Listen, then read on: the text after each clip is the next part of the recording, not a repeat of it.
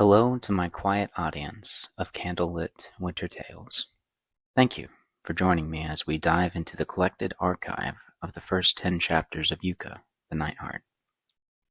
This compilation pulls together the opening chapters of Yuka's story, a story that has brought fire to my humble adventurer's heart, and apparently the hearts of over 100,000 listeners around the world.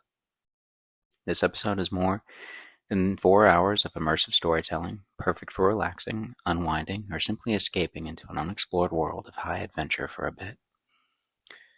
Yuka, the Nightheart story, is one of unsung culture, fierce combat, and survival through wit and daring. It is a tale that was once lost to time, buried in the archives of jealous historians wishing to control a narrative they saw unfit for their history. We are here to unearth the tale of a woman who made an empire quake and her people roar. Whether you're here to relax before bed, take a breather from the day, or just lose yourself in a great story, I hope this epic tale brings you some peace and wonder. To the nearly 8,000 of you who are already part of this amazing community, thank you, truly, for making this journey so special. And if you're new here, welcome. Whether you're tuning in from the US, UK, Canada, Australia, or anywhere else in the world, I am so glad that you're here. So please, sit back, exhale, and let us wander into this world of warriors, spirits, conquest, and resistance. Let us traverse endless possibilities together.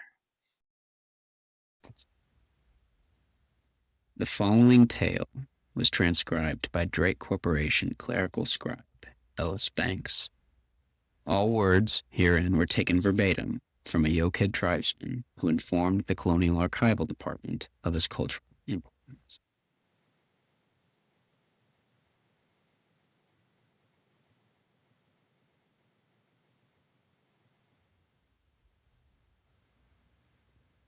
White eyes in the wicked cold dark. Suffocating pressure. The world around is slow and cold. The massive presence below rouses. Need to rise, need to breathe. Find the rope, find the top, get to the light, get to the light. The heat from her breath brought the water droplets that woke her. Yuka opened her eyes and saw the pale blue jewel that was the roof of their shelter the previous night. She exhaled again. The mist from her breath hitting the top of the ice shelter. The ice responded with a pleasant trickle of fresh water on her face. She smiled. Yuka looked around. Her father had not yet woken from slumber. He was still tightly swaddled in his bedroll made of jacqueline. Yuka started to untangle herself on her own. She never slept a restless night in that bedroll. It so smelled of mother's hair. Careful not to jostle the clanking bundle of pikes and rope, Yuka made her way to the thick, wide strip of lurker skin that they had hung over the hole that made for the ice cave's entrance. As she neared it, you could hear the mournful song, the wind harmonizing in the ebb and flow of the great water.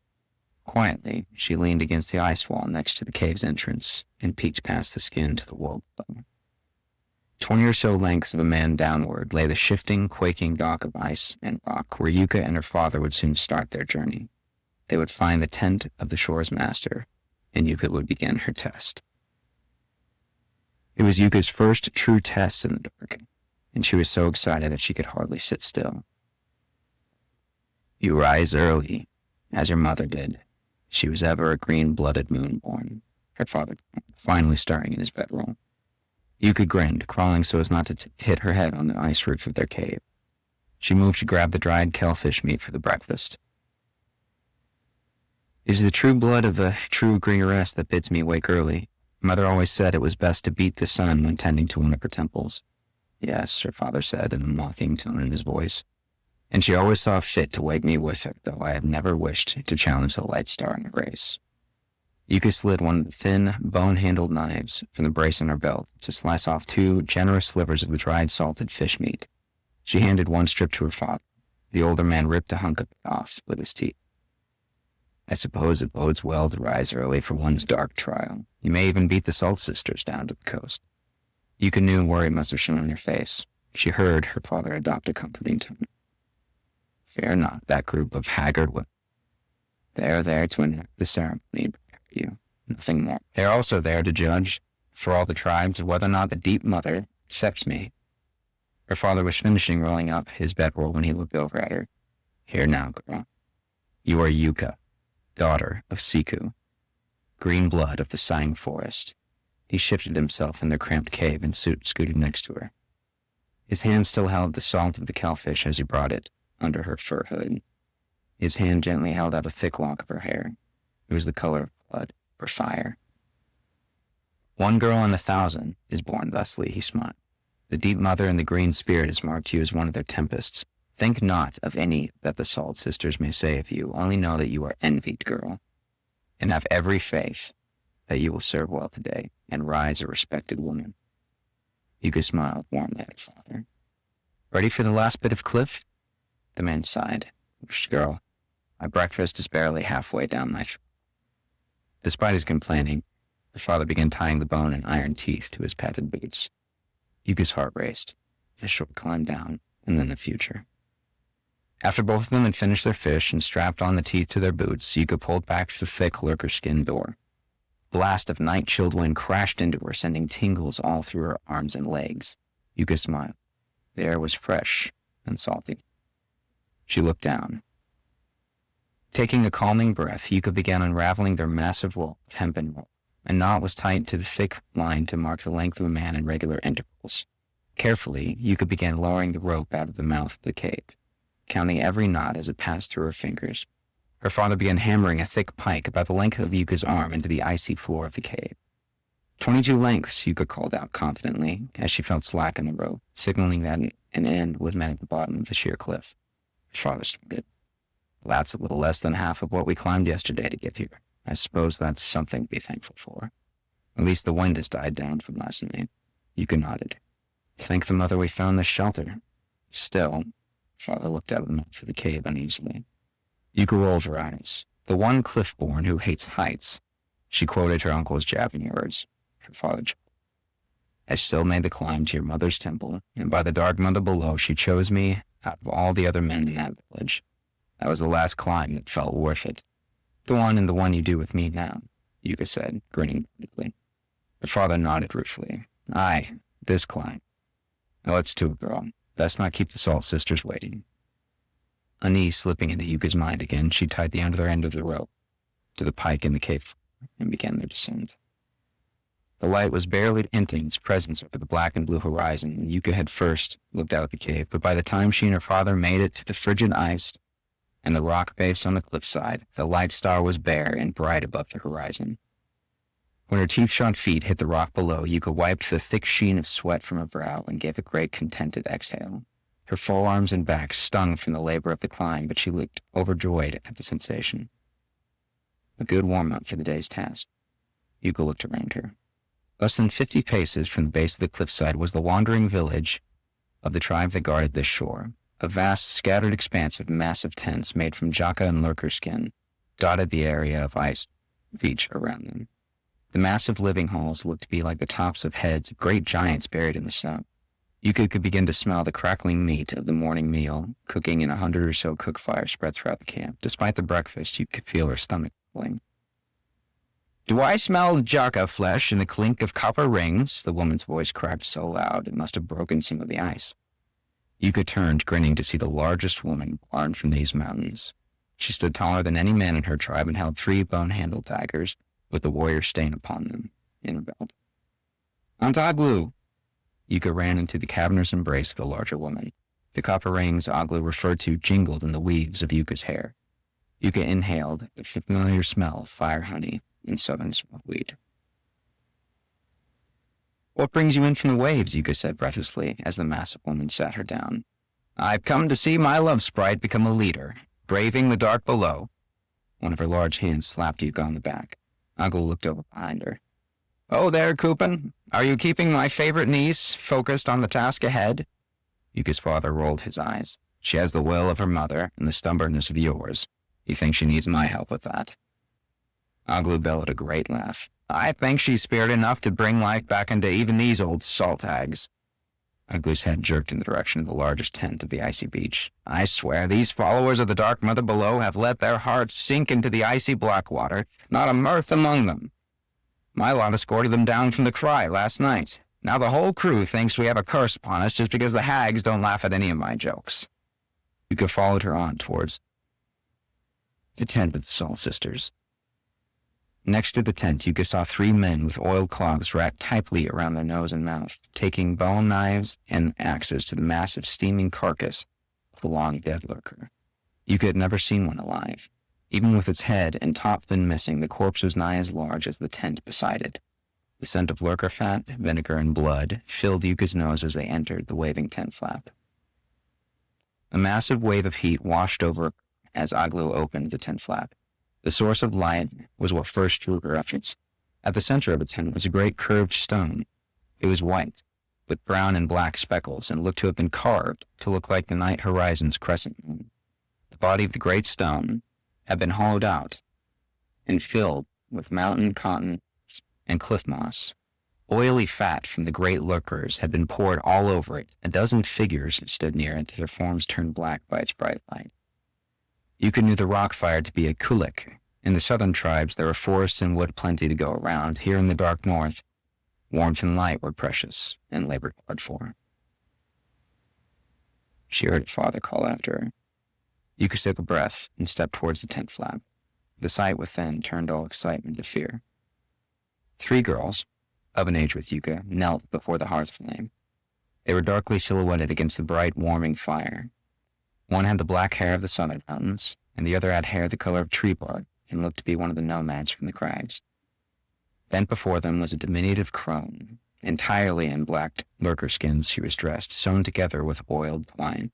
Her face was covered in a thick paste Yuka knew to be made from the blood and dried chaka dung. A veil made of the twine and fishing nets guarded her eyes. The light rider.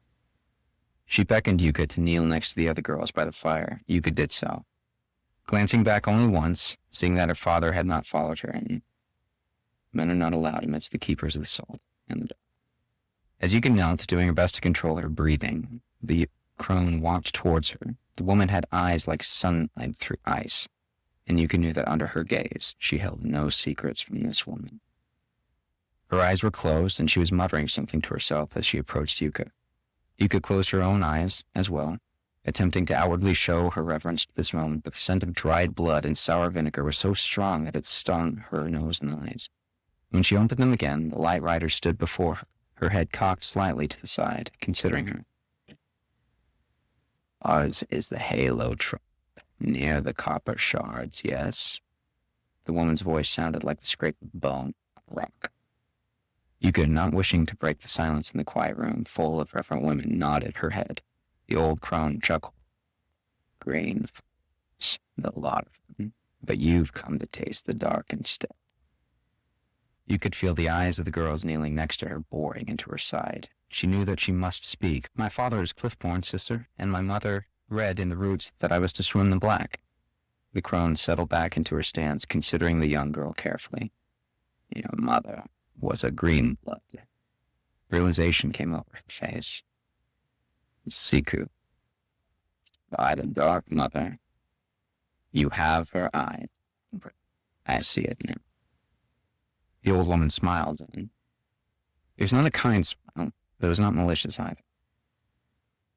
If you live today, child, come ask me about your mother and our first winter. Yuka blanched. After a moment, she nodded. The light rider brought out the dried root.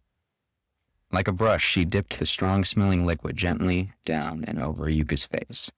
The girl's eyes closed. She kept them tightly shut, but could still feel the sting near the corners of her eyes beginning.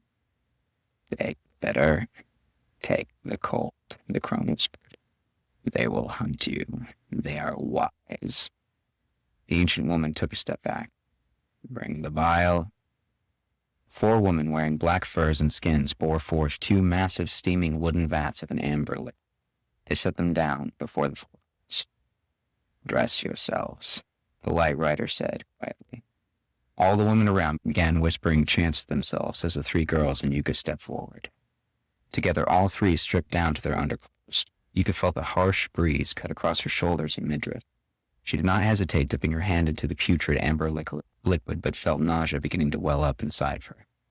She prayed to the dark and her mother's green spirit that it was simply disgust at the lurker bile, not the nerves of the task ahead.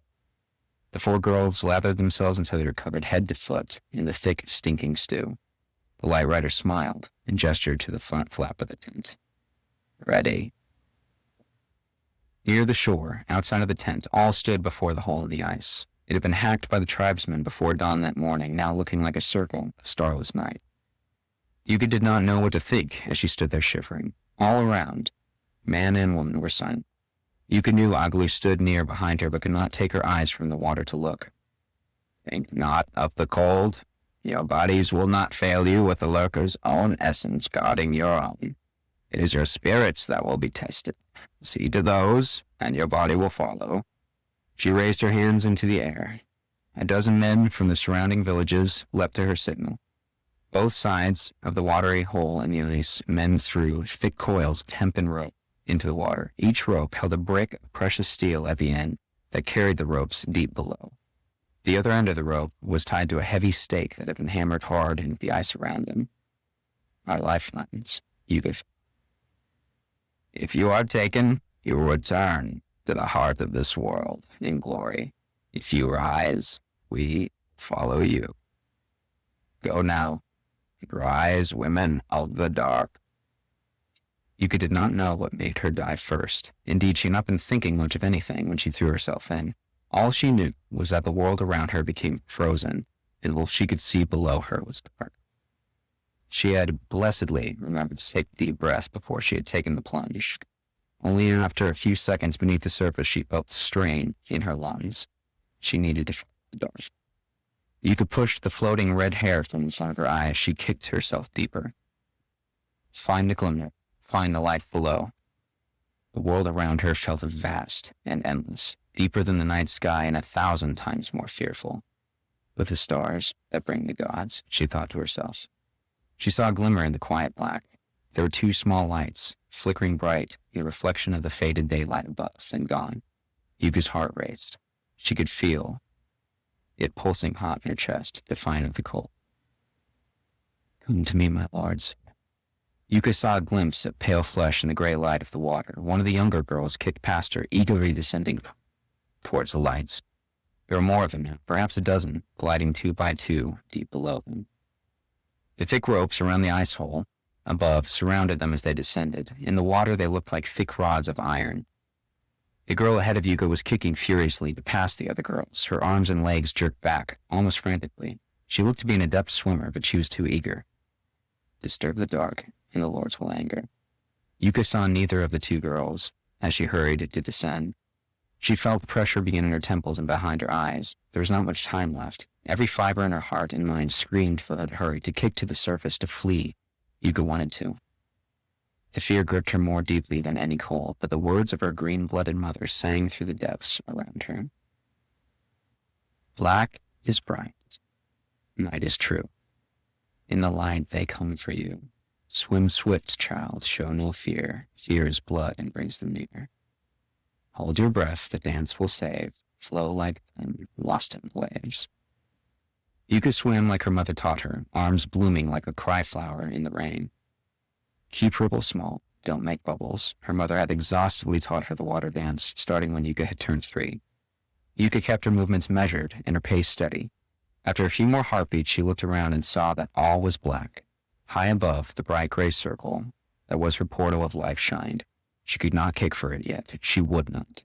Her mother told her that any of her tribe worth the dark should be able to stay under for 1,000 heartbeats. Yuka had been counting since she had jumped.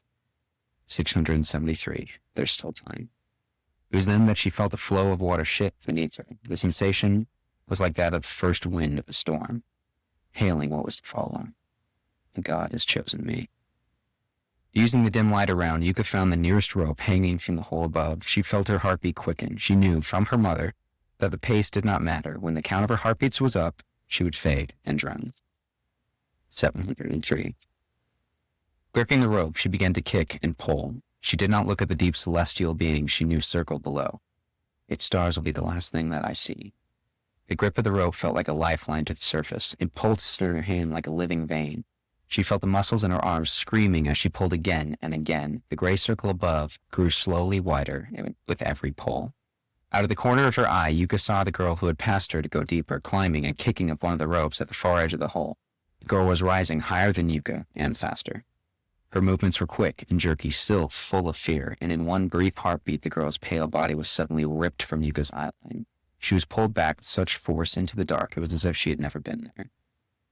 Yuka saw no other around.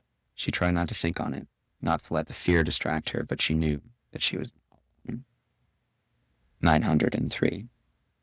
The gray light from the hole above had turned to a bright silver. You could almost imagine feeling the heat from the light of the surface on her arms as she pulled and pulled. She could not have been more than 10 pulls from the top when she felt the rope slacken. In an instant, the rope became nothing in her hands. The dead vein fell through her fingers and sunk, followed by the loose pike that had stuck in the ice at the surface. The realization of what had happened to her, and that what would happen to her next, fell upon Yuka in a strange, sickly ease.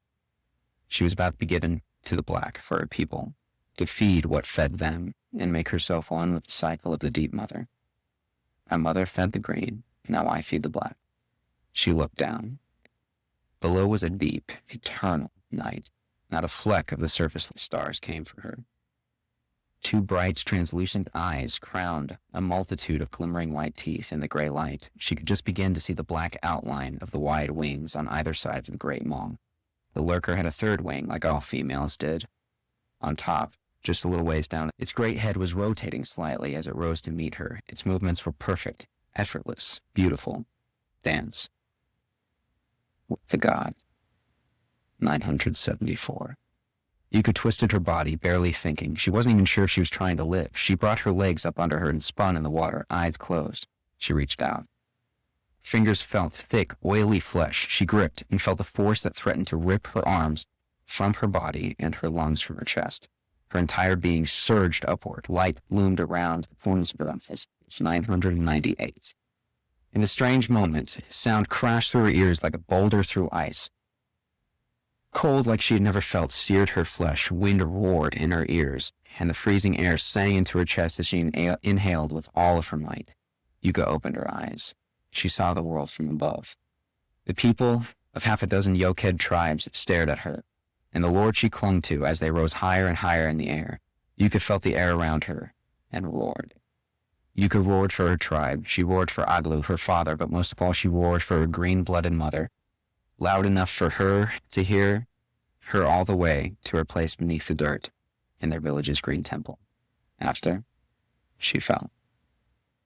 Yuka and her god fell with such speed that it felt so very strange after water. For her life, Yuka did not let go of the top wing of the massive lurker. She saw people running on the ice below them. They were running away, screaming. She saw the blue and white ice rise to meet them. When the lurker hit the ice below, Yuka thought the ice had broken. It felt like they had fallen with force enough to crack a mountain. As they hit, she finally lost her grip on the lurker and was flung hard onto the ice. She heard a second, smaller crack and felt horrible pain. Darkness circled Yuka's eyes as the pain almost took her. She laid her head back on the cold ground and breathed deeply again. Yuka! Her father's voice rose through the following silence. Yuka could barely focus enough to recognize the sound. She felt a great movement to her side, and the lurker convulsed on the bare ice next to her. Through the blur of exhaustion and pain, Yuka saw Aglu summit the great beast. The warrior woman held a great, banded bone lance in her enormous fists. With a bellow, the massive woman thrust the lance deep into the lurker, just below the eye, bringing the god peace. It shuddered mightily below her, then lay still. Yuka smiled up at her aunt, who grinned. Yuka felt another painful throb at her arm and looked down to see it bent at an odd angle. A small crowd of all who had come already surrounding the girl. Yuka looked behind her to see her father shoving warriors and fisherfolk twice his size out of the way to get to her. He knelt beside her and cradled her head. Away from her now, Cliffborn, the raspy voice of the light rider cut through the murmurs of all who gathered. Let her stand. Yuka's father began to protest. She can't possibly. Let her stand, the light rider spoke calmly. Yuka felt her head gently sink back to the ice as her father stepped away from her. She looked into the pale eyes of the veiled woman. The pain in her arm was growing. Yuka gritted her teeth, but she knew she was not done. Using her good arm, she braced herself on the icy ground and rose to her feet. None spoke. All had eyes for Yuka. And the light rider before her. You were the only one who rose. As the veiled woman spoke, you could hear wailing somewhere far behind the gathered crowd. These girls chose to dive. to try the dark and bring their people, their gods, rise alone, if they rise at all. You did not just bring our gods to us, rose as one. The veiled woman looked at the lurker behind Yuka. In the raspy tone of the old woman, Yuka did not know if the words were of reverence or rebuke. One blessed such as you. The old leathery fingers of the light rider rose to stroke Yuka's soaked, blood-red hair. Suppose I should have known. The crone nodded to someone behind Yuka. She heard the sound of a bone axe tearing flesh. One of the women from the tent in the black lurker skins and furs came to the light rider with a strip of dripping black and red flesh. Bits of white and amber clung to the gory strip of meat, and steam rose off the bloody side.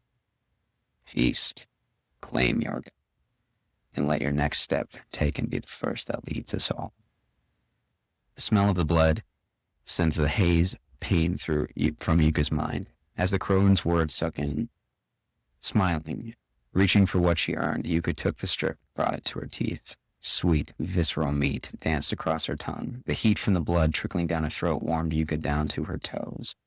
With a bloody smile, Yuka took in the god's strength, and as the people of the tribes beat the ice with their feet and raised their voices to the morning sky, she stepped.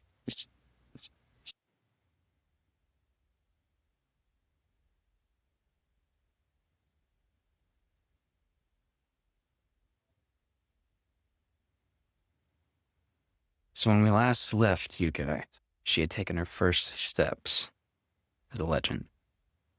And now we see, in the next file, where those steps lead.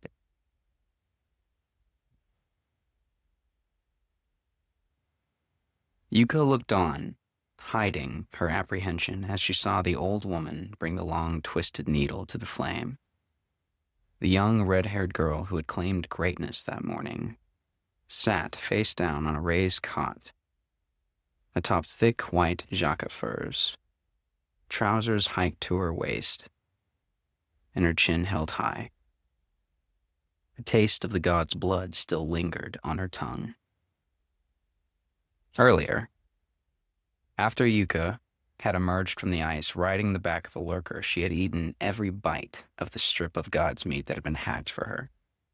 She washed the bloody meal down with a large cup of starleaf water, brought to her by Aglu from a nearby healer's tent. After that, Yuka remembered little of that day. It had been chaos.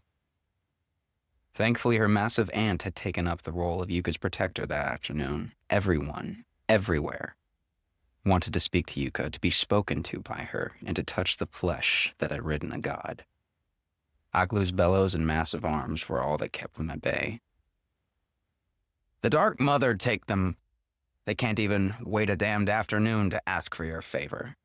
The warrior woman muttered to herself as she shoved her and Yuka through towards the great tent where Yuka had received the bile and blessing from the Light Rider that morning. Yuka barely took in a word of what was said around her. She had been near delirious from the aching throb coming from her twisted right arm. It's been twisted out of its socket, girl. Your arm. We'll need to set it fast before the Salt Sisters proceed.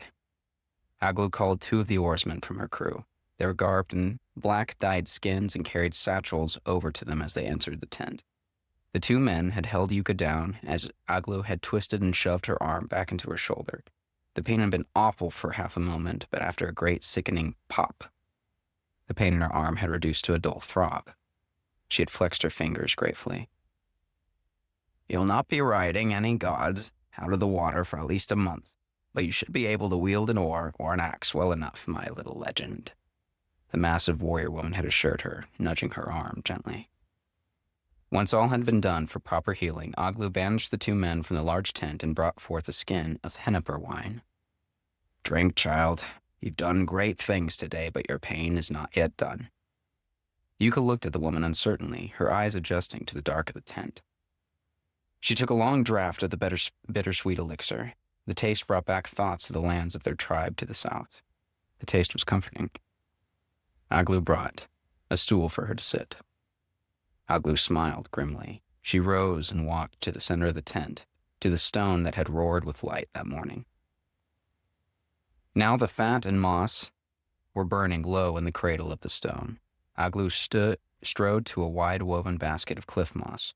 Grabbing a large bundle of it in her massive arm, she hurled it onto the smolder of the stone kulak. The smell of rotted plants burning reached Yuka as the flames began to grow anew. You must endure the kanken on the same day that you do this, my little legend. Yuka felt a small seed of dread in her belly again.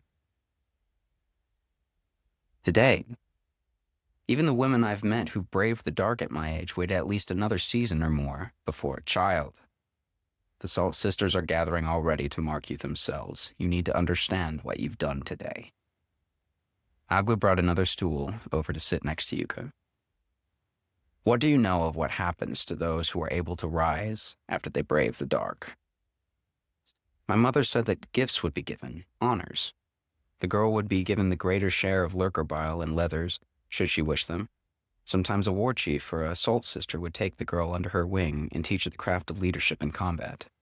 If you rose from the black with the god at your heels, you were seen as blessed. A giver to your tribe, a leader. Aglu took the skin of Henniper wine from Yuka and threw back a large gulp of the strong liquid. And what do you think happens to the girl who rose from the black, riding one of the deep gods into the damned sky? Yuka knew what she wanted to say, but shrugged regardless. Aglu was not fooled. She chuckled. Do not play the coy girl with me. The same wisdom that ran through my sister's veins runs in yours. Yuka was silent for a moment longer. The fire on the kulak grew brighter. The light was welcome, but the shadows of the wide tent grew blacker. I've done something here, haven't I? Aglu barked out a laugh. I said the spark to the flame. She leaned closer. Yuka could smell the sweet, heady scents of smoke, weed, and fire honey from the woman again. Your legend is born, child. Cliff moss crackled in the kulak flame as she spoke.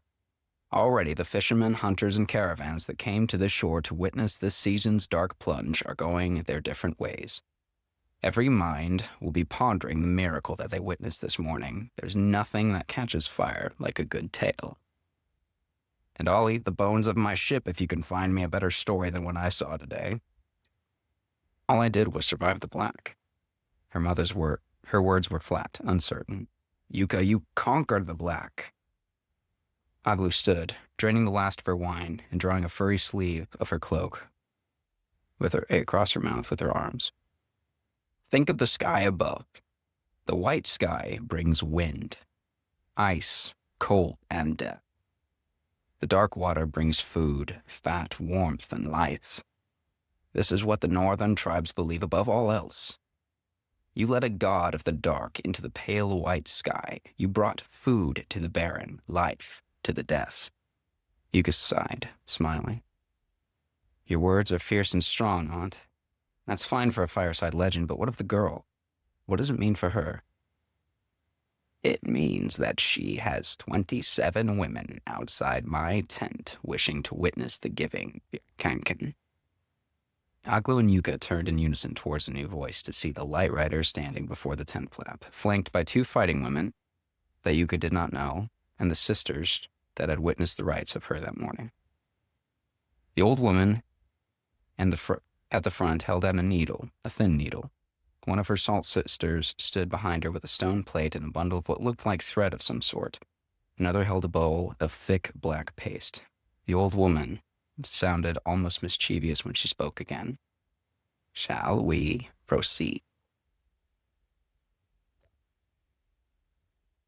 Yuka was determined not to make a sound as the steel needle and dyed thread, made of the spun muscle sinew of a female Ajaka, was guided slowly through the flesh of her face and her thighs. The pain was difficult, but almost worse was the forest of wide, reverent eyes that looked at her from every angle. The only soothing presence was Aglu. She had been pushed to the edges of the tent while the sisters worked, and the other women of the surrounding shore villages bore witness. As soon as the rite of the kanken had begun, Aglu had brought out her flute made of the rarest duskwood from the southern forests. She made her presence known to Yuka through the crowd by playing a soft, mountainous tune from her wood flute. The musical sound amid the fog whispers and mutterings of the other women made all the difference in the world to Yuka. 2 sisters worked on the markings of both of Yuka's legs. The Light Rider had charge of her face markings. In the copper shards and the other cliffs to the south, all your women's kanken is green, yes, made from beaver fat and crushed star leaf. Not wanting to move her face, Yuka gave a grunt of assent. Well, here in the dark north, we have soot from our kulak and fat from the deep mothers. The old woman held up one of the threads of sinew dyed in the black mixture. Yours will be black. As the Light Rider brought the needle into the flesh of Yuka's cheek once more, one of the Salt Sisters dabbed a soft cloth against the tears that beaded at the edges of Yuka's eyes. As if reading her thoughts, the Light Rider said softly, "Be not ashamed of the tears, girl. There's not a woman of our bone and steel alive that doesn't react to the pain of her kanken. We simply need to keep your salt water from disturbing the dye." Yuka gave another grunt of assent. As a new searing of the other side of her cheek began, she closed her eyes and tried to focus on the dulcet sways of Oglu's music. She had heard so little music since she and her father had made the journey north. Her aunt-wheel had brought Yuka back to the craggly mountains of the south, where the copper woven into her hair had been mined. Yuka dreamt of the taste of rock goat stew cooked by her father on a cold summer night, and the smell of henniper seed cakes cooling on the table. This dark northern shore of her mother's provenance was a wondrously mysterious place, but she missed the windy, forested cliffs of home. Yuka's memory of food was cast aside by the noisy arrival of huge platters of thick, oily bread, stone-smoked kelfish, and thick slabs of blubbery black meat that were brought in from the Light Rider's men, who had been slowly roasting them outside. The tent was already packed with women that were there to witness Yuka's markings, but the arrival of the food made it more so. The men laid the platters down in the center of the cliff near the kulak and left. This ceremony was for the warriors and other women of the village. The air was suddenly filled with the smell of fry bread and sharp, vinegary salt. At the arrival of the food, attention was swerved slightly from Yuka as she sat receiving her markings. More henniper wine was produced. The women around began to feast, and Aunt Iglu began another sprightly tune, a familiar one to Yuka. The large woman winked at her niece from across the tent.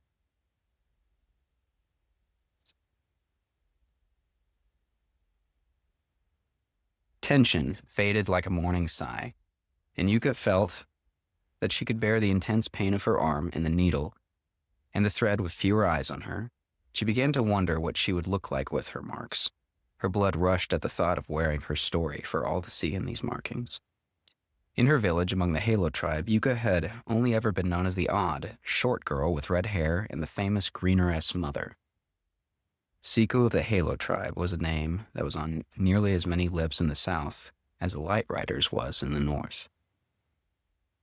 Keep still a few heartbeats longer, girl. Then you may join the women in the feast. The pain in her legs lifted slightly as the women sewing the dye into her flesh rose from their work. Both smiled down at Yuka as they rose and bowed in turn to her and the Light Rider. The old wise woman herself laid one more cut into the side of Yuka's cheek and stepped back. She went over to the nearby table and brought up a thick, foul-smelling paste. The paste had the heady scent of piss, but was black as the night. The Light Rider rubbed the mixture over Yuka's thighs, then brought a layer over the marks across her face. This will set the marks and keep the cuts from getting inflamed. Rise now, girl. You are now an undoubted woman of the tribes. She stepped back, and the revelry in the tent subsided as the women all around turned to see Yuka stand up from her stool. The Light Rider spoke loudly. Rise, Yuka, who this morning rode a living god into the dead sky. All eyes turned to Yuka once more. Exhausted, with every inch of her body either sore or stinging, she stepped forward for all of them to see once more. Her red hair hung damp and limp around her shoulders, and the copper rings clinked as she moved. She was sticky with salt and sweat and had trickles of blood running down her legs. Yuka knew that she must look truly pitiful to the women around her. The roar the women gave her seemed to shake the tent around them more than any wind. So many of them rushed forward, slabs of food and skins of drink in their hand. The next few minutes were a blur to her, as every woman in the tent laid their hands on her. Names were given to her that were instantly forgotten. Questions were asked of her next venture that she did not know how to answer. Not for the first time. The sky take all of you. Give her some room now. Her aunt, the great protector, shoved through the crowd and brought Yuka back to her stool once again. She gave her a slab of food that had a generous helping of the lurker meat and fry bread upon it. You'll not stand up from that stool until you've eaten and drunk, or by that deep mother, I'll end your legend right here. The large woman barked at the rest of the tent to give the girl some space, then took up her flute once more and began playing. Yuka did not realize how hungry she was until the first bite of oily fry bread. When the hunger took hold, it was like a storm. She ate as ravenously as she could without dripping grease into her canken wounds. She only stopped eating to take a long swig of the Hennifer wine. Whoever had brewed this drink had made it thick and strong. Her head was swimming after several draws on the skin. When her slate was clear and the juices from the meat had been mopped up by the last of the fry bread, Yuka sat back and sighed. The wine had numbed her pain slightly, and her belly had been truly full for the first time that day.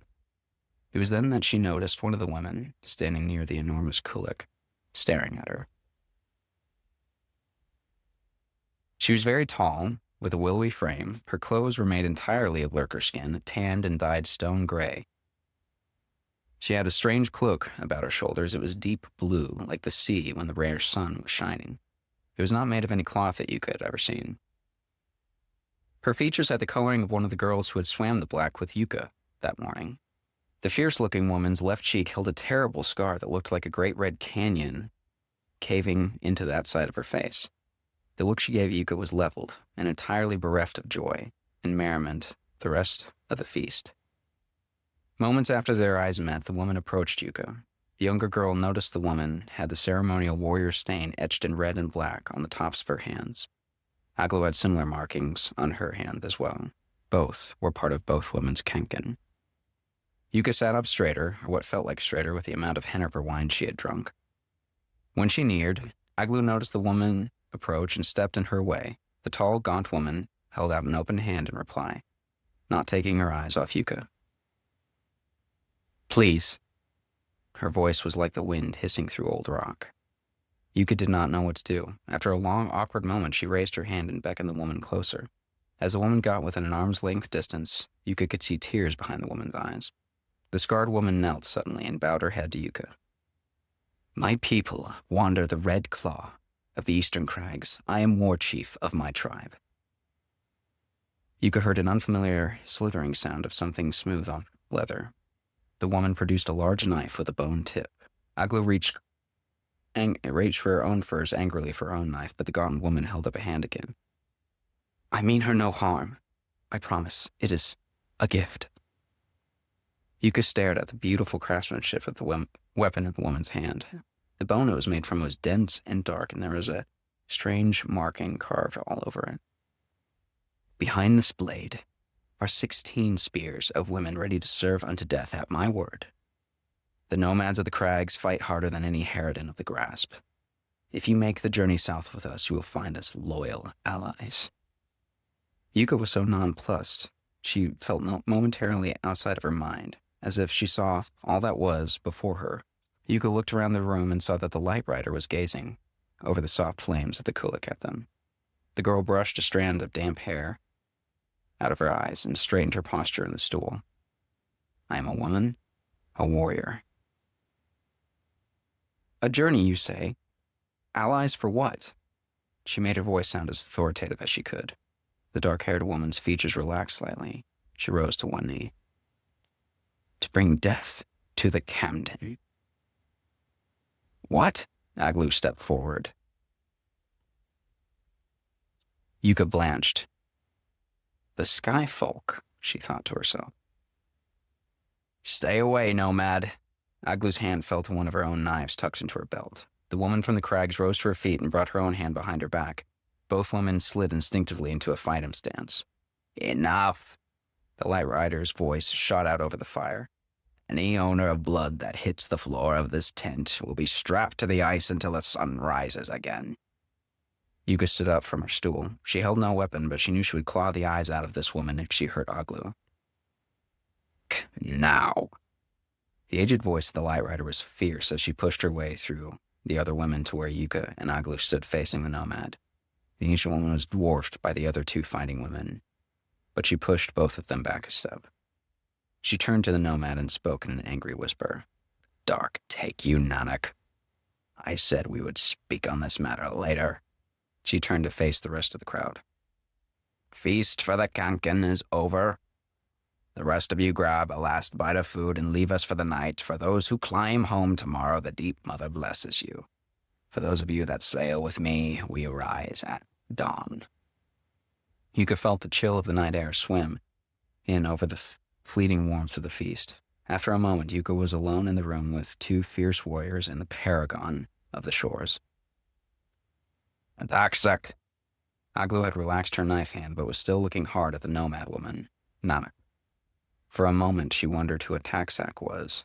Then Yuka realized that her Aunt Aglu had addressed the Light Rider with her true name. The old woman, the Light Rider, now a Taxak, sighed, then reached for the nearest skin of Henniper wine. When she spoke to Yuka. What do you know of Kamden, girl? The old woman moved to the center of the tent to stare into the simmering moss of the burning kulak. Yuka watched her take a long pull from the skin before she answered. They buy copper and tin from our tribe, and others. The caravans come through twice a summer. I hear they do trade in the east as well. The old woman nodded. Yes, and farther north with every passing year. Have you ever seen one of their air beasts? Yuka shook her head. All in the Halo tribe knew that the caravans bearing the colors of Kamden came from great vessels from their land far and away in the southern worlds. It was said their great vessels traveled through the air. Yuka thought much of this was probably just the embellishment of charismatic merchants. The old woman turned her back on the smoldering fire and handed the skin of wine to Yuka. I have. They float, great and massive, coming out of the sky like dead lurkers. They are bloated, smoking, clanking things that could only have come from deep in the dead sky. Yuka shivered in spite of herself. The dull aches in her right arm, face, and legs were coming back with a vengeance. Trade is what they seek, they say. The old woman coughed and turned back towards the fire. Agla produced her clay pipe and was filling its small bowl with amber smoke towards the fire. She watched the woman closely as she filled her pipe with the weed. Trade might as well be the name of their strongest god. And Taxak beckoned Yuka to come and stand with her by the fire. She nodded at the kulak. What do you see, girl?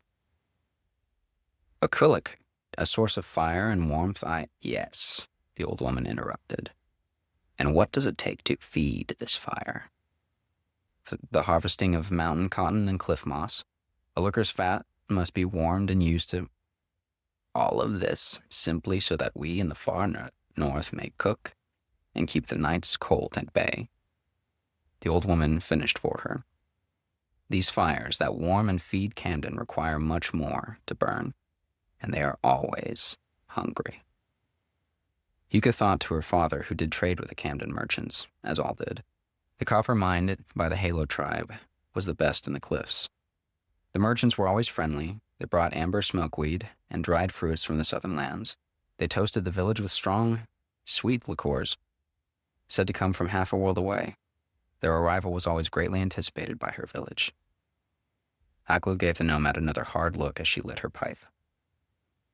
I fear what they want from us and what they will do to get it.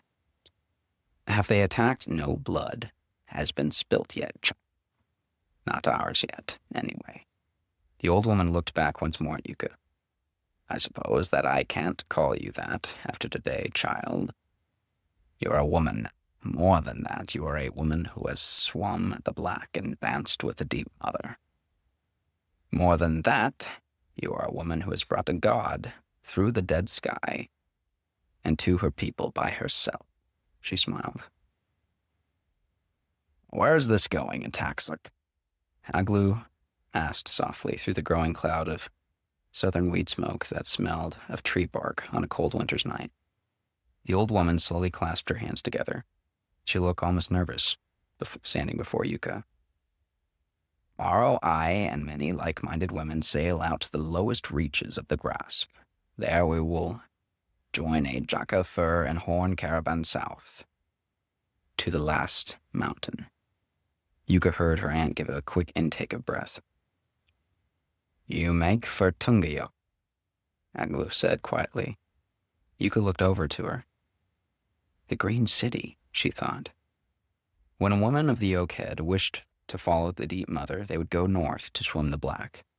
If they wished to sing with the Green Spirit, they would go south to Tungayok. Aglu's voice was barely above a smoky whisper. Are you trying to start a war? Her aunt's words were haunting to Yuka. In all the risings of the moon and sun, she had never heard her warrior aunt speak in fear, and sighed. I am trying to stop a massacre. Could that call for war? Perhaps. Massacre, Aglu took a step forward. Who has died? What scores have been killed? Has a war-stained spear chief such as myself somehow not heard of some great recent fight? The old woman batted away Aglu's words with a lazy wave of her hand. Aglu, you are fierce in the field, but lost when around an evening fire. Do you not see that we are being surrounded? Aglu, by commerce? By trade, damn it. You could see the icy flame that she had seen that morning in a light rider's eyes as she spoke to Aglu. She held out her hand and made a gesture to Aglu's pipe. The warrior woman handed the smoking clay to the light rider without question. The old woman took a long drag from the pipe, closing her eyes and reveling in the flavorful, stimulating herb. She exhaled a long cloud of sweet-smelling smoke.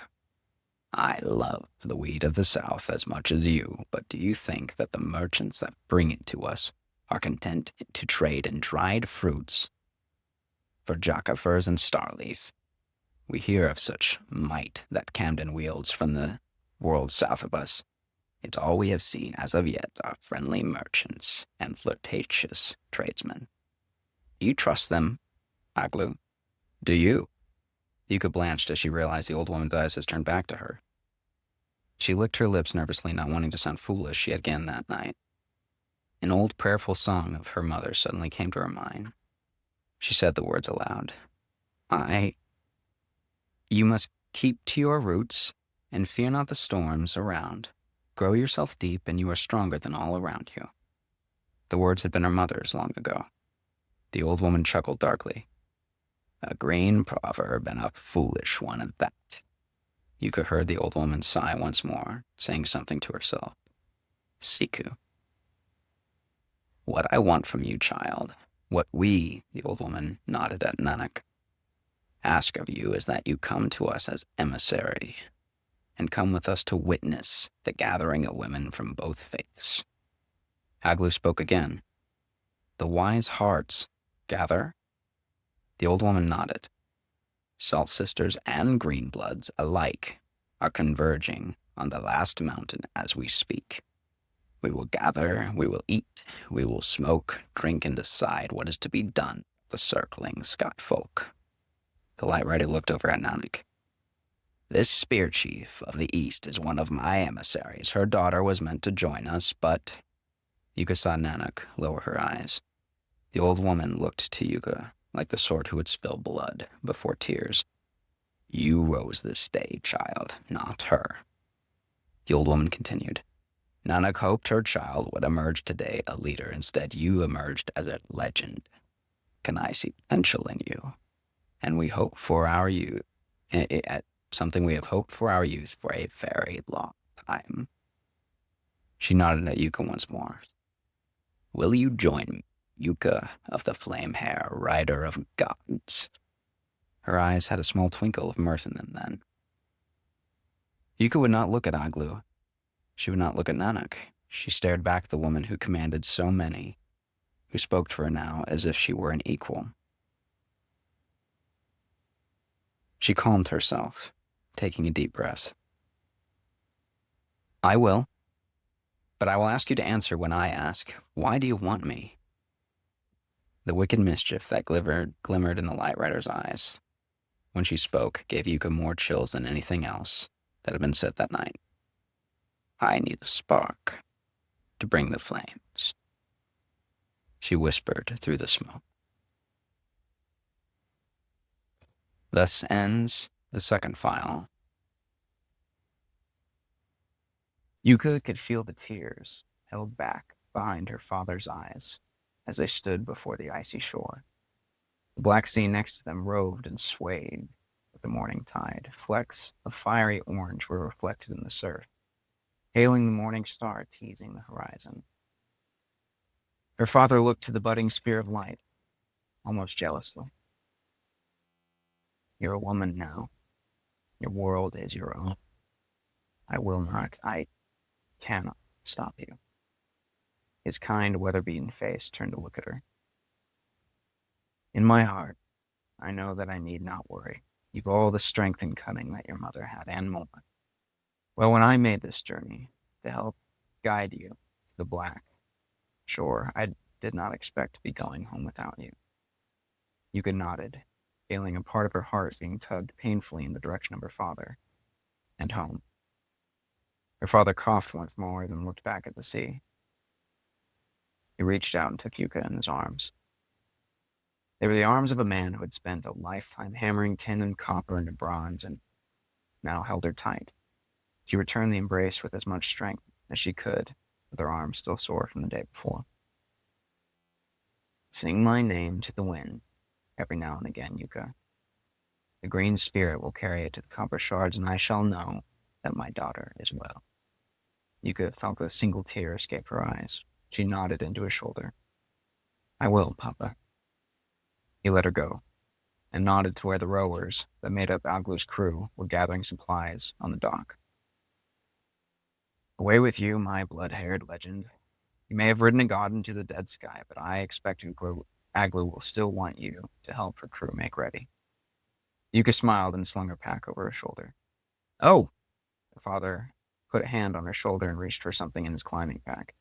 He held up a length of wood, banded in copper, thick as a tree branch, and about the length of a grown woman's arm. At its head was a small but heavy axe head, made of the best bronze forged from the copper shards of home. The metal gleamed in the growing sunlight. Yuka gazed. Yuka took the weapon and weighed it in her hand. At the top of the axe, where the bronze was set into the wood, was a small fleck of precious forest jade. It was a blessed tool, and one that Yuka's mother had always taken with her when venturing far from her green temple. Her heart swelled, and she kissed her father's cheek. The old bronzesmith smiled and winked at her. My hope is that you will not need it, but best carry your mother with you in a fight. Now hurry up and get yourself to sea, daughter. Yuka smiled, slipped the axe into the arm loops of her pack, and embraced her father once more before making quickly for the dock. Damn, girl! I thought you were about to sleep through the commencement. Aglu called out over her crew, loading provisions onto one of her vessels. Yuka looked at the three large floating umyaks in the morning tide of the small ice harbor. An umyak, it was much like the smaller wooden boats that Yuka's tribe used to transport goods and themselves through the mountain and rivers of the cliffs. Other than being much larger, these vessels were made entirely of lurker skin and bone, save for the wooden benches inside. The malleable black skin was dried and oiled to be stretched to the limit around the thick gray bones. The vessels looked to Yuka like massive pointed tree trunks that had been cut in half, lengthwise down the middle. Each umyak could hold 10 or more people through choppy waters, and yet when landfall was made, each could be flipped upside down and carried across the land by a mere 5 men at minimum. They were fast, danced over rough waters, and lighter than any vessel that Yuka knew about. Aglu's crew manned this fleet of 3, and were the power of the most lucrative water routes in the western grasp. Yuka smiled at her aunt. And missed the chance to ride the black with the sea bear of the west? Never. Well, get your pack aboard and make yourself useful. Imik is adding a fresh coat of bile to the bow of the center boat. Yuka nodded and ran to the middle vessel her aunt had nodded towards. Yuka reached the edge of the boat. She brought her pack over the side and onto the boat with her left hand. The edge of the vessel came up to just below her chest, which was still partially out of the water. It was rising and falling in slow, steady increments as the vessel danced with the morning tide. She tried to brace herself, grabbing the edge and hurling her weight over. The first attempt failed, with her almost falling back onto the ice. The second ended with her slipping on the ice and slamming her chest into the hard bone rail of the vessel. By the deep mother, ask for help before you break yourself. Yuka looked up to see a boy that looked to be a year or two younger than her. He had shaggy black hair that hung over his eyes, a large, protruding nose, and a wide smile of crooked teeth. He wore a wide coat of soiled booker skin, lined with jaka fur, and held together with bone toggles. So you're the one that all the fishers and bone grinders were talking about over the breakfast pot. She looked hard back at him. I am a woman who was blessed with her kenken by the Light Rider herself. Are you going to help me or just stare? The young man smiled bemusedly and reached a hand out. Yuka took it. No offense meant, the boy said as he helped her over the side slowly. We've just been the talk around every kulak in the village. She merely grunted in reply and righted herself onto one of the wooden slats that made up the lower skeleton of the vessel. I am to help you coat the forward end with bile. Imik's eyebrows raised. Oh, well then you can help me carry the pot then. He jerked his head in the direction of the steaming clay pot of foul-smelling amber bile. Here, you take the right end, and I the left. He pointed to the small handle at the end of the pot. Both went on either end of the pot and lifted. Imik grunted as he heaved the heavy pot as they struggled forward. As they reached the bow of the vessel, the two of them heaved the clay pot onto the horizontal plank of wood at the tip of the vessel.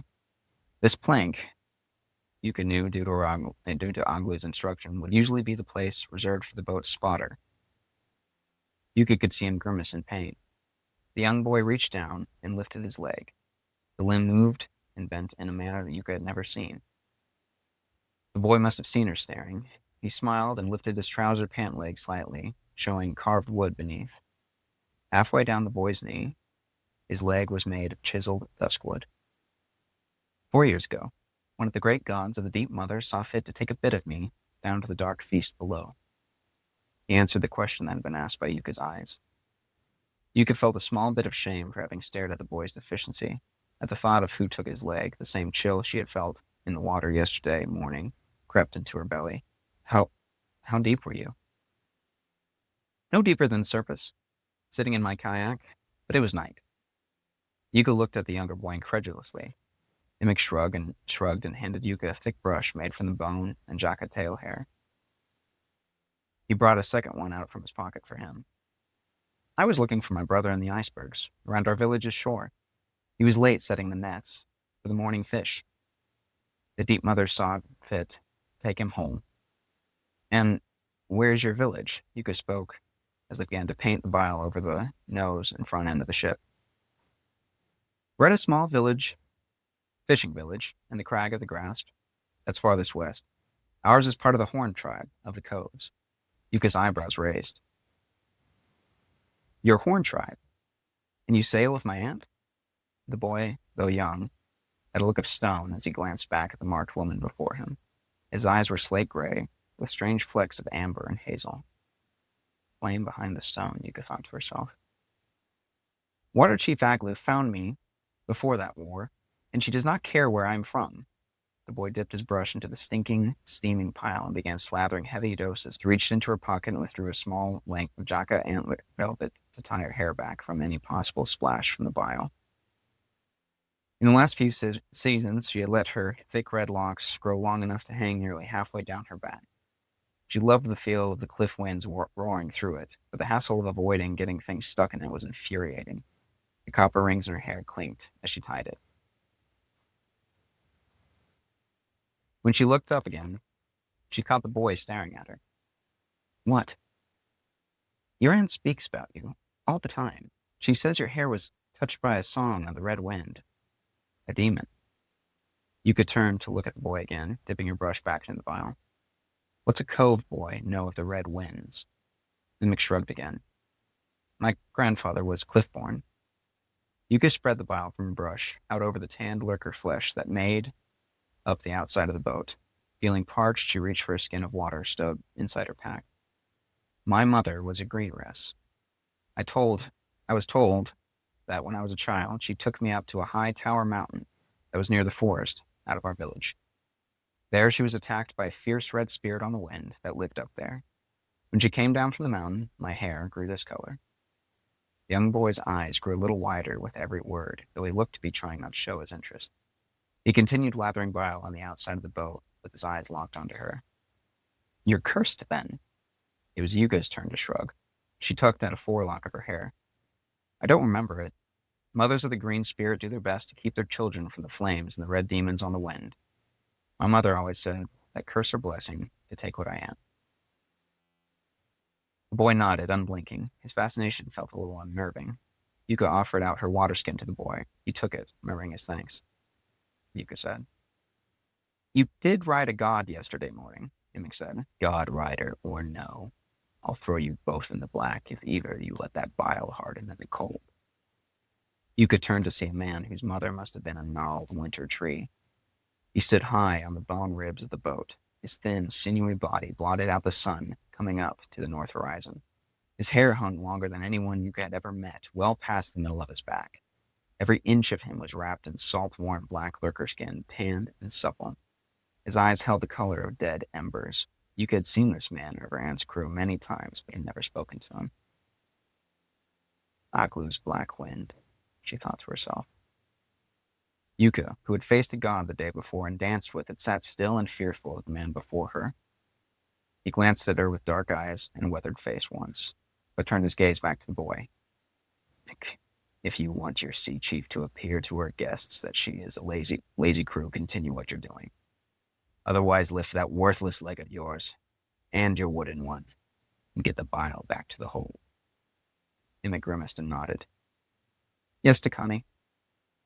He lifted the pot, not looking at Yuka, and hurried, limping and wobbling, with the tide, back down the boat. Alone now, he turned back towards Yuka. Yuka nodded, swallowing her apprehension. I am a woman marked, but with her kankin by the light rider, she said these words to herself over and over in her mind.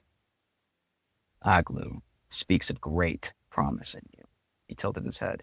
But I take little stock in promise. Action will show me the worth of you. He began to turn. We'll be watching you close, girl. Woman, Yuka called out, standing. She suppressed the fierce unease she felt in her heart. I am a marked woman, respected by all who follow the ways of black or green. Yuka almost fell back. Aglu's blood, and at her word I row, and I fight to the black heart of the sea herself. But you'll need more than a legend to earn my vow, girl. With that, the oak of a man marched carefully down the bone ribs of the boat to the other end of the vessel. Yuka watched him go. As the man leapt lightly over the side of the boat, she saw the women that were meant to join them on the voyage advancing from the village beyond the shore. Keeping away from the wavering tip of the boat, Yuka struggled back to the shore side of the Umyak. As she stood, she could make out the faces behind the Jaka fern-lined hoods of those who approached. Though there was no mistaking the towering Aglu, all the women marching for the boat raised their hands and spears into the air, answering the call with a yell of their own. Takani led all the oarsmen around him in reaching for their thick carved oars, and they beat the blade ends against their muscular chests in reply. The sky take you, lazy dregs! Hurry now and mount the sea, riders. We break for the great bosom of the deep mother soon. Yuka's aunt called out. A great cheer met her words. As they neared, Yuka could make out the other women accompanying her aunt. Nanak and the light rider were among these. The blue-garbed Noban woman, Nanak, walked with 6 other spearwomen wearing similar garb as her. Every one of them wore scars and stony expressions on their face. The light rider had 4 of her salt brood among her. 2 of the salt sisters with her looked to be as ancient as her. The other 2 looked to be only a few years older than Yuka. The great old woman of the black shores carried a great struggling bird in her hand. It was enormous, with huge black wings, a wicked sharp beak, and fiercely thick talons. The light rider held its long neck and one of its wings in her vice-like grip. The small woman was the first to reach the boat. One of her salt sisters and one of Nanak's fighting women helped lift the older woman over the side of the struggling charge. Come with me, God Rider, the old woman whispered as she righted herself on the boat. Yuka followed the woman back to the end of the bow. The light rider stepped up to the spotter's plank at the tip of the vessel. Yuka stood close behind her. We feed the black, bless our oars. Mother, bless this journey through death from the sky. The light rider sang these words out over the black, icy surf. Death from the sky. There was a slitting, tearing sound, and the great seabird in the light rider's hands gave one last great jolting struggle in the woman's arms, then went limp. The sharp, coppery smell of fresh blood masked the scent of the drying lurker bile. The old woman held up a small, serrated bone knife and dropped the bird into the water. The twitching animal floated for a moment before the black current took it below. May our voyage be blessed, the light rider turned to call out to the rest of the boat. Another cheer met her words, and Aglu began barking orders for all to mount the 3 boats. As she neared the umiak bed Yuka stood upon, Yuka saw her speaking hurriedly to Tikani. You fear that one, the light rider said to Yuka as she stepped off the stool, nodding towards Tikani. The girl stood straight and shook her head. I have faced a god swimming in the deep mother's breast. I fear no man, the old woman chuckled at her words. I have heard stories about that one. I would not be so sure he is a man. Yuka opened her mouth to respond, but caught her words as the light rider grabbed her arm. You did well yesterday, child, but do not think that you are done earning your legend. Use this journey to find yourself, to show all what more you can do. She squeezed the girl's wrist and made her way back towards the boat. Oh there, my little myth. Are you volunteering as spotter, then? Aglu's great frame shook the boat side to side as she sidestepped the light rider to get to Yuka. Yuka frowned. What does a spotter do? Aglu looked to be thinking hard. Well, spotting, I guess. She barked out a laugh. Now Takani there commands the best oarsmen in Yoked, but the strength of those men is nothing without the guiding of the wise. I usually trust the task to my boy Imik there. He has better eyes than any of my crew. He knows what to look for, and I'm sure he won't mind an apprentice. Aglu seemed to notice the grimace on Yuka's face at these words. Yuka was a woman grown, and she was to be apprenticed to this crippled boy. Aglu made her way down the boat and leaned close, bringing the smell of morning pipeweed. I think it will be good for the crew to see you at the head of the boat for the first day of our voyage. Aglu gave her a wink and patted her shoulder. A wolf can learn much from the rabbit, even one with a bad leg. Yuka nodded and handed Aglu her traveling pack. I'll have Imik join you presently, she called out over her shoulder. All around Yuka, the fierce-looking men of Aglu's crew took their places at the sides of the boats. Near a dozen of them mounted their vessels, while the rest took their places on the other 2. Every man took his oar to one side or another, sitting on the thick salt-stained planks that had been built around the bone of the vessel. Yuka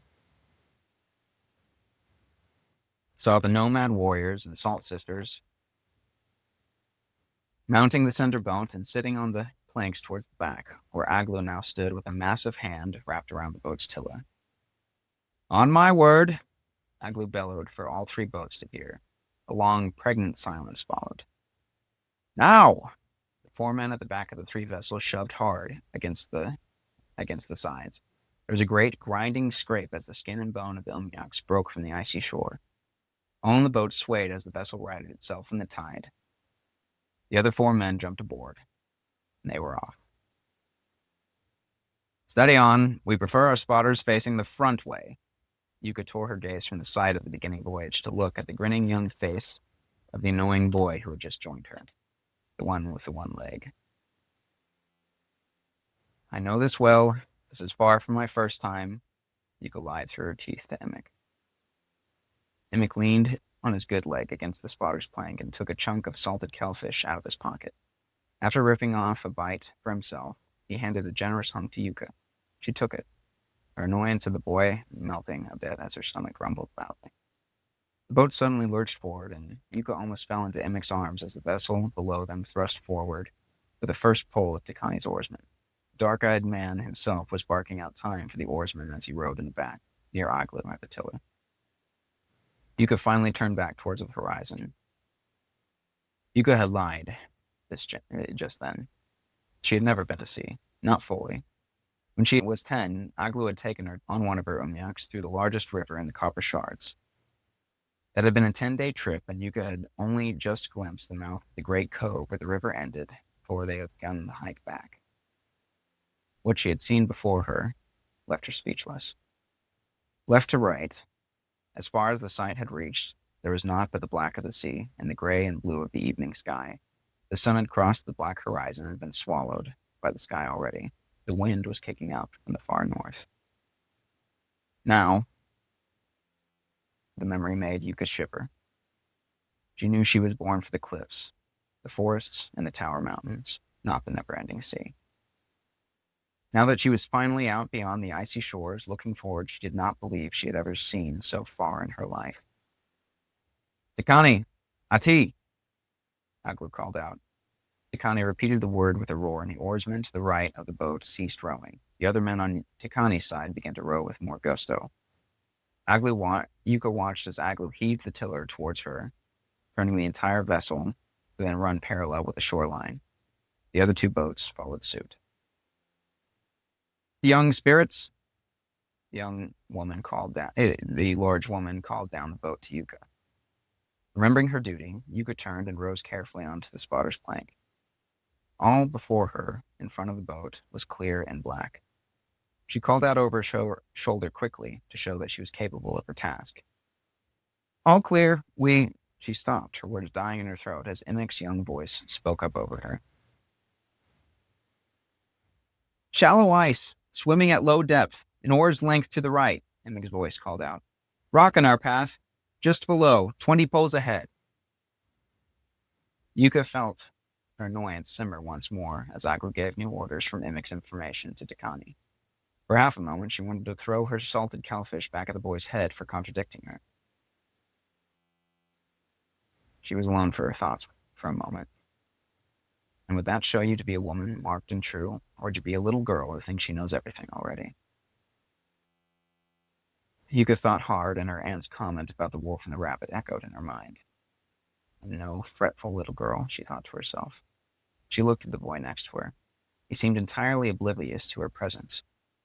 His eyes looked into the cold, hard wind of the ocean, and did not seem to blink for a moment as he looked for dangers for his crew. He is short a leg, yet he sees what keeps us safe on the sea. Yuka remembered that Imik was a member of Aglu's crew. Knowing her aunt, there was a very good reason why she put her trust in the young boy. How do you know what is ahead, and what to look for? She spoke amiably, over the loud cry of the sea wind. Imik glanced at her. Smiling amiably, he pointed ahead. All you need to look for are colors. Look at the water. On days like this, it's all one color. A deep slate gray, almost black. If you see anything different, anything a different shade at all, no matter how slight, you call it out. White and blue are almost always ice. The bluer it is, the deeper the ice. If it's near white, it's close enough to the surface to gouge chunks out of our hull. If you see anything blacker than the water around, it means that rock is near the surface, and that's worse than the ice. There's really not much else to look out for. Lurkers don't go this shallow until the sun's fully down. Only fools ride the waves then. Fools and brave brothers. Yuka smiled at the half-grin Imik gave her. I guess so, he said quietly, turning back towards the water. Here, you try now. Yuka moved back to rest more centered on the spotter plank. She looked far ahead on the water, squinting so as to see any change in color. Blue, white, black. She paused, concentrating. Rain? Yuka looked hard at something ahead of them. She motioned for Imik to look. He leaned forward, but seemed just as perplexed as her. What in the devil's sky is that? Imik leaned farther over. He took in a breath to call out, but paused as they neared. As he did, the wind changed, bringing with it a stench so foul Yuka almost gagged. The scent. Do you not smell it? The girl hissed through her teeth. Yuka pointed down the way to the left of their boat. As they neared the sickly white and green thing in the water, Imik strained over the side to look. What approaches? Aglu barked over to them. There, Imik shouted out. There's something in the water. Something large, something white, green, and dead, Yuka called out. A berg? No, Yuka knew that what she smelled was not salt or ice. She choked as the boat neared it. By the black, that's foul. Imik's nose scrunched. He nodded to Yuka. The girl turned. Aglu, it's on the left. She raised her hand to indicate the side. Aglu growled a command to Tikani, and the dark-eyed man called for a halt from the oarsmen. The vessel slowed to a gentle guide. She could see it closer now. It was white, but not like ice. It shimmered a sickly green. It looked altogether more the color of rotted milk. The scent reached the noses of all around, and murmur went up among the crew. Aglu called out for the other two boats to halt their rowing. The small fleet neared whatever it was floating. The scent of rotted, burnt meat was nauseatingly foul in the air. As their boat reached the floating thing, Yuka looked over the side. Only a lurker, only the gods of the deep, could have a belly that size, from what she saw. From the dead ones Yuka had seen, Yuka knew that the skin of a lurker was black all over, save for their wide, blubbery stomachs. Though the stomach of this god was not entirely white, at the center of his chest, near the head, gaped a massive black, green, and red hole. At the center, the scent emitting from it was enough for Imik, Yuka, and half of Aglu's crew to lose their morning kellfish over the side of the Umyak. Yuka coughed away the last of her breakfast, her stomach cramping. None around spoke as they saw the creature. None knew what to say. All had smelled a dead lurker when it was killed in reverence upon a land. But there was a scent in the air that made no sense to Yuka. It's burnt. The flesh was turned and rotted. She must have been floating dead more than a few days. The light rider spoke these words in a tearful voice. As the tide carried their boat slowly past the creature, Yuka walked back down the boat, deep the meaty, dead hole in her sight. She glimpsed the faces of some of the crew as she passed them. Every one of them, veteran seamen and warriors all, showed fear that can only come from the worst of omens. Yuka reached back towards the end of the boat. She stood next to the light rider as their vessel passed the dead god. What could have done this? The old woman said, her head in her hands. Fire. She stared at the greenish-black scorch marks around the hole. Death from the sky.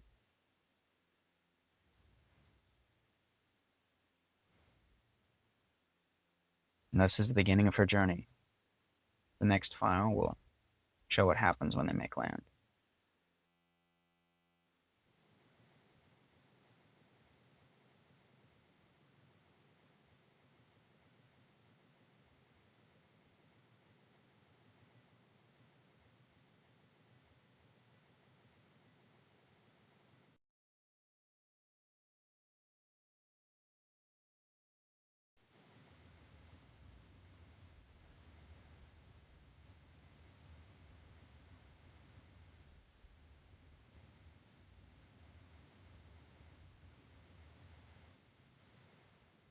Or we last, or with Yuka. She received what was thought to be a terrible omen. In this next file, we'll see whether or not that was a truly bad sign from an angry god, or perhaps just yokehead superstition.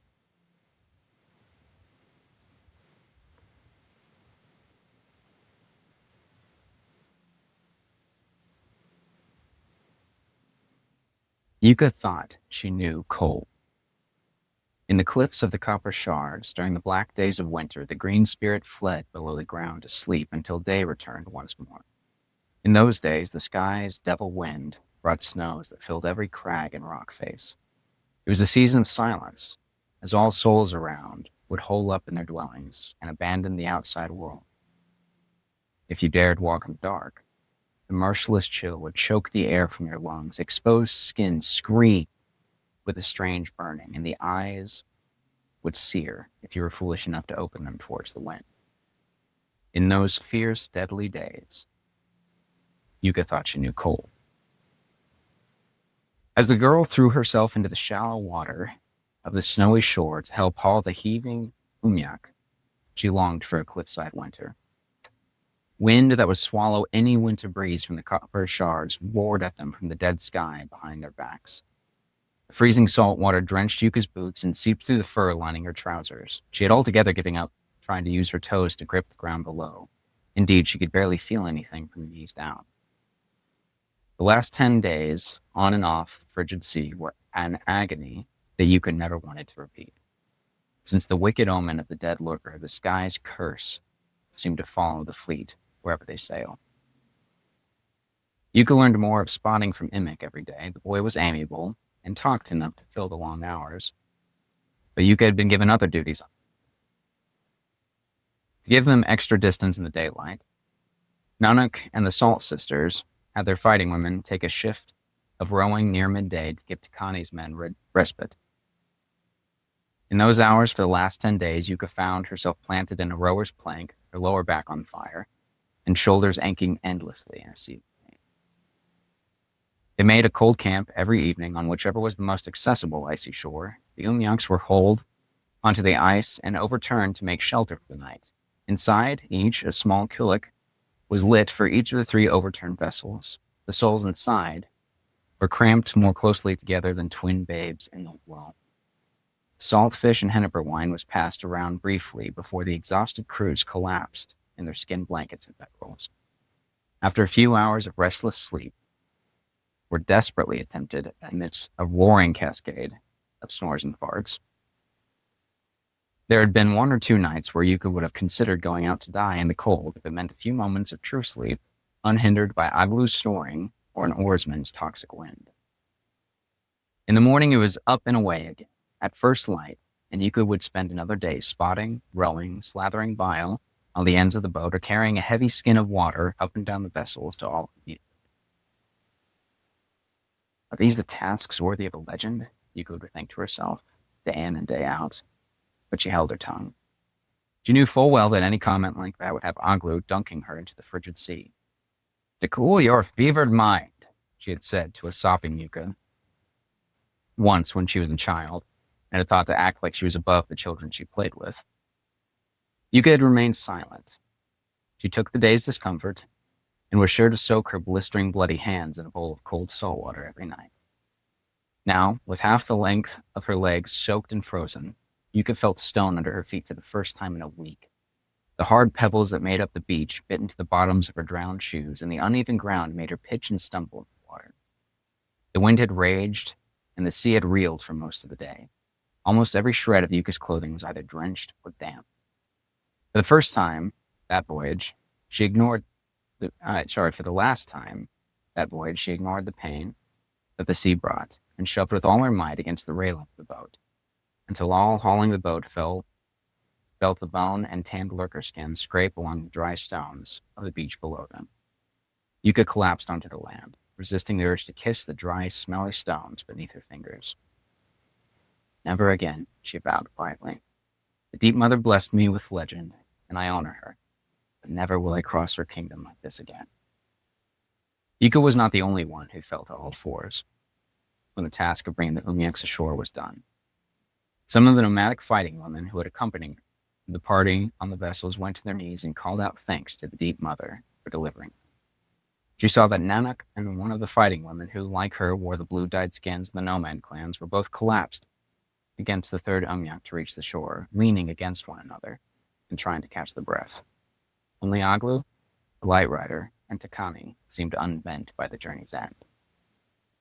Everyone was silent for a long time as the weight of the sea voyage ebbed. The moment of rest wore on in the sky's deadly war. After a long while, though, as if the Deep Mother was giving her mercy, the stormy gale lessened slowly with steady winter wind.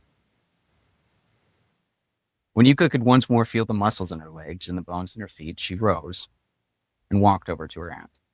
Aglu's backside was resting against the bow of their largest Umyak. The war chief was drinking deeply from a thick skin of hennifer wine. Shall we get on with turning the Umyaks over for the night? Yuka asked her. Aglu swallowed a great gulp of hennifer wine and smiled at her niece. Come here, my legend. She waved Yuka over. The girl leaned against the boat next to her. Aglu wrapped a loving arm around her in a familiar gesture that had not been felt by Yuka from her aunt during their entire journey. Aglu leaned close, and Yuka could smell the salt on the damp skins covering her shoulder. This voyage was a trial for you, girl. One of many, but not to be discounted. You carried yourself well in these days. I kept my distance. It was lonely and hard, I know. The men and women around us needed to see that it was a hard-working woman behind the legend you left behind on the shore. I am proud of you, girl. She gave Yuka's shoulder a hard squeeze. Despite the agony and frustrations of the days behind, Yuka found her pains soften a little at her aunt's words. She tilted her head towards the resting crew around them. Do they have thoughts of me? Yuka asked. Aglu smiled. Well, it'll take more than a 10-day voyage and a few hours rowing to get to Connie's nod, but none of my crew will think harsh now that you've braved the deep mother's expanse with them. Is it all land now, from here to Tungayok? Yuka asked, trying to keep the hope from her voice. Aglu laughed aloud. Aye, girl, from here on it is. In fact, she pointed towards the edge of the beach where the vast forest began. Just beyond that small hill lies spacious tents, steaming jaka steaks, sizzling fry bread, and the kindest tribe of fishermen you've ever liked to meet. Yuka's stomach growled so loud it sounded like she had a beast in her gut. She unconsciously licked her salt-dried lips. Just over that hill, she asked, not 100 paces from where you're standing. As Aglu spoke, Yuka caught something in the air that made her give a little groan, longing for home. It was a scent that she had not enjoyed in months, not since her and her father had left the forested cliffs of home for the barren, icy north. Wood smoke. Though the soreness remained, all feelings of exhaustion left her body. Yuka rose from the yak. Onward. Aglu smiled. I gather your pack. You and I shall be the first to taste the simmering meat on the air. Aglu rose. As she did, she leaned back into the yak and pulled up something from the bottom. It was a length of lurker bone, near as long as Yuka's arm. It was carved intricately in 100 different twists and designs. Aglu tucked the bone into the leather belt around her furs. Do you think that I'll have a totem that holds as many stories as yours someday? Yuka asked, nodding to the bone. Aglu looked down into her niece's eyes. Aye, as many stories and more, I'd wager, my little legend. Yuka smiled, and Aglu raised her voice to the people around. Takane, see that the men gather their packs and supplies. Pike the Umyaks to the beach and then fall in behind us. The rest of you, she addressed the fighting women and the Salt Sisters milling about on the beach. Take what you wish to carry, and let us feast among our southern friends. A small cheer went up from the women, along with the barked orders given from the hulking, sinewy figure, Takane. Aglu took the lead, grabbing her heavy pack from the Umyak and tossing Yuka hers. Yuka caught it, hearing her mother's axe clank against the clay cup and bone dagger it rested against. She slid it over her shoulder and hurried after Aglu. As they neared, Yuka could smell more than just the sweet scent of burning dustwood. There was a freshness in the millions of green needles and dead leaves coming from the winter trees all around. Snow still covered everything, but the entire world was not ice. Like the north, there was wood, stone, green, and life. Yuka felt soft earth below the crunch of the snow. She felt more at home with every step. As they neared, a different, sweeter smell accompanied the smoke. Yuka's heart and belly rumbled even louder as she realized that it was meat of some kind. She fantasized about jaka steaks and crackling boar bacon wrapped in fat, cakey fry bread. She had to stop herself from running over the hill. After 10 days of putrid smells and dry kelfish for near every meal, she was almost ravenous. Yuka hurried up next to Aglu as they reached the top of the hill, and they looked down to the village below. Damn the sky above, she thought to herself. The sickness of the sea that afflicted so many on their first voyage across the Black had not hindered her. This had been one of the few joys she had taken over the water. What she saw below her sent every morsel of food, seawater, and bile that she had managed to keep down the entire journey erupting from her gut. The great fire that brought the intoxicating scent had died to embers, and the meat that it had cooked was burned blacker than moonless night. Piled in the center of all the fisher tents, at the foot of the high wooden village totem, was a cooked mass of dead souls. Bodies, bent and broken, twisted and cracked, steamed endlessly in the dying fire that had been set around them. Yuka couldn't breathe. Her stomach cramped and her eyes watered in the rising smoke. The smells that had been so sweet to her a moment before were now poisonous. Aglu stood straight, just behind her. "What is this? What happened here, Aglu?" Her voice trailed off. Yuka heard something down in the direction of the village. It was a small, strange sound, like the chirp of a small bird. Aglu. Yuka felt the iron grip of her aunt's warrior hands take hold of her shoulders. With a hard heave, she was thrown back hard down the hill toward the beach. The earth roared with a sudden crack. Out of the trees rose a smoke that brought with it a sweeter smell than the meat, but it was harsh, like honey poured on stone. Yuka coughed out a mouthful of snow and dirt and saw Aglu standing high on the hill where they had stood. One of her fists held fast to one of her long knives, the other was wrapped around her side. Her aunt stood alone as they came out of the brush. Well over a dozen, perhaps 24 long-haired warriors with faces painted entirely in bright white paste screamed out of the woods from the direction of the village. Some carried spears, others axes. Some carried weapons you had only seen once, long ago, from a tradesman that had come from a warmer country to the south. Spitfires, she thought. Muskets? The one nearest to Aglu hurled a bone hatchet hard at the sea warrior. Aglu whipped her shoulder back, the axe barely missing her. Yuka could see that her aunt was moving slower, still clutching hard to her side. Aglu whipped up her fist, and the blade it held, and buried it in the warrior who ran towards her. The blade sunk deep into the fighter's lower belly. Aglu then ripped the blade upwards. The warrior didn't even have time to scream before the pain took her breath away. Yuka stood, feeling more numb than the cold had ever struck her. Another white-smeared warrior, with her hair shaved down to her scalp, lunged at Aglu with a spear. Aglu tried to spin away, but her knife was still stuck in the last woman. Yuka's heart felt a cold stone strike it hard, as she heard, for the first time, her aunt cry out in agony. It was then that Yuka, fear and anger feeling like fire in her veins, she unslung her pack and with trembling fingers tried to reach for her mother's fury without taking her eyes off the fight. A black wraith shot past Yuka's left. Tikani moved like a man Yuka had never seen. He was like a fellcat, or a spirit, as he sprinted up the hills towards his master. Without breaking pace, he bent and picked up the bone axe that had just missed Aglu. In one smooth motion, Tikani hurled the axe into the chest of the nearest oncoming warrior. She was thrown back from her feet and landed hard on the cold ground, unmoved. The man-beast then drew 2 knives from a sling on his back, one long and made of steel, and the other wide-bladed, made of bone. He sprinted to Aglu's side. The woman who had buried a spear point into Aglu's leg ripped her weapon clear and swung to meet Tikani. It was then that Yuka's hand found her mother's bronze axe. She brought it out and ran forward. Suddenly, she was aware of many of the others had appeared to her right and left. Nanak and the other nomad women had joined the fight, along with some of the Salt sisters and the other women who had come with them. Behind them came Tikani's oarsmen. Every woman held a spear, and every man held a oar, club, or a blade. As Yuka ran to stand with Aglu, she heard 2 more loud cracks come from the brush towards them. More smoke rose in the air, and 2 of Tikani's oarsmen fell back down the hill. Yuka gripped the axe tightly in one hand as she reached Aglu. Her aunt had sunk to one knee. Yuka knelt beside her. Tikani was dancing around the shaved spear-wielding woman, drinking ward cries and whipping aside her jabs with his blades.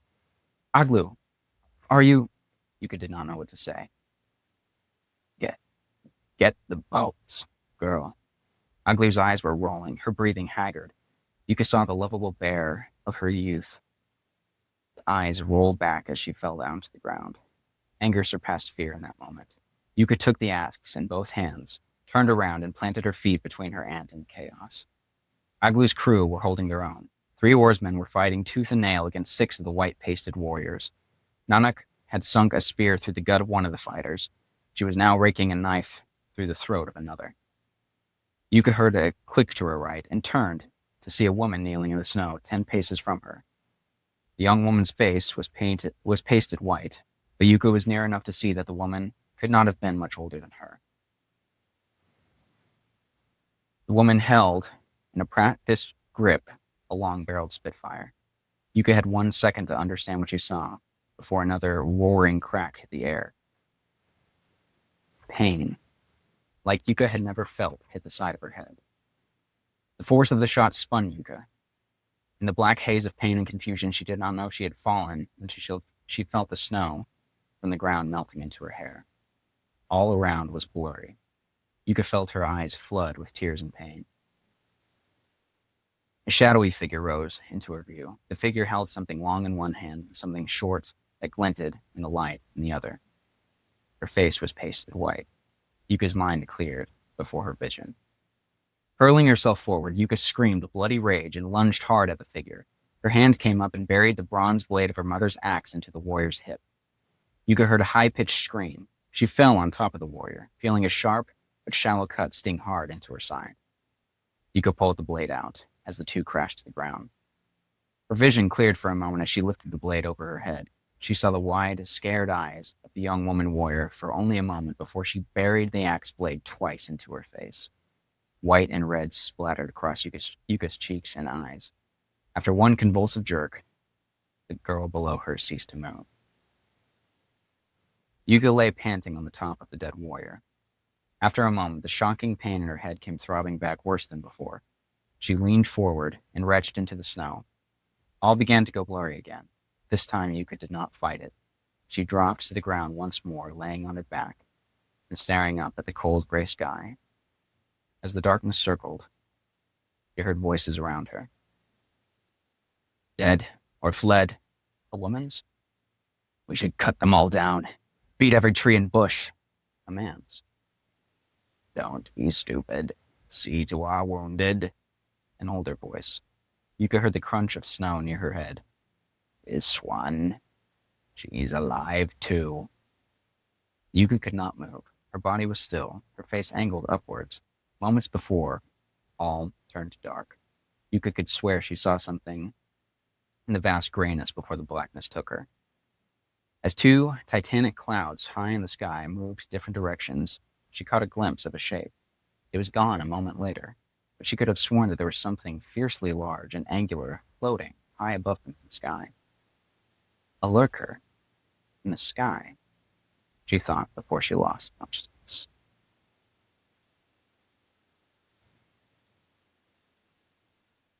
A cruel omen, indeed. In the next file, we'll see if the curse follows him, and what Yuka will do to stop it.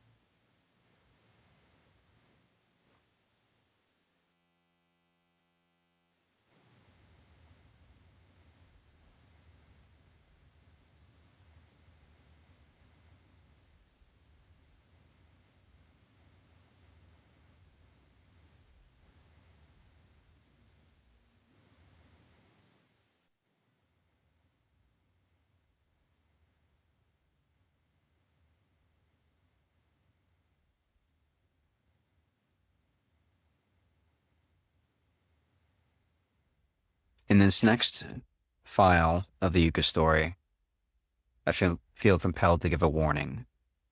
There is loss, there is violence, and the archivist was very descriptive in his translation of this story. So, if that would cause you grief or difficulty in any way, I would urge you to move past this particular file and wait to see what happens next. When we last left Yuka, tragedy had befallen her party. Fierce warriors with their faces painted a stark white came out of the woods. There was loss. There was blood. And Yuka herself was wounded, just before seeing something in the sky she didn't quite recognize. And now, the revert happens next.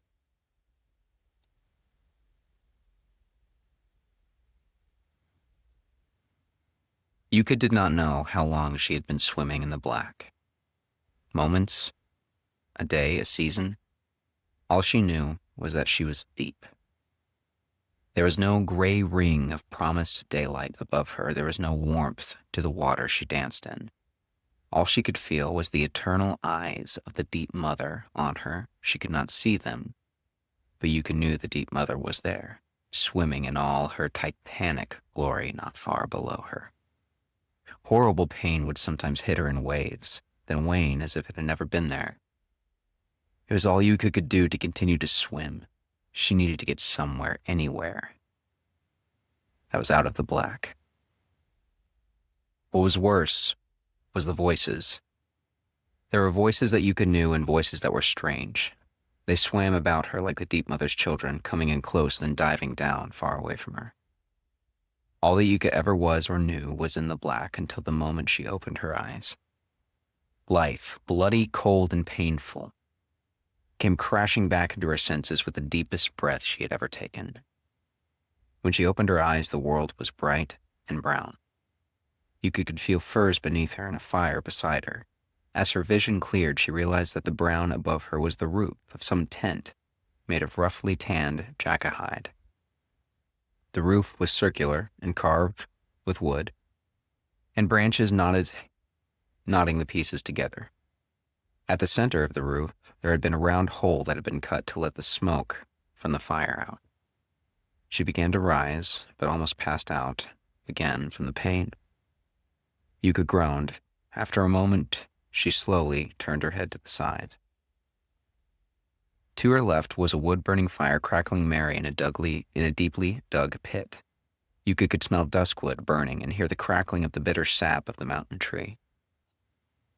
In the forest there is no need of a kulak, she thought to herself groggily.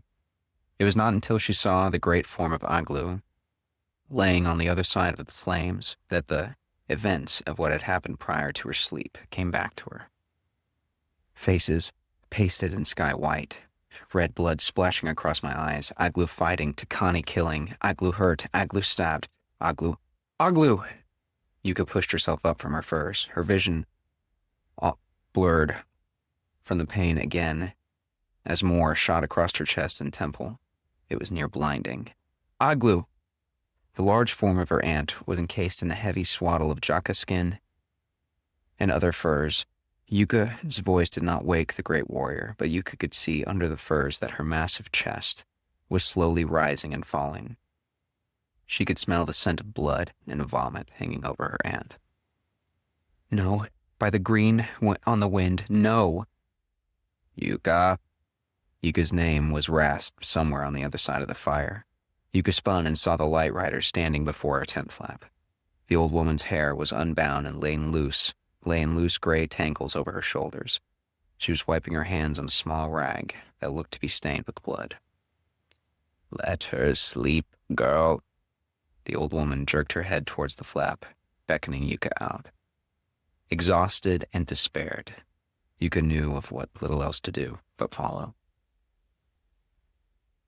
When Yuka came from under the tent flap and into the daylight, she saw that their party had taken shelter in the gutted village where they had run into the war party. Annexed near the center of the town, where Yuka had seen the horrific sight of the burned villagers. The nomad woman was conducting one of her own warriors and two of the other Salt Sisters in carrying something wrapped in skins from the center of the village, over the hill where the boats were moored. What are they doing? Yuka asked. The light rider sighed. We are giving them the only burial we can. Nanak is taking them to rest in the blood. With any luck, the deep mother will take them to the shallows and bring them below. Yuka noticed with a painful lurch in her stomach that the women were hauling the fire-blackened bodies of the people whose home this had been. She saw Imik on the other side of camp. He was hobbling towards them, leaning on a crutch fashioned from wood. In his hands were a small bundle of bright green, star-shaped leaves. He dropped them into a boiling clay pot that was hung over a small cook fire nearby. How long was I asleep? 3 days, the light rider replied flatly. Who are those demons that attacked us? Do you think that I know? The old woman walked away from Yuka to stand by Imik in the boiling pot. Yuka could smell the strong, sweet scent of starleaf coming off the steam. The light rider turned the pungent broth in the pot with a fallen twig. Sky criers are a rare sight these days. Those who paint their faces the colors of the sky are cursed and accept hatred of the land around them. Whoever they were women who made a pact with death. They were nothing more than corrupted souls that reject both green and black. The next words the old woman spoke seemed to be more to herself than Yuka. Are you well? Imik asked Yuka. His voice was uncertain, worried. She was shot in the head with a Spitfire.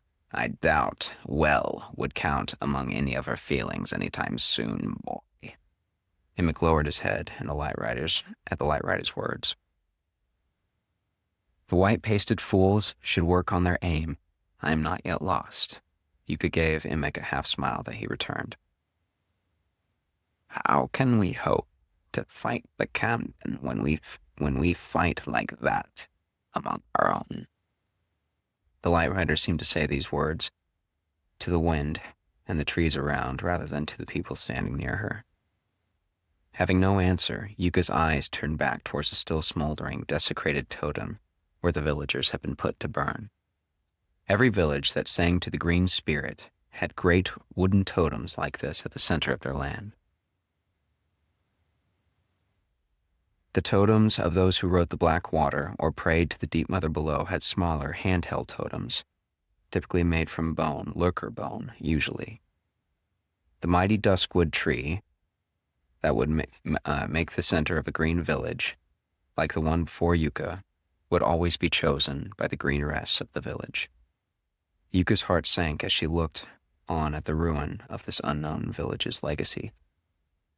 Every blackened image carved upon the great wood was meant to tell a tale of those that had burned below it, along with the tales of their ancestors. These sky criers took more than their lives, she thought to herself. They burned the heart of the village as well as their flesh. Now the green spirit will not find their souls to carry off. In that moment, Yuka saw the eyes of the young woman she had killed. Nausea returned to her momentarily. Are they all dead? Those who attacked? The old woman did not look up from her pot. Fled. The greater part of their number ran to the trees at the sound of some horn blown from farther into the woods. I did not know which direction.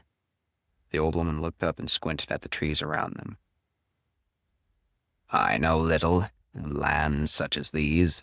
My lot is of ice and water, not trees and... She paused as the cold breeze sifted through the forest around them. Whispers. The light rider brought the branch out of the boiling water. Hanging at the end of it was a drenched, steaming strip of wool. There is an abundance of this material in the village. Come, help me with your aunt. Boy, bring the pot. With a growing sense of unease, Yuka followed the light rider back into the tent from where she had come. Imik struggled in behind them with a steaming pot. The sickly sweet scent of sickness and vomit seemed heavier in the air from before when Yuka had first woken up.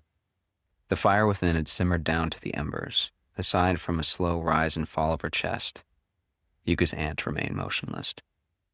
The old woman knelt next to the great warrior and motioned for Yuka to do the same. She walked to the other side of her prone aunt, feeling the tears already beginning to well at the corner of her eyes. To her surprise, as she glanced at the old woman, she saw that the paragon of salt and ice, her shoulders were slumped defeatedly, and tears had already begun to fall from her.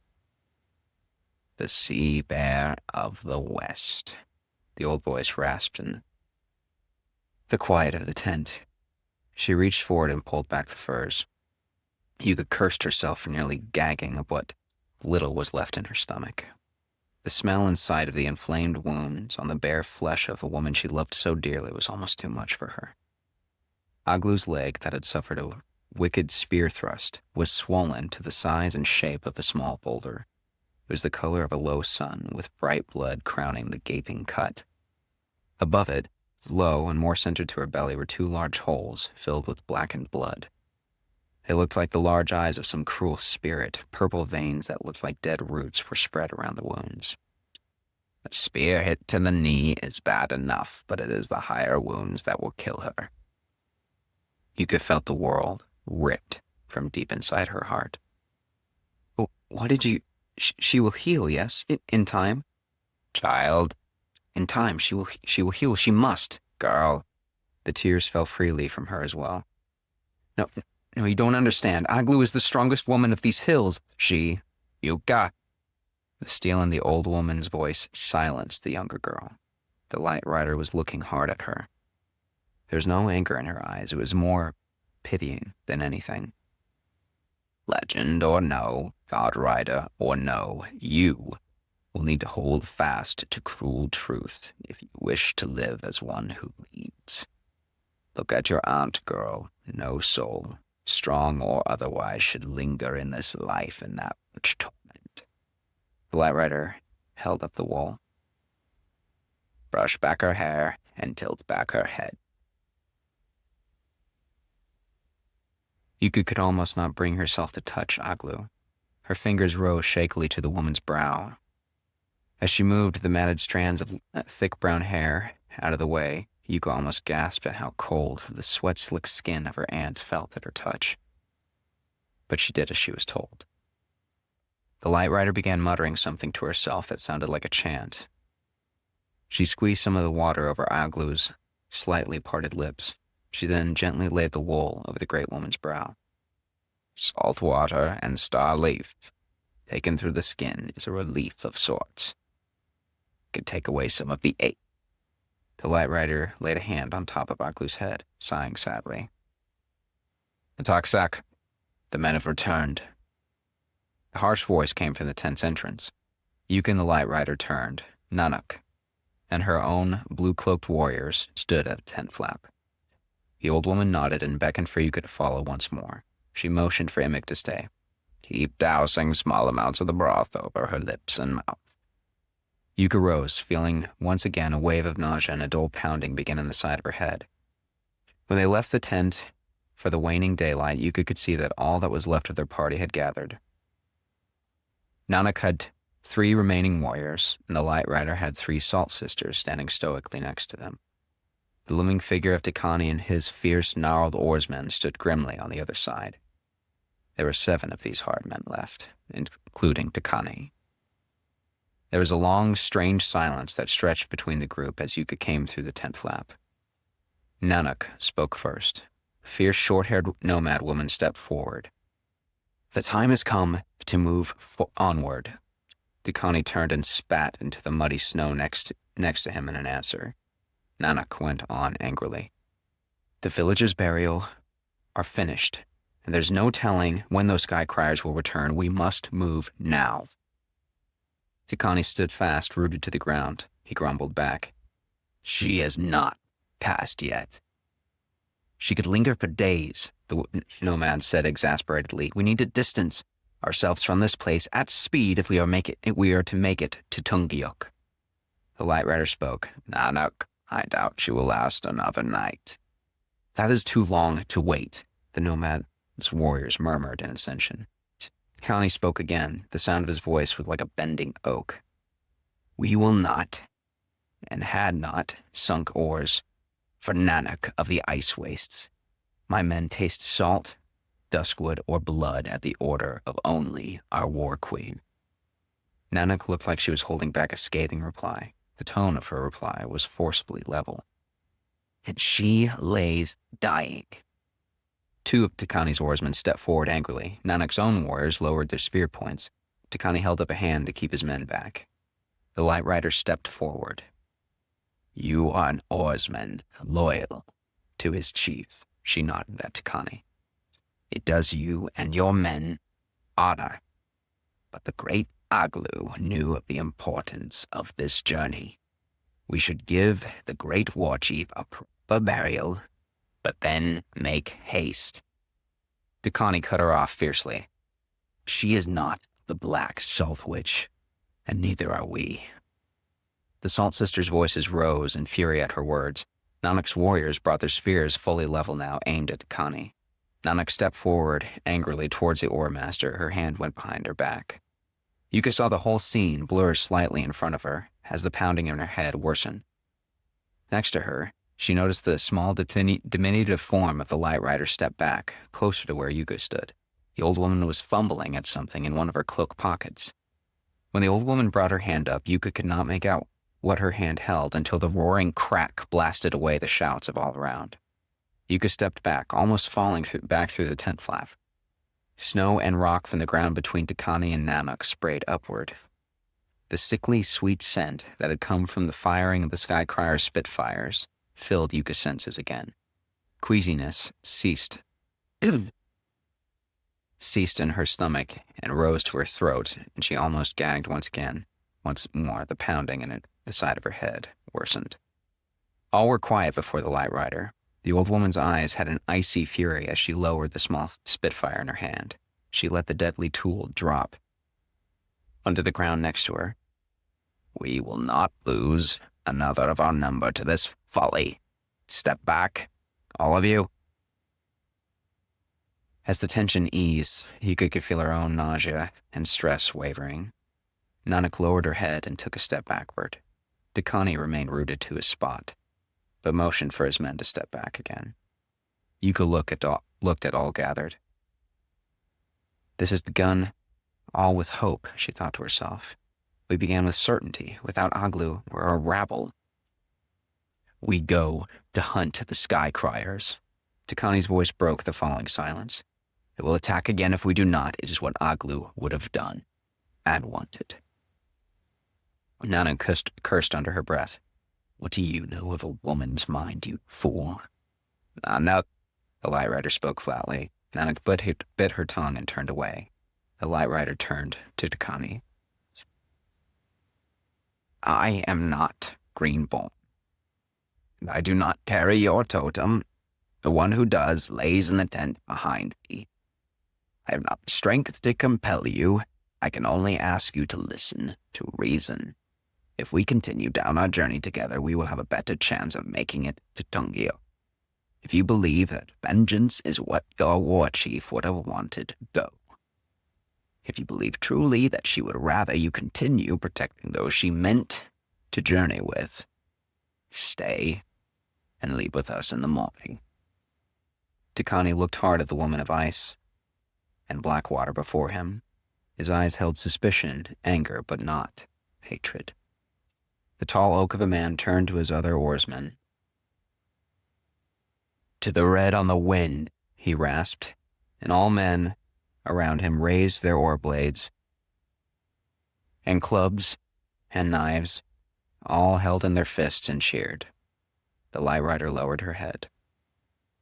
Dakani's men turned on their heels, picked up their packed supplies, and sprinted into the forest, behind their oar master. You're just going to let them go? Nanak hissed to the Light Rider. The woman nodded. Do you wish to fight them? My Salt Sisters can wield a skinning knife well enough, but your warriors are all that we have. Now, anyways. Yuka saw Nanak turn to her warriors.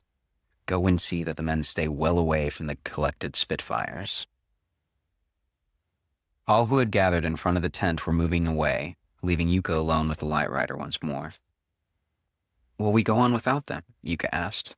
But before the old woman could answer, Imik's voice called from the tent. Yuka, you must come, hurry. Yuka hurled herself through the tent flap, her heart racing. Imik knelt, unevenly with his half leg, near Aglu's head. The great woman's head was moving back and forth, slower and slower, and her lips were moving. Aglu. Joy surged through her, and she ran to kneel at her aunt's other side. The great woman continued to move back, her head continued to move back and forth slowly, and moved her mouth wordlessly. Aglu, I'm here. Yuka rested her hand on her aunt's brow. Yuka saw Aglu's eyes flutter open briefly. Alive? Her aunt's words were barely above a whisper. Yes, Aglu, we are.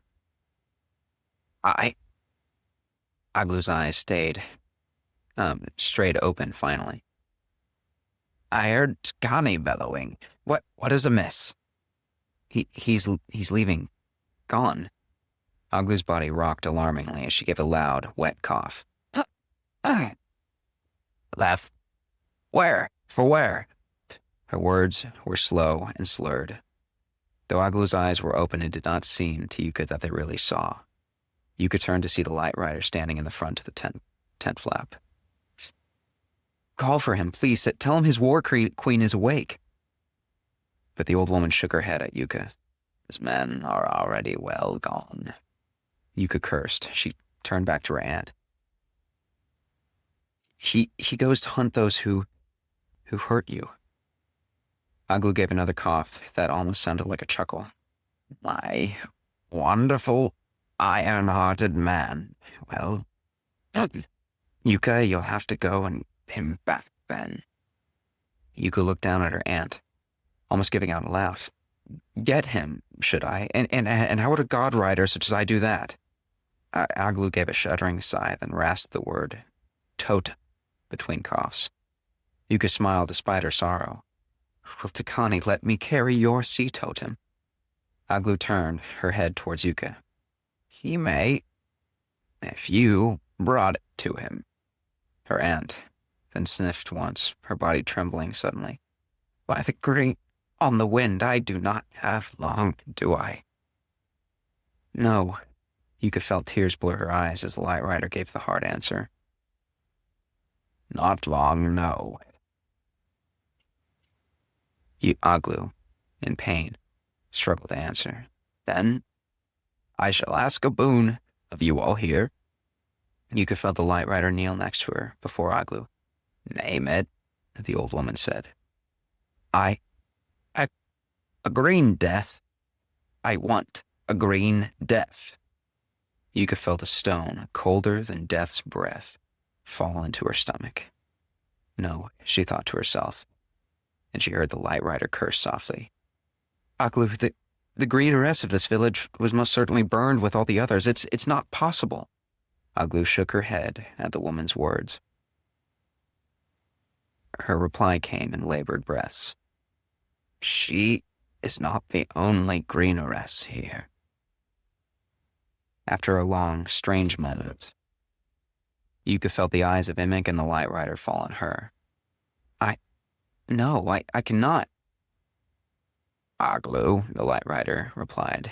This girl belongs to the deep mother below now. Aglu scoffed out a cough. She was green before she was ever black. The light rider was silent for a long while. Her next words were to Yuka. Do you know the ritual? Yuka was frozen. She felt dead inside, hollow. The numbness that raged within her was worse than any pain. She nodded. Do you have what is needed? Yuka did not want to think of the sung root seed resting in her pack. She nodded again. Your pack is by the tent flap. Yuka could have sworn that the next steps she took were taken by another. She moved to her pack resting against the wall of the tent and retrieved the small pouch of the sacred seeds from the bottom of her pack. They were resting under her mother's axe. When she knelt again by Aglu, she took one of the small pods out. The seed of every sangroot was red and black, like the stones that made up the ground around a fire mountain. Every one of them had the look of a person's heart, but it was charred and dead-looking. To all in Yoked who did not sing to the green spirit, this seed was feared. To all who did, the seed was feared and loved. I will not do this, Aglu. The small pod trembled in her hand. Her voice was softer. With every word she spoke to her aunt, for a moment it seemed like the woman did not hear her, but after a moment her aunt spoke. My last wish, my love. You cannot... Her voice trailed off for a moment. I want to sing with your mother again. Yuka choked on a sob. She felt as though if she moved, she would shatter into a million pieces. I, Yuka. The Light Rider's voice was firm but not unkind. Choose. Word was simple. Yuka looked at the ruin of what those white-faced demons had made of her aunt, and she remembered the sound of her mother's voice. I will. Yuka took a deep breath and looked to both Imik and the old woman. I need your help. Doubt crossed the Light Rider's face. These are green matters. Resolve quickened Yukin's mind. Will you find me someone of the green to help, or will you? Her own firmness of her voice surprised her. The old woman sighed and nodded. Yuka turned to Imik. She nodded to Aglu's lower half. Grab her legs. Imik looked anxiously at the two women, then shifted over to Aglu's legs. Yuka looked at the Light Rider. Take her arms from behind. It was the first time Yuka had ever seen the old woman look uncertain.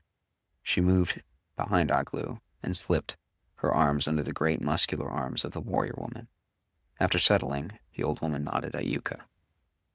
Yuka took another deep breath. She closed her eyes and tried to remember her mother's words. Fighting through the ferocious dread in her heart, she opened her eyes.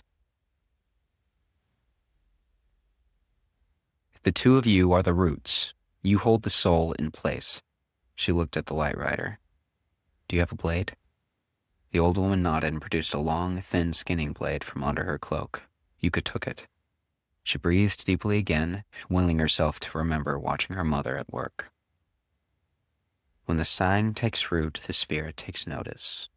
Yuka could feel the knife in her hand begin to quaver as her mother's quiet voice filled her ears once more. It is the beat of the world which draws it. He must be quick, he must be true. There is no better way to have the green know a soul. In every green temple of the cliffs and mountains, there grows a sang grove.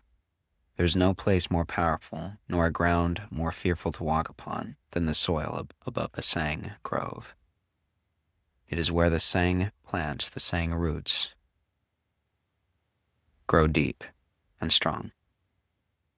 Yuka asked the green spirit for her mother's guidance before she began. A small, cowardly part of her hoped that Aglu would be gone before she could start. Yuka carefully laid the point of the old woman's razor-thin blade just below her aunt's left breast. She sighed before speaking. This song is the Red Spirit's last. Let every word, every whisper, from now until all is gone, be given on the green. The spirit will find you. Hold fast to the wind. Yuka did not recall how long she paused after this. Strike true, child. Aglu's words almost knocked Yuka flat. Gripping the knife as hard as she could, Yuka put all of her weight into the thrust down. Aglu cried out only once. The long blade of Nanuk's sunk far down into the soft flesh near the heart. Yuka had to bite her tongue to hold her own wail. The great woman's body rocked violently. Imik put all of his weight into the woman's legs. The Light Rider gritted her teeth and held fast to Yuka's massive arms. Yuka stayed her course. She almost lost her nerve as she felt the vibrations of her aunt's heartbeat through the blade. And its handle. Yuka used what was left of her strength to yank the knife free. Deep red blood and rancid air left the new wound made by the knife as it left Aglu's body. Yuka could feel her breath starting to come in her lungs shorter and quicker. She could see black circles of dark light begin to form at the edges of her own sight. Damn you, remember why? Yuka shoved all the riot of feeling she felt back down into her belly as she forced herself to complete the rite. Aglu had shuddered heavily once, then laid still. Her chest jerked once, then sank slowly. Yuka knew that her time was short. Steeling herself for the last of it, Yuka, with 2 fingers holding to the precious sang seed between them, pushed the seed deep into the knife wound. As the seed found its place, Yuka felt the once strong heartbeat of her aunt, Aglu, slow, then go still. Yuka, Imik, and the Light Rider were left breathing hard and fast next to the now still Aglu. You did well, girl, the light rider said softly. Her eyes were fixed on the wound under Aglu's heart. She seemed dazed. I must go down by the water now. Her voice lost its volume as she rose. The old woman seemed to be whispering to herself once more. Yuka caught only a few words. Deep mother, forgiveness. Yuka was left in the silent tent with the one-legged Emic. Thank you, she said after a moment. She turned to see tears swimming down from Emic's eyes. He looked down at his fallen leader. A breeze kicked in from the tent flap when the light rider left. Yuka felt the cold air from the rising night outside chill the drying blood covering her hands. She looked down. Pain surged through her head and nausea threatened to overwhelm her once again as she thought of Aglu's blood on her hands. Yuka forced herself to hold it back. It hurt her to do, but she did it. Tears of her own came then, but she remained upright. What are we to do now, Yuka? The boy, Emic, looked at her, pleadingly. What can we do? But Yuka only had eyes for what lay next to her dead aunt. The arm-length bone totem rested on a small pool of Aglu's blood. Yuka reached for it. She grasped the strange length of petrified bone. I've just sent my aunt to the green after having swum the black. Through the sorrow and despair that clouded her heart, Yuka felt something oddly familiar. She felt a rush in her blood, a fire, almost a fury rise within her. It was a strange ghost of a feeling, not dissimilar to the way she had felt when she had risen from the black, riding a deadly god. You'll need to find your own way with the others, Emic. They go for Tungyuk in the Green City. But I must turn to the red on the wind. Yuka stood, head still throbbing, hands still carrying a loved one's blood and a bone totem, and left the tent to go make her preparations.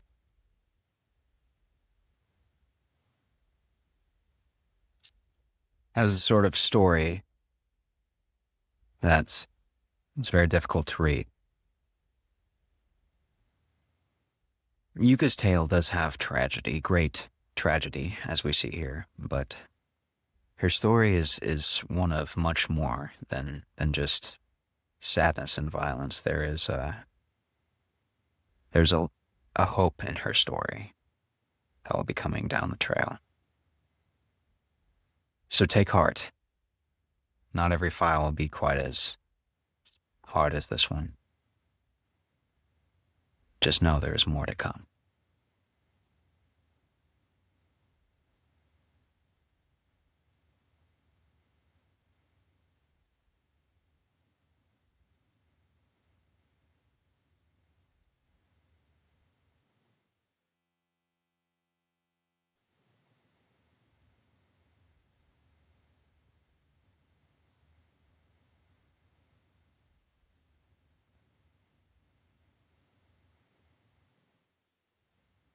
When we last left Yuka, she had fallen into quite a tragedy. In this next file, we will see what she does next. So please, find yourself a comfortable spot by the fire. A nice round stump or an earthy grove, and lay back and hear how Yuka takes control of her destiny. It took Yuka 3 days to find a stream to wash the last of Aglu's blood from her fingers. Relieved, she knelt along the bank of the trickling water and dipped both of her hands beneath the surface of the stream. Since leaving the camp, she had scrubbed her hands with snow every morning. Despite this, she would still find flecks of her aunt's blood trapped in the many calluses of her palms and between her fingers. The edges of the small brook had jagged, clear jewels of ice around the outline, but it was still trickling merrily. Quiet and musical beauty of it made Yuka almost forget her despair. She took a small stone from the ground next to her to scrub at her fingers. She dipped her hands into the ice once more and watched as the last of her aunt washed away in the water. Dakani and his men were moving quicker through the unfamiliar forest than Yuka had expected. She spent the last 2 days following the war party of oarsmen up a steep hill, through a thick grove of duskwood trees, and over a small cliff face that led to the wider forested expanse.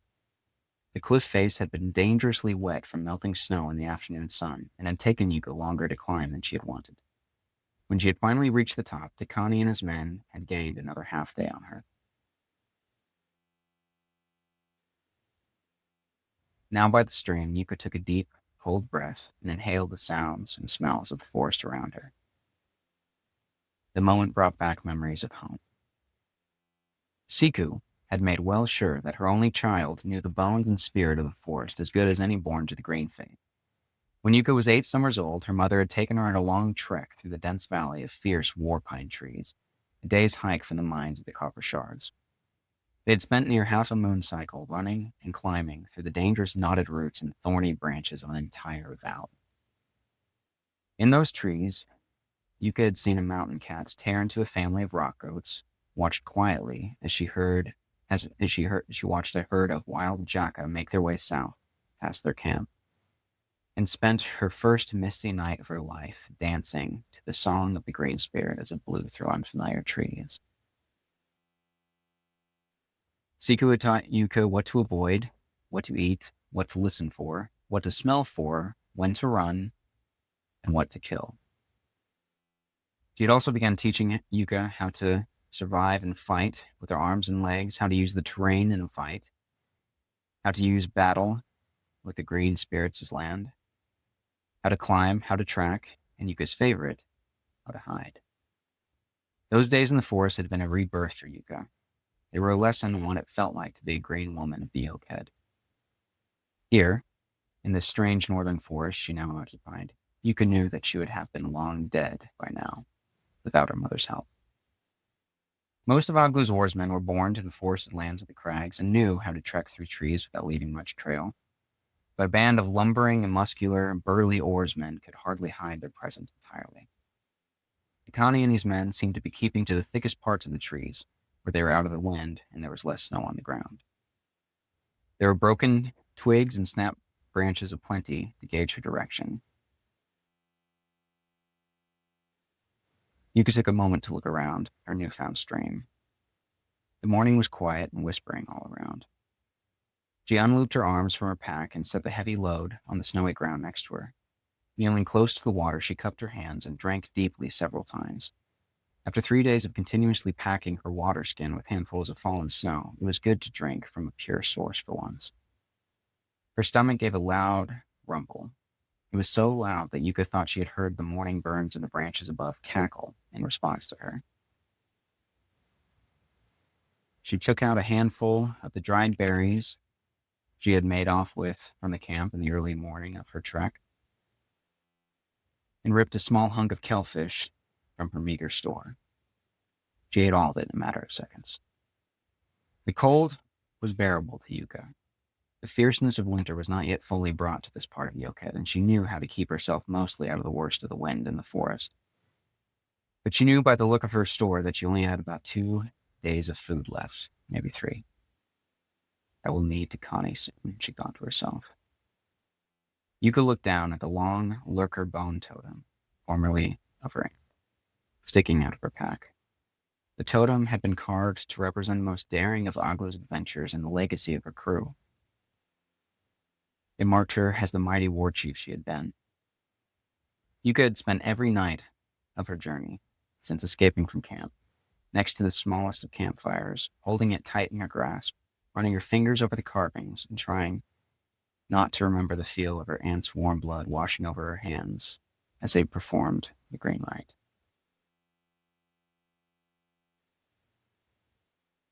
During these last few days, she would traverse the forest for hours and not think of the look in her aunt's eyes as she died. Then the reality of Aglu's death would hit her like a falling tree, and she would spend more hours wiping away frozen tears as she journeyed. Yuka knelt there on the bank of the small brook, willing herself to not fall into despair. She filled her water skin, took a deep breath, put on her pack, and rose.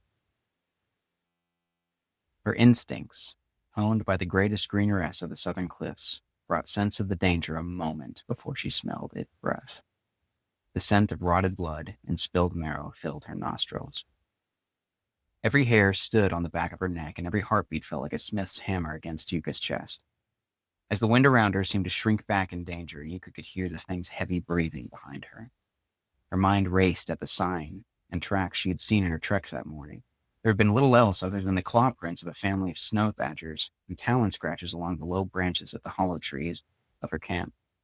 She had seen nothing big, no gouge marks in the rock or snow, and no claw prints in the few patches of frozen mud she had passed. Yuka was reminded darkly of just how far these trees were from the home she knew. She heard a low, mumbling growl. Yuka was reminded of one of the nights in the war pine trees when her mother had told her of the dark creatures in the northern forests. A horrible sinking feeling set into her belly. She thought to herself, a fell. Yuka dove forward. The torrent of sound that roared around her shook her very skull as she careened headfirst into the water. All was quiet and fiercely cold for a moment, but Yuka felt something heavy and hard rake across her back. The arm loops in her pack ripped her bodily back for a moment, but it gave way. The pack was torn entirely from her and thrown somewhere she did not see. Yuka felt her whole body immerse underwater and felt her knees and elbows quickly hit hard mud at the bottom of the shallow brook. She instinctively stood as fast as she could, her lungs crying for the breath that had just left her. She tripped forward over a stone embedded in the brook floor and fell back below the water. She felt something sharp whistle through the air, grazing the back of her neck as she fell. The second time she sunk, she had remembered to take a breath. Yuka spun around under the water. Through the bent, watery veil of the world above, she could make out the massive form, something white and red, with two fierce orange eyes. Flapping her arms like a bird, Yuka pulled herself in the water backwards, dancing in the water with a great and terrible force once more.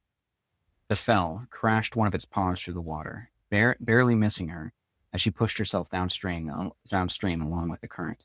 It raced after her, clawing at her feet as she pulled and pulled. The great beast sunk its head below the water once, and Yuka caught a glimpse of the round, spade-shaped head. Its fangs were like daggers, and on either side of its cavernous mouth were two thick, pointed tusks. The fell's eyes were wide with rage and hunger. Yuka felt more fear than she had ever known in that moment. She knew she could not remain below much longer. The breath Yuka had taken was not deep, and she knew that she could not wait below again for 1,000 heartbeats. Yuka continued to swim downstream and brought her head above the water. She gasped for air, swimming with the water at her back to be able to see the beast. It was still coming hard for her. The fell's hugely muscular legs were slowed somewhat in the water.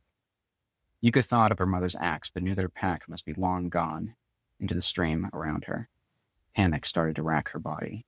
She began to tremble from fear and cold in the water. She could barely hold a breath. She looked around for something, anything, to use. A patch of brown caught the edge of her sight as she whipped her arm up wildly, grasping at whatever it was. Her frozen fingers closed around wood. Using her 2 feet to stomp hard on the stream bed below her, she launched her body upward. With an effort that took all the breath from her lungs, Yuka heaved herself out of the water. Wickedly, cold wind struck her immediately. But she looked above her and saw more branches. She climbed. No sooner had her foot left the branch that had saved her from the water than a hard swipe from the fell's paw cracked the tree branch in half. Yuka's mind was trapped in a fog of fear. She relied on her body to remember the hundreds of thousands of times she had climbed trees back home. She ignored the sharp needle pains of the splintered bark of the duskwood tree piercing her palms as she climbed for her life. She heard a screeching roar and the loud snap and crackle of tree branches below her. She prayed to the grain on the wind that the fell could not climb. As she rose to the height of the duskwood, where the thick trunk narrowed and the branches grew thin, she slowed and stopped. The branch she rested on bent and groaned alarmingly before staying still under her. Yuka slid herself as close to the trunk as she could, wrapping her arms tightly around it and interlocking her fingers on either side. She closed her eyes and listened. The crackling of branches had stopped below her, but every now and then the fell would screech out its rage. After a long moment, with the wind beginning to sting her wet, splintered fingers, Yuka looked down. From cliffs, war pines, and duskwoods, Yuka knew height. She had never fallen more than the height of a tree's lowest branch, and that had not happened since she was a little girl. But as she looked down, her eyes met the bright, fire-colored eyes of the mother fell. Yuka felt her vision begin to spin, and her stomach churn. The fell's four-legged body was similar to the mountain cats of the southern cliffs. The difference here was that it was near 5 times larger than those familiar beasts. Where the mountain cats had tall, pointed ears, the fell had rounded ears that were almost entirely flattened to its spade-shaped skull. The beast's fur was near as white as the snow around it. Its thick, muscular body almost disappeared in the surrounding white. The eyes and mouth began to circle Yuka slowly as she looked down below it. They looked to be floating on their own at the base of the tree below her. The fell of the northern forests were known to most of the southern Yokat as tales that taught the young not to wander off at night. Beasts such as this did not venture as far south as the Copper Shards. Most stayed to the western mountains, away from the forests of the coves. Yuka had not thought to look for a sign of their sort here. She now knew why she'd seen little other life in the trees around since she had left camp. She thought to herself it had probably been tracking me for days. As she looked down, she could feel a deep, strange, warm numbness creep up her fingertips and hands. As she shifted on the branch, she could hear the crackle of ice as the wind around her began freezing the water that soaked the furs that she wore. Any part of her that was not numb was burning, with sharp, freezing pain. Yuka almost chuckled at the thought of having survived the depths of the deep mother's children, only to be killed by a fell beast that brought red to the green wind.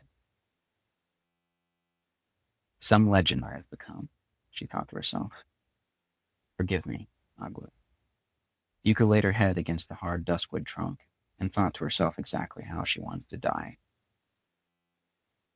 Slow and freezing, or warm and bloody, screaming.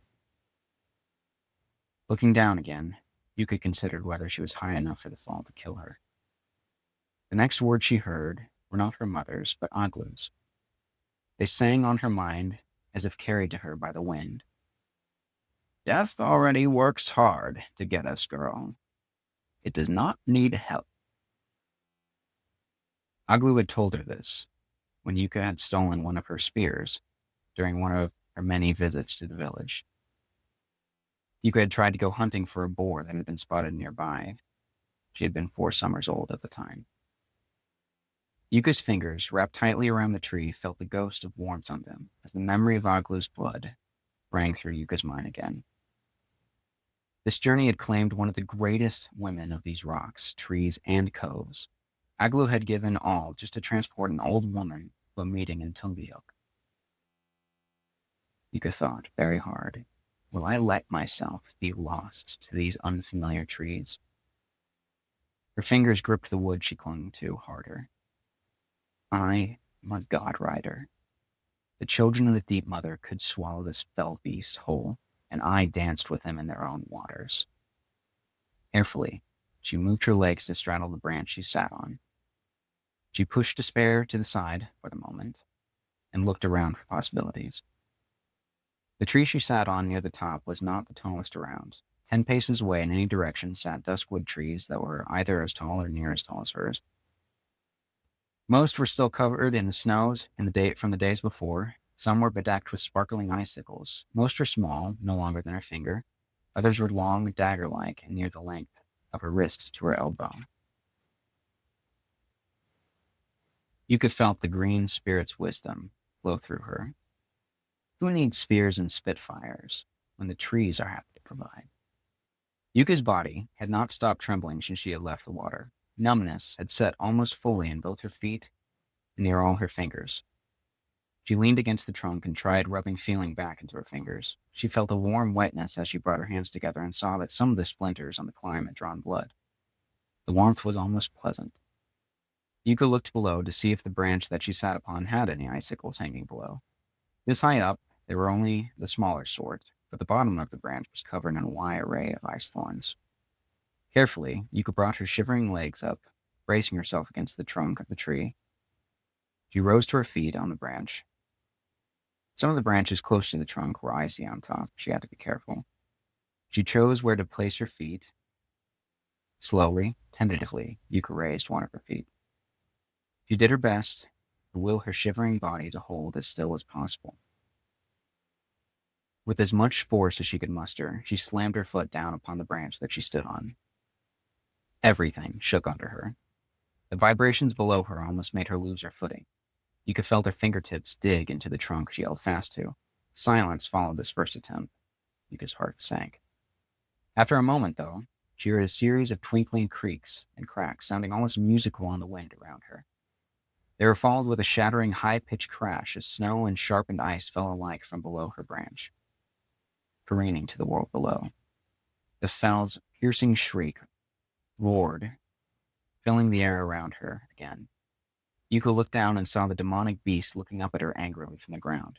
It had risen on its back 2 legs, standing taller than Ambaglu, and leaned its body against the great tree's base. Its razor claws gouged at the bark as it roared again, its fiery eyes looking into Yuka's soul. She almost smiled down at it. That was one branch. Let's try another. Yuka looked at the tree branches below her and fearfully realized that many of the larger icicles were on the lower branches. She would have to climb down, bringing herself nearer to the beast. Yuka did not know if her mind was beginning to be lost to the cold or if the excitement of her plight was dulling her senses, but she felt her breathing steady. Her body continued to tremble, but she felt more in control of herself as she brought her body to a branch just below her. Bracing herself again, she stomped her foot down and sent another cascade of snow and sharp ice to the foul creature below. It roared and raked at the tree trunk again, but Yuka knew by now that it could do little else. She lowered herself again, the branch below her now. She had seen from below that this branch had considerably larger icicles below it. It took 3 or 4 hard stomps to get those icicles to drop, but they did. Yuka heard the fell below screech in what she hoped was pain rather than anger. She looked below and saw a very small trail of red following the beast in the snow, as it paced on all 4s back and forth at the base of the tree. The beast was far from leaving her, though, Yuka knew. There was no longer a branch below her that was right above the pacing fell. Now, below Yuka, there was just air, snow, and the beast. There was another branch that was almost on the opposite side of the trunk. You would have to somehow shimmy along the tree to get to the other side. Having no other option, Yuka hugged herself against the tree trunk and carefully tried to bring her leg to the branch on the other side. She suddenly felt a force like a hammer shoot up the trunk and shake her to the point of nearly falling. As if realizing her plan, the fell had charged her tree, hurling its body hard against the base of the trunk. Yuka's heart jumped almost out of her chest. She knew that a grip could not hold if the fell tried that again. She whipped her leg around the trunk, and as soon as the tips of her toes felt hard wood, she pushed herself around and tried to fall onto the branch on the other side. Her right arm missed the branch, but her left arm hooked hard around it. It hurt terribly, but her arm held under the branch. Yuka felt her feet dangling in the cold, free air below her. She brought her right arm up fast to meet her left. She interlocked her fingers, and as she hung freely below her desired branch, she did not know entirely what to do next. The beast below gave its most vicious shriek yet. Looking below out of instinct, Yuka almost lost her grip at the fearful sight of the fell leaping up and clawing at her dangling form. Its clawed paw whipped in the air, a breath away from her foot. Yuka could not think anymore. Her mind was blank, her body exhausted. She whispered her father's name onto the wind, hoping that he heard it before her spirit was taken by the green. But the fell was done tearing her to pieces. It was then that her branch broke. A crashing sound that was louder than the fell's roar broke through Yuka's despair. She only had time to look up for a moment before the branch she clung to cracked mightily from the weight of the wind, ice, and Yuka. The thick hunk of ice and duskwood careened back to the world, filling Yuka's vision with snow and wind. For half an instant, Yuka felt the same sensation she had when she had ridden a god into the sky. The fell's next roar was cut short. An almost human scream met the air when Yuka's body slammed onto something thick, fleshy, and muscular. Wood slammed into her face immediately after her body landed. She heard a small, meaty crack and was almost blinded with pain. She tasted blood. After a hazy moment of pain, she realized, I'm on the fell. Yuka felt the massive body below her shudder once, her heart racing. She felt herself panicking once more. Without thinking, she dove forward off of the beast. She looked around for something, anything to defend herself with. The fell was furiously trying to get out from under the massive branch. It was wounded, bloody, and enraged from being tangled in the branch. Shards of ice and wood were sticking out all over its body. Yuka saw that near it had fallen a large, cracked spike of ice. Heart pounding, she ran forward, picked up the shard, and turned towards the beast. One of the fell's paws shot out towards her. Yuka stumbled away from it, almost slipping on a patch of ice. She dove forward, her gaze locked on the fiery embers burning in the fell's eyes. A war cry erupted from Yuka as she rammed the ice deep into one of the fell's eyes. She pushed with all her weight, fear, and rage behind her.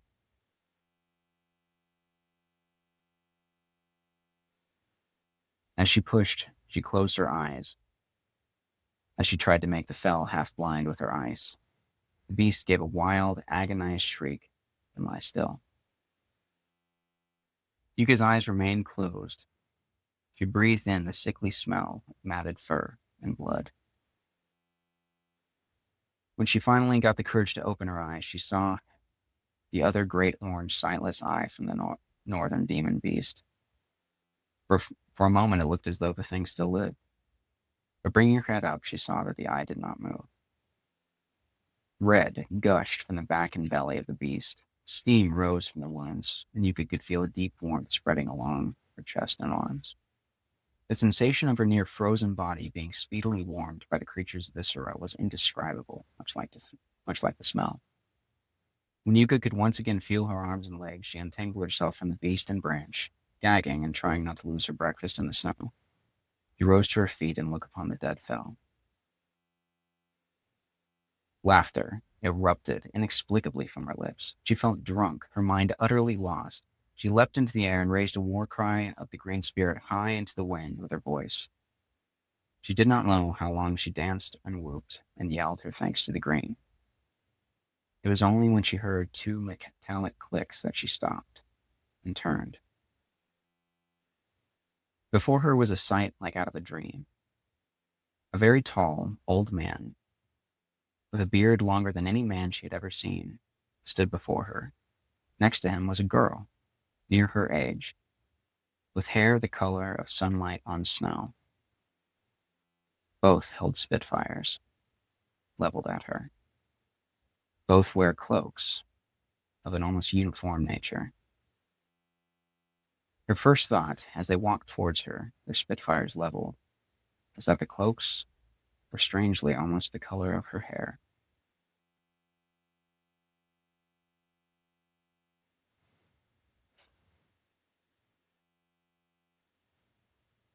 And now with the strange new development, we will see about these newcomers into Yuka's past. Tune in again. Listen to what happens to Yuka, to Connie, and the people of Yoka.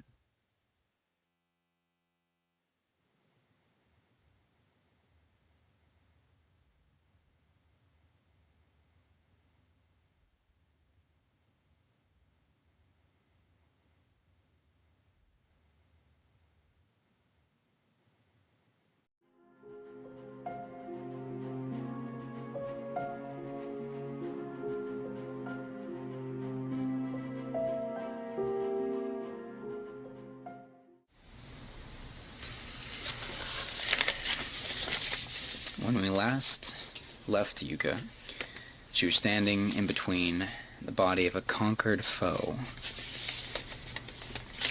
and two newcomers who may befriend or something worse than the beast she just felled. Let's find out. Yuka decided that she absolutely loved garlic. She chewed the sweet, buttery hunk of bread that had been given to her, swimming in a bowl of thick, brown stone goat stew. Her legs were propped up on a small stool, while her backside rested upon a cushioned seat in a wonderfully warmed tent, larger than any she'd ever stayed in. As she ate ravenously, her thoughts turned back to the day that was now behind her. Standing next to the body of the dead fell, next to the broken tree, the bearded man and the bright-haired girl had looked as though they were about to send Yuka to the green spirit on a cloud of spitfire smoke as they approached her. Yuka had been so utterly exhausted from the flight and the fight with the fell that she had not even raised the broken icicle in her hands to defend herself. Her legs had felt like driftwood, and her arms like winter-weathered stone. She was bleeding from half a dozen parts of her body, but felt no fear as she waited to die. Let us see how many spitfires it takes to kill Yuka, Godrider and Fell Killer, she thought to herself. It was the old man who lowered his spitfire first. He said something in gruff words quickly to the young girl with him, gesturing forward with the spitfire towards Yuka. Yuka was confused. Perhaps he wants the young one to practice her aim? The girl spoke. "Your name, please, woman." Her words were accented and oddly spoken. Yuka stood, nonplussed, uncertain. I'm Yuka." The bright-haired girl nodded. She did not lower her spitfire, but her arms and shoulders looked to relax somewhat. She spoke again. What is your tribe of origin, please?" The girl's words came slowly, as if it took a great deal of time to form them. Yuka widened her stance and straightened her back. "I will not show fear to the likes of these. I am Yuka, daughter of the Greeneress Siku of the Halo tribe and the Copper Shards."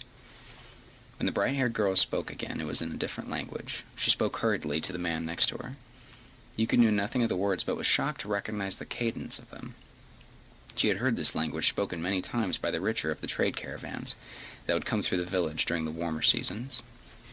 Her heart gave a small jump. These two were from Kamden. The bearded man answered her in the same language. He spoke gruffly and made a frustrated gesture towards the girl, moving his hand downward over and over. The girl lowered her spitfire, along with her head, looking chastened. The man spoke at length to the girl, gesturing to Yuka several times. The bright-haired girl did not meet his eyes, but nodded occasionally. Should I run? Yuka thought to herself. She decided to stay rooted where she stood. She had no strength to do anything else, really. I have no food or provisions, and less strength to move anywhere fast. The girl's voice took her once more from her thoughts. We beg you, please, noble woman, to dine at our camp with much food and hot to drink." The girl then gave Yuka a slight bow. She stood there, next to the freshly dead fell and a broken dustwood tree, uncertain of what to do next.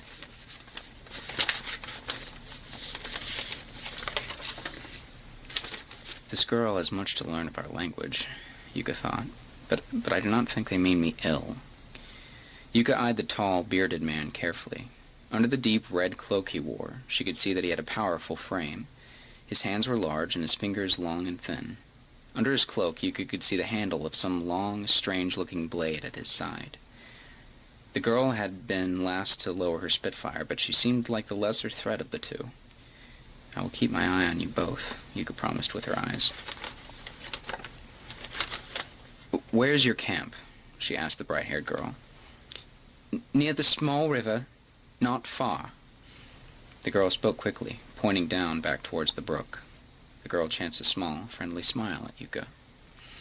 Yuka looked in the direction she had pointed, knowing the uncertainty of her safety if she went with them. These folk could cook me alive for stew, for all I know. Despite the danger, she could not deny her current situation.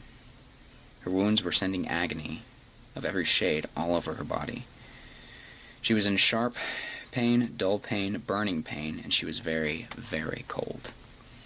She was thirsty and felt as though she had not eaten in years. These people hail from Kamden. She heard the Light Rider's words in her head again. "I fear what they want from us, and what they will do to get it.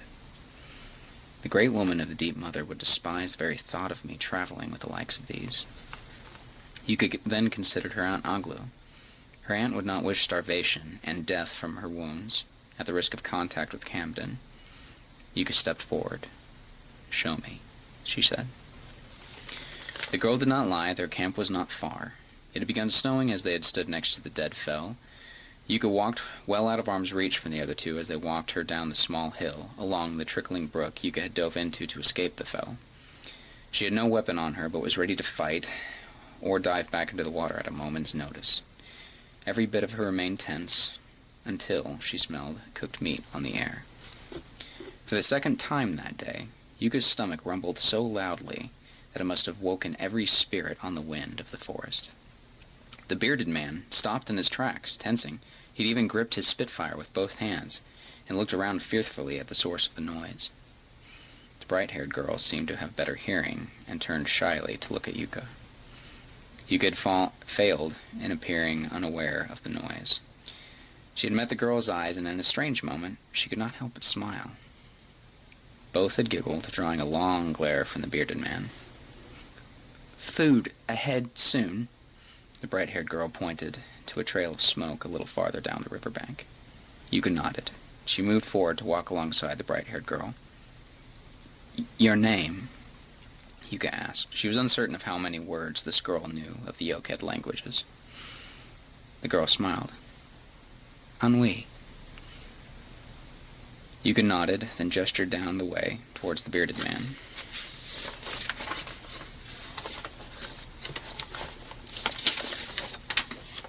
"His name?" "Fallhurst." The name was the strangest Yuka had ever heard. She tried sounding it out a few times. Fallhurst.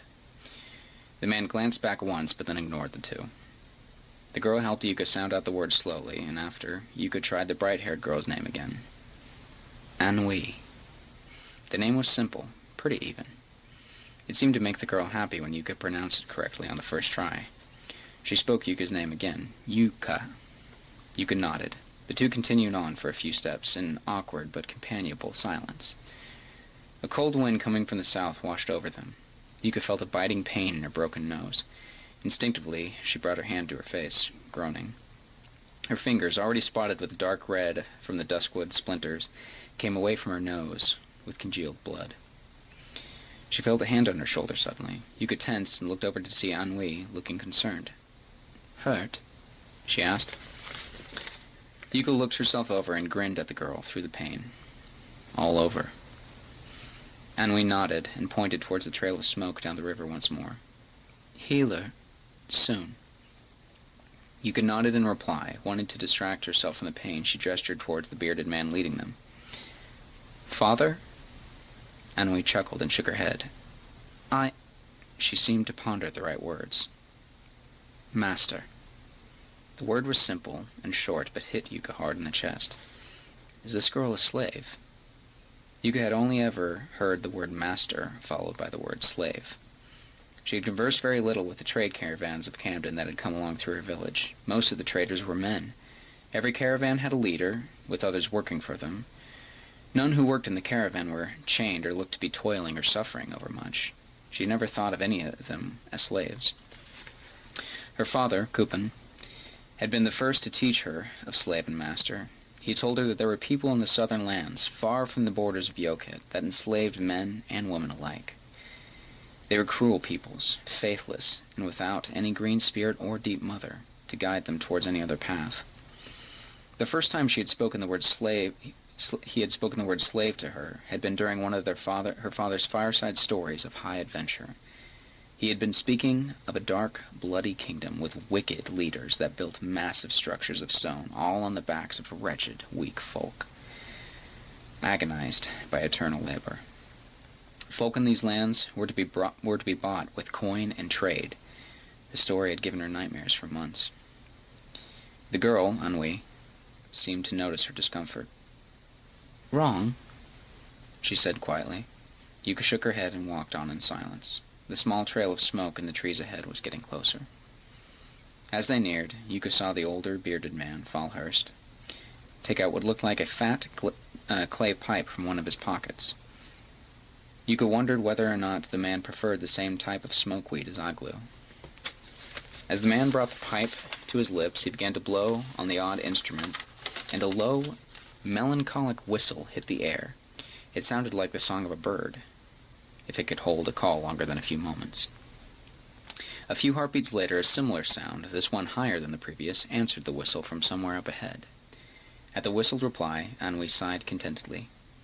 Safe. And supper. She pointed ahead. The trio trod over a small hill next to the brook.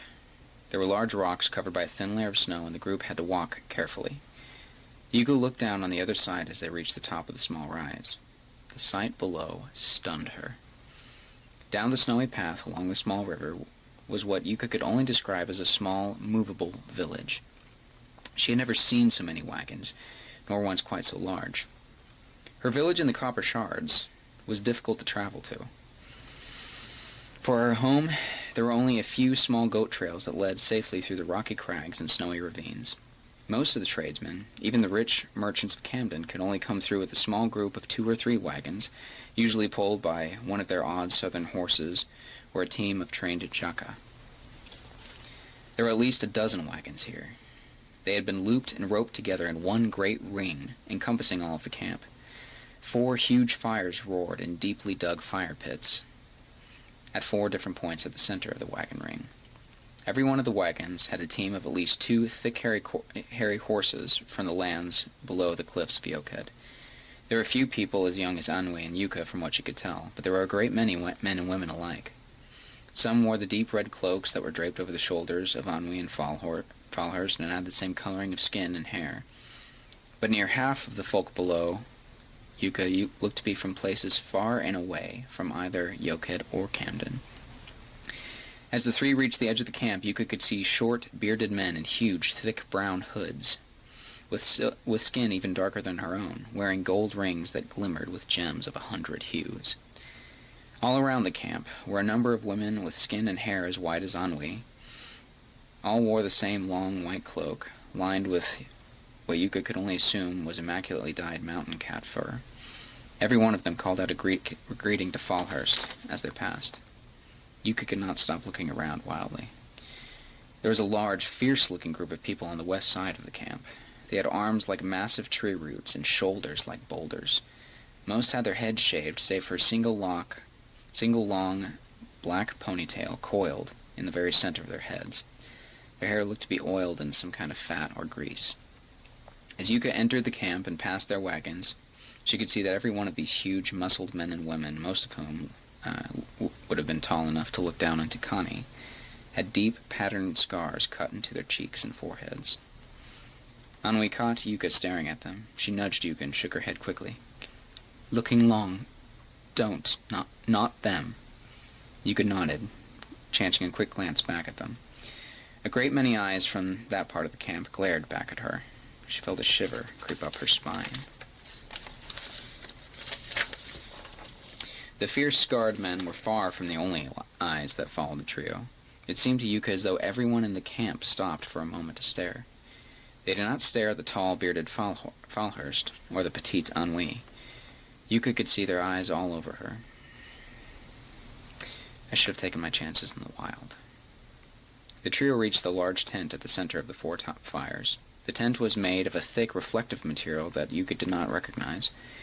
Its 4 points were piked firmly in the ground. Long mounds of dirt had been dug and raised along all 4 sides of the tent to block the wind. 2 massive hounds of a breed Yuka had never seen before guarded the front. Their coats were black and sleek. They almost shimmered in the dying daylight above them. One raised his head and gave a loud, warning growl at Yuka as they passed the fires and entered the space of the tent. Anhui raised a hand up, and Falhurst gave a loud snap of his fingers. The hound whimpered and lowered his head back to the ground. A woman emerged from the large tent flap at their approach. She wore a worn, lurker-skin coat with wooden toggles, and wore a fur-lined head wrap of jackal-leather. Yuka was bewildered to see that the woman was Yoked. She was near the age that Aglu had been, powerfully built, but much smaller than Yuka's massive warrior aunt. Her eyes held the same depth that Aglu's had. Aglu's eyes were ones that could be kind as quickly as they could be fierce. This woman had the same. She began speaking angrily to Fallhorst and Anwi in the same guttural language that the two had spoken in front of Yuka earlier. As far as Yuka could tell, this woman spoke their tongue as well as if she had been born to it. It was a long moment before the woman's gaze turned to Yuka. She stopped mid-sentence and looked from the two Kamden to Yuka. After blinking and shaking her head free of confusion, the woman said a few words to Fallhurst. He replied with a few of his own, then a shrug. The woman turned to Yuka. Child of the living north, where do you hail from? You've the copper rings of a singer of the green wind in your hair, but the black cancan of a swimmer of the black etched in your face. She seemed distracted for a moment, looking hard at Yuka's hair. Yuka had nearly forgotten the story of her legend, etched into the tattooed kangan all over the lower half of her face. I am of the Halo tribe. My mother is Siku. The Greeneress? The woman asked. Yes. Yuka halted herself before saying anything else. She speaks to me like I'm a child, though she sees that I wear the kankan of a tested woman of the black.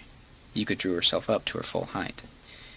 Before I say more, I shall hear where you hail from. The woman had kankan of her own. The ink on the lower half of her face was the forest shade of crushed starleaf. She was of the green faith, but Yuka did not recognize the designs etched in the woman's cheeks and chin. At the stern tone Yuka took from her, the Yoked woman gave a small half-smile. You speak You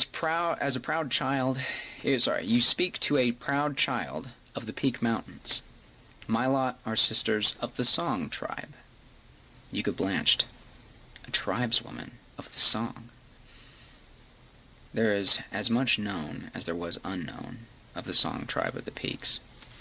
Yuka had always been told that they were a mistrustful, loathsome folk. They were fierce followers of the Green Spirit. Many a night Yuka had sat by the fire and listened to whispered stories of the dark green mysteries of the Song. They had never suffered trade caravans to traipse their mountain trails, and many a wandering traveler was known to disappear if they climbed into their rocky slopes. The only means of trade that the tribe was known for was that they were the primary source of sime-root seeds for more than half the lands of the Yoked. The sime-root seeds that came from the lands of the Song were said to contain untold great mysteries of the Green Spirit. Your name? Yuka said, keeping her tone firm. The woman's eyes glinted with a roguish mischief. The look reminded Yuka of Aglo in so many ways. You speak proudly for one who is bleeding from so many parts of her body. The woman looked Yuka up and down. Yuka was once again reminded of the harsh ache in her nose, her bruised ribs, and the burning sensation in her hands and arms. I shall call the healer. The woman of the Song looked to Fallhurst and spoke quickly in his language. The tall bearded man turned and looked Yuka over. He noted her many wounds once more. Nodding, he turned and barked several orders at the entrance of the tent. 3 young boys, wearing matching nut-brown jackets and trousers, exited the tent flap quickly. The man gestured to Yuka and seemed to point towards one of the wagons on the other side of the camp. One of the 3 boys rushed towards the far wagon while the others re-entered the large tent.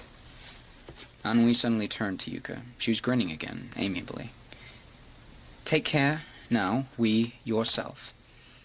Yuka held back a grin of her own and nodded gratefully. She glanced at the Yoked woman, who looked at Anwi affectionately. She was holding back a chuckle behind her hand. When she met Yuka's eye, the Yoked woman spoke. My name is Lusa. Yuka considered the word, in their language, midnight. The healer was a man unlike Yuka had ever seen before. She had never met a man who was a healer. In both faiths, green and black, it was the steadfast hands of the elder women who were entrusted with the bodies of the villages. The man was shorter than Yuka by a head. He had skin so bright she could almost see the veins in his scalp. He was hairless, save for his massive beard, blacker than charcoal covering his chin. He was painfully slim and had arms as thick as a miner's. The strangest thing about him was that atop the mound of his bald head, he wore a set of eye coverings that looked to be made of thick black glass. They were held together with bronze rims and had a thick leather strap. In the great tent Yuka now sat in, he did not wear them over his eyes. The healer's gaze was transfixed on Yuka's arms now. He had examined the back of her head and neck. He would speak with Lusa, and Lusa would translate, asking questions for him or telling Yuka to move her arm or leg in some fashion. Ennui and Falhurst were nowhere to be seen. They had left the tent with another of the brown-clad serving boys. The last of the three Yuka had seen before stood patiently in one of the corners of the tent. The tent itself was a sight to behold. Not even the richest bronzesmith in Yuka's village could have afforded luxury like this. The floor was covered by white and brown pelts from a dozen creatures. There was an enormous bed set up on the far side of the tent with 4 small cots lined up against the other side. Iron candle holders held thick wax candles throughout the tent, bringing a comfortable light. A table and chair made of beautifully carved duskwood was next to where Yuka sat. On the table was rolls of parchment she had seen other Kamden tradesmen possess, along with a multitude of shimmering brass, bronze, and gold instruments. On an unoccupied wall of the tent, a large rack that looked to be made of lurker bone was built. The rack was holding a collection of 4 beautiful, oil-polished Spitfires, and 2 blades that looked like they were made more for a pretty sight, rather than fighting. One was long and straight, the other shorter. The shorter blade was wider, and curved like the moon in its last waning. "He wants to know if you've had anything to eat today," Yuka asked suddenly. Yuka's mind was cast back harshly into its current situation. She turned around to look at the small bald man and shook her head. He grunted, then began mumbling to himself. "Is he uttering a spell?" Yuka felt suddenly uneasy. Lusa scoffed. "He has no power of that sort, I assure you, girl." The man suddenly bent towards a large leather bag buckled at his feet. Opening it, he tinkered around with something that clinked musically. When he rose, he held 2 bottles. One was thin, and held something that was the color of the sky when it was bright and blue outside. The other was fat, and held something black. He spoke to Lusa. Lusa relayed the words. "The first of these, the blue, you are to drink. The second you are to rub into the wounds of your arms and neck. He can change the bandage of your wound on your head. All of this must be done after he sets your nose right." "What?" Yuka looked around at Lusa. The woman shrugged. "Your nose is broken. We will have to set it right. It is better to do it soon." Yuka looked back at the man. His expression was stern, but his eyes held no malice, from what she could see. "How is he—" Her voice trailed off as the man raised his hands to her face. She shrunk back from his touch, but felt a comforting hand on her shoulder. "Ease now, girl, of green and black. He will not harm you." Yuka felt herself relax at Lusa's words, in spite of initial unease. "He will wait a long moment before he does anything. He must fully gauge the structure of your nose before—" The man's hands suddenly shot forward. Yuka felt the pinch of both thumb and forefinger, but did not see what they did in the next few moments of crackling pain as they blinded her. She felt as though her face might split from the pain, but after a few moments the tight, tense pain that she had felt in her nose since breaking it against the branch and fell ceased. Her sight cleared as the pain receded to a dull throb. She looked into the smiling eyes of the small, bearded healer. "Forgive me, I lied. It is better for you when you do not know what's coming," Lusa said apologetically. "May the green and black curse you all," Yuka said as she brought her hands to her face. She looked up at Lusa. "Thank him for me." Lusa relayed the message to the healer, who smiled. "Now the ointments, bandages, then food." The blue liquid had been bitter, but the ointments on her arms and neck had not seared nearly as much as the resetting of her nose. Shortly after the healer had left the tent, food was brought. Ennui and the other 2 brown-clad boys had re-entered the tent with a banquet that almost brought a tear to Yuka's eye. One boy held a massive bowl that Yuka knew instantly was filled with stone goat stew. Another held a platter of thick, greasy boar bacon. It crackled with a sharp black spice that Yuka did not recognize. Ennui held the bread. From the bread came a scent that intoxicated Yuka. All looked to have been freshly made, the heat of the feast filling the top of the tent with a glorious cloud of steam. Yuka filled the stew bowl that had been handed to her with bacon and grabbed the largest loaf of bread she could find. Bread from the south had always fascinated her. It was made thicker, rounder, with much less oil than the Yoke had made theirs. Yuka broke the ovular bread with her fresh bandage-wrapped hands and inhaled a sweetness that almost made her gasp. The noise she made was noticed. "Garlic. I love it too," Lusa said, dipping her own loaf in her stew. Though the feast was massive, only Falhurst, Yuka, and Lusa were given bowls to eat. When wondering about this, Yuka asked Lusa, looking concernedly at Anwi and the three boys, who sat quietly on their cots on the other end of the tent. Lusa shook her head. "You are not in Yokehead in this tent, girl. They'll eat in good time. Now is when the guests of the master are served." Lusa jerked her head towards Falhurst, who had taken his bowl to the small table near the large bed. He looked to be poring over some old parchments on the table while he ate. As the rich food settled in her stomach, Yuka began to think of those in the party that she had left on the cold road behind her. Here she sat in a lavish tent, surrounded by tradesmen, riches, and steaming food, while the light rider was more than likely struggling to keep Nanak and the rest of her women in line on the road. She thought of poor crippled Imik, trying to keep up with the hard women of the north and the east. She also thought of Takani, on the warpath of the wicked sky-criers.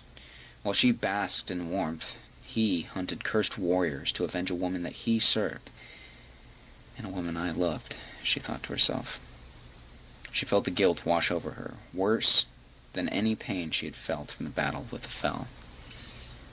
"I cannot stay here," she said quietly. "Hmm?"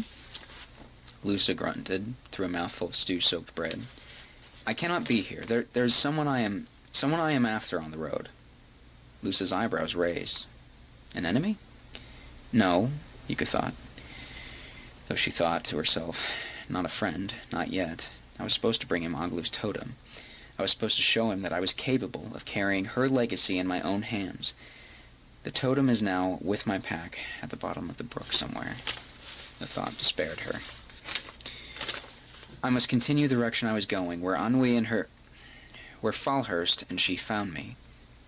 Lusa weighed her words through another long bite of stew.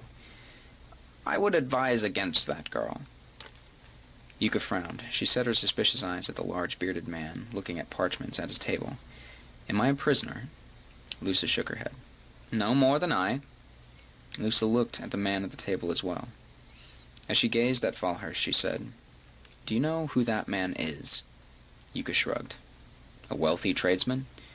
Lusa almost choked on a laugh through a bite of stew. "Yes, he is, of sorts. He is likely the wealthiest tradesman you are ever like to meet, girl. And he is the brother to the greatest warrior that Kamden has to offer." The thought did not assuage Yuka's unease. She had never met a warrior of Kamden. Lucy continued, "I am his translator, his bridge from his world to ours." "And how did a woman of the song come to aid a Kamden tradesman?" The older woman sighed, taking a drink from the wineskin from next to them. "A tale from another time." She handed the wineskin to Yuka. "How long were you in these mountains by yourself?" 2 or 3 days. Yuka kept her tone level. "Why were you alone?" Yuka took a long pull from the wineskin as well. She looked into the songwoman's eyes. "A tale for another time." Lusa held her gaze for a moment and smiled. "A child of the north you are, girl, though I must say the tale of your kanken tells me it is one that you must tell me some day as well." Yuka could feel unease returning to her as she remembered who had etched the kanken into her face and the task she had set herself kneeling next to her dying aunt. "I must leave in the morning. Please tell them." Yuka nodded towards Falhurst.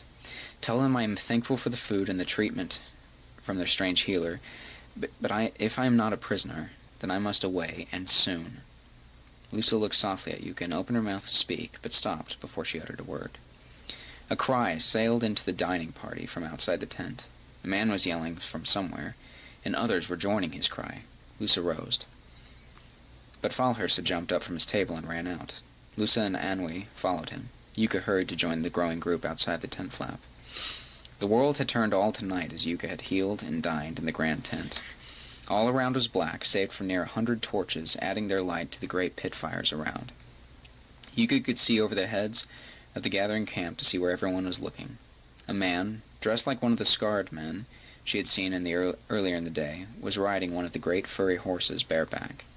He was riding up and down the wagon line. His face and form was flickering in and out of the dancing torchlight.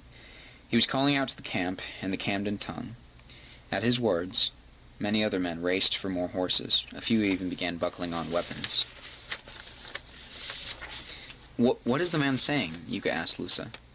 The woman stared hard at the edge of camp, her jaw set. He is a scout," she said, fear betrayed in her voice. "He says there are men hanging from a tree just down the brookway. Many men." As the scout yelled out his message once more, Yuka corrected herself. "Yoked men." Yuka felt the grand feast freeze to coals in her belly. Tikani, she thought.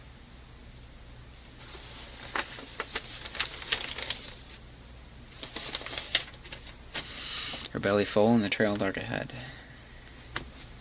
We shall meet Yuka again on this strange adventure.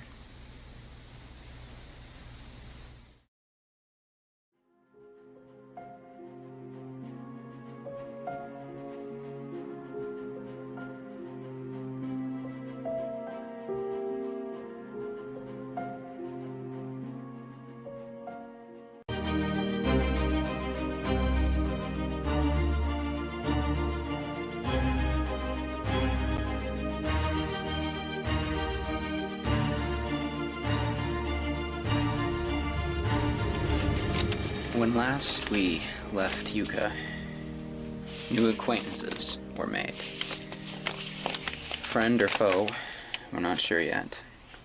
But the last file ended with someone saying that beyond the camp that she now stayed in, there are men hanging from a tree.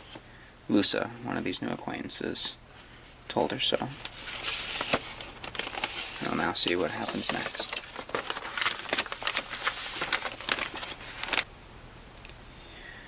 Lusa's words rang in Yuka's ears as she sprinted through the trees. The path before her was lit by fledgling moonlight and flickering torch flames carried by the others who had followed the scout back into the night. Yuka could not see the faces of who were around her. The forest ahead was dense, and all who ran around her were little more than nightmarish half-shadows in the uneven light. They followed the lead scout. The scout was one of the scarred ponytail men riding his furry horse hard through the narrow passes. The rider would rear his horse every so often and wave his torch over his head to make sure the party on foot behind him could see where he led. Yuka shivered. Her clothes were still damp from that morning, and she was beyond the warmth of the candid campfires. Quick on her feet, she was near the head of the party, sprinting after the scout. The world beyond her was soon all darkness and dull blue moonlight, save for the small glimmers of the scout's torch. "Please do not be Tikani. By the green on the wind and the deep mother, let him be alive." She thought these words over and over as she ran. Yuka suddenly heard a great rhythmic rumbling coming up fast behind her. Before she could turn her head, in a spray of snow and rock, Falhurst overtook her on another of the great furry steeds from the Kamden camp. The bearded man carried no torch and looked like a great terrible beast in the forest dark. His mount soon caught up with the scout, who had slowed its pace. Yuka heard Falhurst call something out to the scout. She could feel her lungs and legs begin to strain with the effort of keeping up with them. She tried to keep her breathing level, but she knew that she could not keep up with the other two riders if they went much further. After a long while, the two riders brought their horses to a halt. The scout dismounted from his animal and turned towards Yuka and the others from the Kamden camp behind her. The tall, scarred man waved for the others to approach. Yuka could see the still mounted Falhurst staring upwards at something that she could not yet see through the branches of the surrounding trees.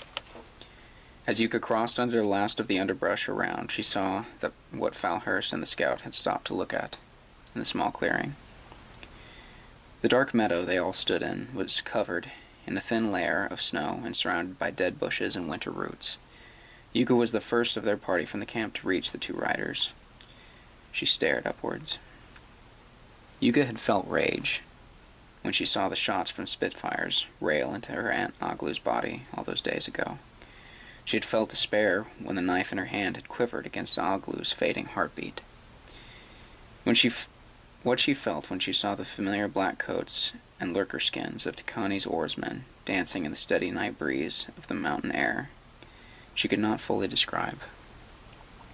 I am lost, and my journey gone, she thought to herself.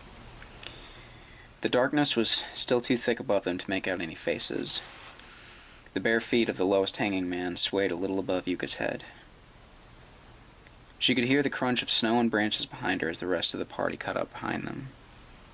Yuka heard hurried whispers and fearful noises coming from those who followed. Whoever had done this had hung a man on every low-hanging branch. Yuka could see 7 bodies swaying silently above them. 7, she thought quietly. Falhurst spoke something gruffly to the scout. The scarred man nodded and produced a knife. He went towards the tree at speed and jumped to catch one of the lower branches. He struggled to right himself on the branch and began crawling on the wood with the blade held in his teeth. He made his way to the nearest body. Falhurst shouted something else, and hearing him shout it again, Yuka tore her eyes from the men above and saw that the bearded man was addressing her. The Kamden tradesman said something in his guttural tongue and gestured towards the tree. Yuka stood there, dumbfounded, still trying to consider all she was seeing. Impatiently, Falhurst suddenly drew a long steel dagger from the sheath at his side and pointed it at Yuka. She took a step back. Falhurst thought for a moment, then said gruffly in her language, "Help." He flipped the blade and caught it in his gloved hand, handing it out to Yuka, hilt first. Yuka felt as though a boulder was weighing down on her belly. It was difficult for her to think straight. "Don't let them know, you fool," she thought to herself. She stepped forward and took the blade. The scout was not a skilled climber. Yuka had seen him jump clumsily up to what looked like the lowest branch without having even noticed the thick knots that covered much of the lower half of the tree, or the gnarled roots that had grown up around the ground under the tree. Yuka moved forward, slipping the dagger into her belt. She used the root as footing and reached up to grab at one of the thicker knots on the tree. There was another knot, a little lower, and she was able to bring her foot onto that with the leverage from the knot in her hand. After a few quick pulls, she had reached another branch that was weighed down by one of her aunt's trusted oarsmen. As she reached the thick rope that was tied to the snow-covered branch, Yuka pulled free the knife and began to saw. It was all she could do not to look down at the body. She tried to focus on the cutting, not the man swinging in the wind just below her. She glanced down once and regretted it. Yuka did not recognize the twisted face, pale with death, looking sightlessly up at her. She had never known any of Oglu's crew very well, but she could see what had been done to the poor fled soul below her. Aside from the agony of death shown plain on the dead man's face, on either side of his head were large black splotches of clotted blood down his cheeks and chin. At the top of both splotches were gaping holes. They took his ears. Yuka felt sick. For a moment the world below her spun. Falhurst's voice called out to her again. Yuka looked down and saw him gesturing hurriedly to the others swinging in the trees. Yuka nodded and continued her work. She felt a dozen pairs of eyes from the other followers from the Kamden camp watching her closely. The rope looked to be made of hemp from the south. It felt like iron against her blade in the cold. The dead man fell soon and hit the ground with a sickening thwack. Yuka looked above her for the nearest branch and continued onward. She cut 3 more down before her and the scout had brought all the dead oarsmen out of the duskwood tree. From what Yuka could tell, all of them had been mutilated like the first one. Not one oarsman had been left their ears in death. Yuka climbed back to the ground. Barbarous cruelty. Yuka looked up to see Lusa, sitting high on a brown, shaggy horse. 2 pale arms were wrapped around the yoked woman. As Yuka passed the animal, she could see the bright hair of Ennui looking over the woman's shoulder. She had donned her deep red cloak once more. There was terror in the girl's eyes as she looked at the fallen hanged men. Lusa dismounted, then reached up, helping Ennui down. Falhurst had the men around line the dead bodies from the tree up next to each other below the base of the trunk. He was talking quietly with one of the brown-robed, darker-skinned men that had come from the camp. The older woman looked on at the dead men. After a long moment, she suddenly turned her head skyward and sang out a single high note, calling onto the wind. The sudden noise startled the group of foreigners all around, and every eye turned to Lusa, uncertain. The sound brought warmth to Yuka, for she knew the death cry of the green wind all too well.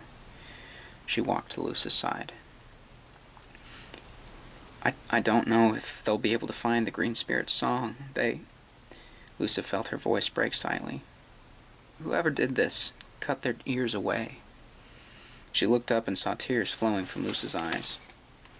This was hateful and wickedly done. Lusa shook her head. I would say that no yokehead would do this to one of their own, but no outlander would know or reason to take the ears of those who would hear the Green Spirit's song in death. I know exactly who would do this, Yuka thought to herself. They gave them to the sky, she said. Her tone deadened. Lusa nodded. Hanged them high and took their hearing. A worse death I cannot imagine. Lusa walked forward. The others who had run and ridden from the camp were clumped together now in tight, whispering groups. Most were shivering in their night cloaks. A few, Yuka saw, had even begun trudging back towards camp. Falhurst, still standing and looking grimly at the wind-chilled bodies before him, turned and said something to Lusa. She spoke back in his language, gesturing once to her ear. What are you saying? Yuka asked. He is asking about the ears. He doesn't understand why they took them. Does he know nothing of the green? She asked. Lusa held up a hand to quiet Yuka. The girl bit her tongue on her questions. Falhurst pointed at Yuka and said something else to Lusa. Lusa turned to her. He wants to know if you knew these men. Yuka shook her head, slowly. Lusa stared at Yuka. Her eyes held on to hers for a long moment. She blinked and turned back to Falhurst. The man nodded at her words and called something out to the other scouts around them. The scout remounted his steed and rode hard back towards the camp, while the others started to crowd around the men from the hanging tree. What is happening now? Yuka asked. Falhurst wants the bodies burned. What? Yuka had never heard of such foolishness. They can't. Lusa walked back towards her mount. Kamden burned their dead, she said simply. These men are not Kamden. Yuka knew her voice was loud enough to be noticed, but she did not care. To burn men of any faith, green or black, was to take their very soul away from any hope at peace. They must be planted, she said firmly. Falhurst seemed to take note of Yuka's distress. He barked something at Lusa. The woman bent towards Yuka, keeping her voice soft and putting a gentle hand on her shoulder. Child, you need to be silent now. The ground is too hard to bury them, and the closest sandgrove that I know of is 4 days back the way this party came. Take your thoughts away from these poor souls. She gave Yuka's shoulder a squeeze. Come. We still have duties here. I have no duties, Yuka said firmly. I am not Kamden, I am not of this forest, and I am not of this caravan. I belong with my own party. And where are they? Lusa's words were calloused, but not cruel. Yuka stayed silent. Lusa sighed. I'll not force you to tell us of your journey before us. But as long as you are here, you can lend a hand and earn the help we have already given you. Yuka looked back at the dead yokehead men. They were now being piled together. Their bodies looked like lumps of dead meat in the arms of the Kamden men preparing to burn them. These men were Aglu's. She loved her crew more than her own life. Lusa looked at the dead men as well. The green wind is canny. She will find those deserving of her song. Not if they are given to the smoke and flame. Yuka kept these thoughts to herself. What duties? Lusa gave her a small smile. Aside from translator, I and the other few of our people with this party are the trackers for Falhurst and this caravan. He has asked me to see if there are any signs of which direction whoever made this massacre went. Are we to give chase? To hunt whoever did this? Yuka tried to keep the hope from her voice. Lusa shook her head. No. Our caravan has a greater purpose down this road. We will avoid any unnecessary dangers. Lusa pointed towards the nearest edge of the snowy meadow. Start there. Look for footprints of any kind that don't have 4 legs. I trust your greenerous mother did right by you?" Yuka nodded. "No wind, track, tree, nor mountain holds mystery for me." "Then hurry on and tell me what you find." Yuka nodded and walked towards where Lusa had indicated. She passed Anwi, still seated on her horse. She had not taken her eyes off the dead men Falhurst was calling the men to crowd around. He then called Anwi to come down and help them. "Anwi," Yuka called out. The girl turned to her. Yuka kept her words simple. "Be safe." The girl smiled warmly and nodded back. And also for you," she said. Yuka bent low under the icicles of a low-hanging branch and began to search the snow for sign. She would help Lusa and the Kamden of this caravan, looking for traces of the people that did this. She knew it was the Sky Criers. No one else could have done this terrible act. There was, however, something else that Yuka would look for sign of. It was something that she would keep silent from all, even Lusa. Takani. When the oarmaster had abandoned their camp in that burned village, he and the other oarsmen had made 8 in their small war band. Not one of the mutilated men hanging had been Takani. Her heart raced at the thought of the stone-hearted war dog having escaped the horrible fate of the rest of his men. Did she dare hope that he was nearby? Lusa had chosen their direction to look well. Just past the bush line in the clearing, Yuka could see signs of a struggle. The snow on the ground was stepped on and churned with mud and rock that had been kicked up.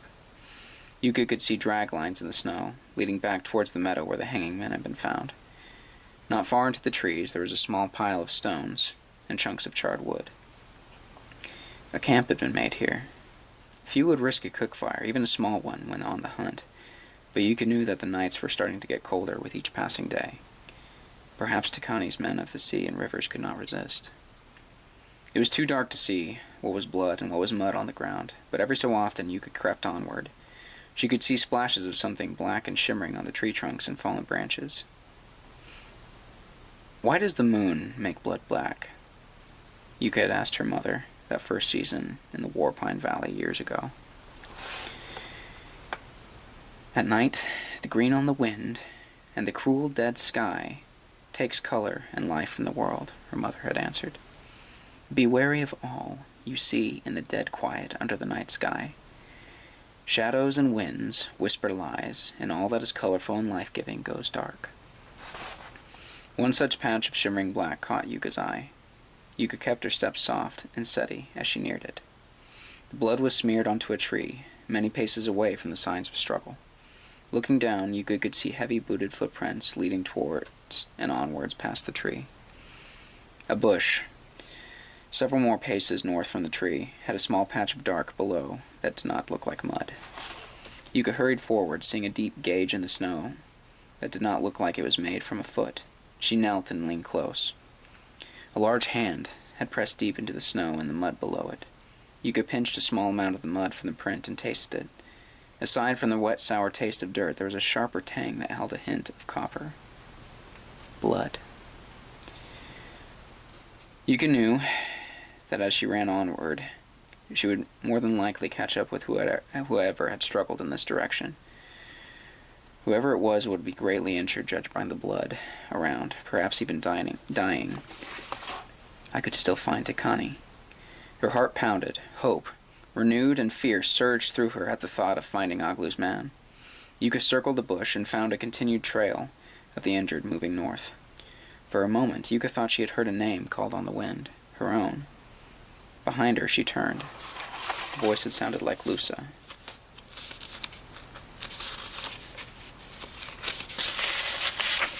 "I cannot turn back now. Not now. Takani is so near." She may have lost Aglu's totem, but she would not lose her aunt's most trusted man.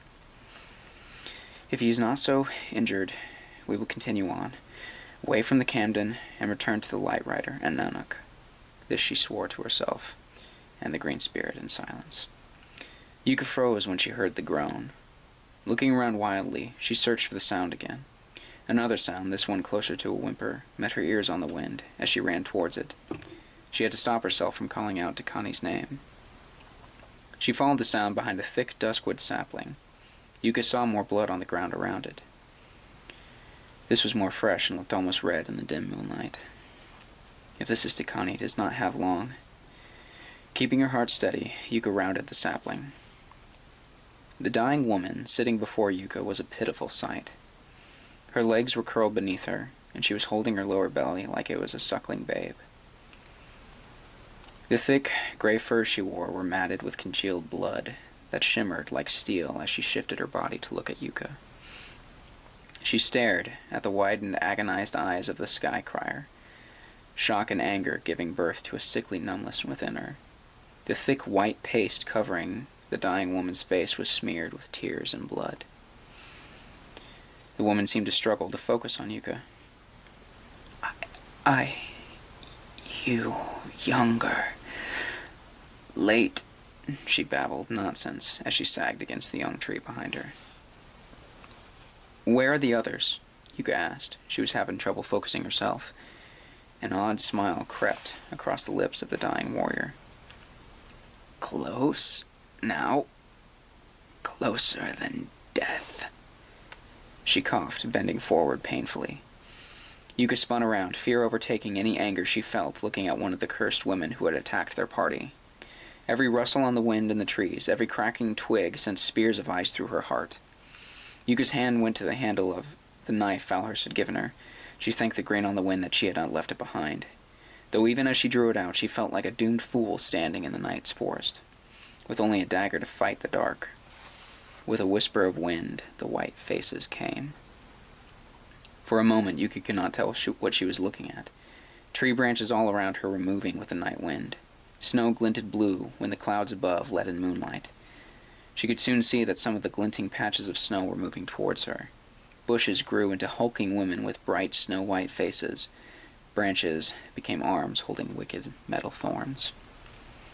I die the fool that I always was, she thought. Yuka felt her hand grip tighter around a thick hilt of the dagger.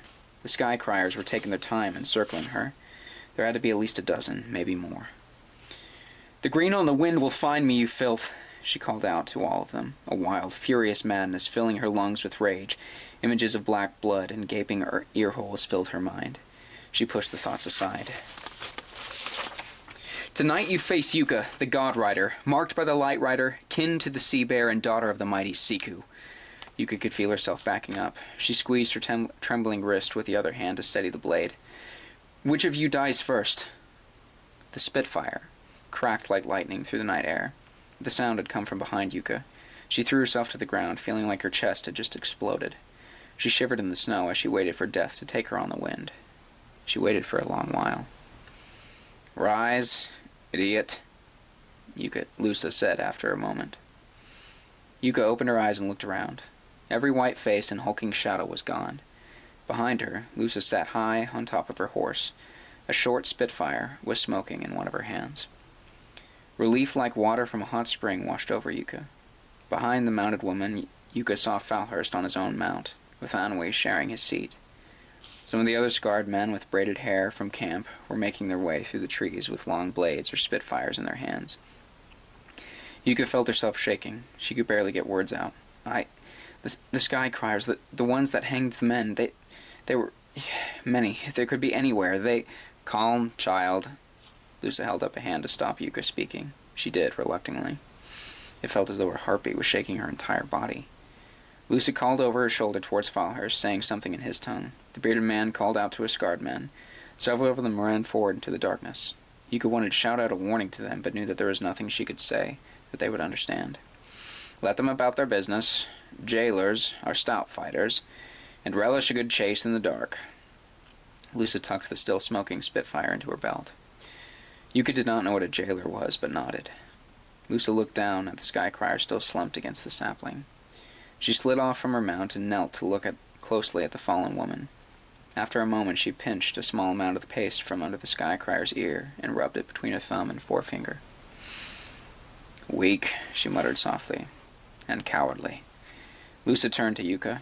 It is the madness of the division of our people that pushes fools to these lengths. She walked back to her mount. It is high time that we make our way back to camp. Dawn will soon be upon us, And I need to speak with Watt about finding you a good mount. Yuka followed Lusa towards her steed, but stopped in her tracks. Why would you give me a mount? Lusa chuckled, speaking over her shoulder. Do you wish to follow the caravan on foot? We break camp at first light. Yuka stayed, planted in the snow. I cannot ride with you all. I have nothing to give for payment, and I must return to those I travel with. Lusa gave a frustrated noise. She turned back to Yuka. Listen, child. You may bear the kanken of a tested woman inked into your flesh, but part of being a woman of yokehead is knowing when your circumstances are beyond your control. Despite her relief that Lusa had come to her rescue, Yuka bristled. Are you saying I have no control of whether or not I stay with you? I will not be a captive. Not of you.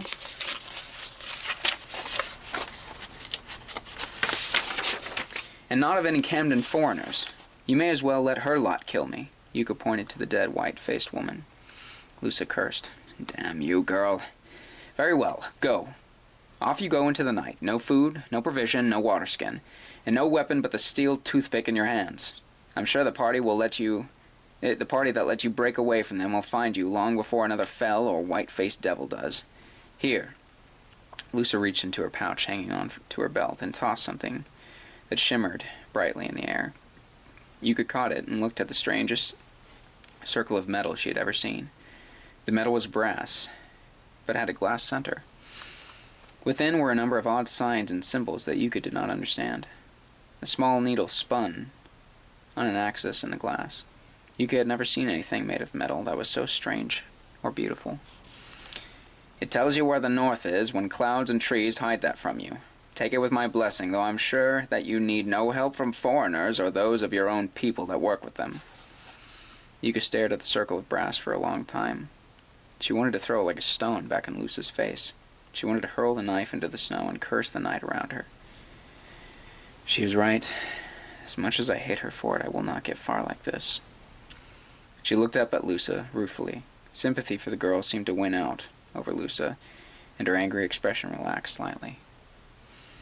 Ride with us, girl. There is use for you here. Earn your keep, and we will have you kitted out for your journey home before the moon cycle ends. How will I earn my keep? Yuka asked suspiciously. Lusa smiled. You are to join me and the other yokehead women as a tracker. And we could also use another tutor in our tongue, as I'm sure you could tell. Yuka remained where she stood for a moment. The Light Rider and Nanak will still have another full moon cycle before they reach Tungiuk, she thought to herself. I could find them in that time. She thought of the man that had been the entire reason she had left her party in the first place. Tikani must wait, for now. He is either dead or too far gone for me to ever find him in these unfamiliar mountains. I will go with you, but before the moon is full once more, I go off on my own. Lusa nodded. I swear by the green on the wind. She gestured for Yuka to join her on her mount. Yuka looked uncertainly at the shaggy animal. I've never ridden one before. Lusa righted herself atop the animal and bent to lower her hand to Yuka. You will learn, as all the strong must do. Yuka took her hand and climbed unsteadily onto the animal. Where is this caravan headed? Her words almost faltered as she struggled to balance on the smelly beast. Lusa nudged the animal along with her knees and nodded southward. Towards where the world of tomorrow will be decided. We make for Tungiuk. And so common ground is found. We will see next time just how straight their path is to the destination.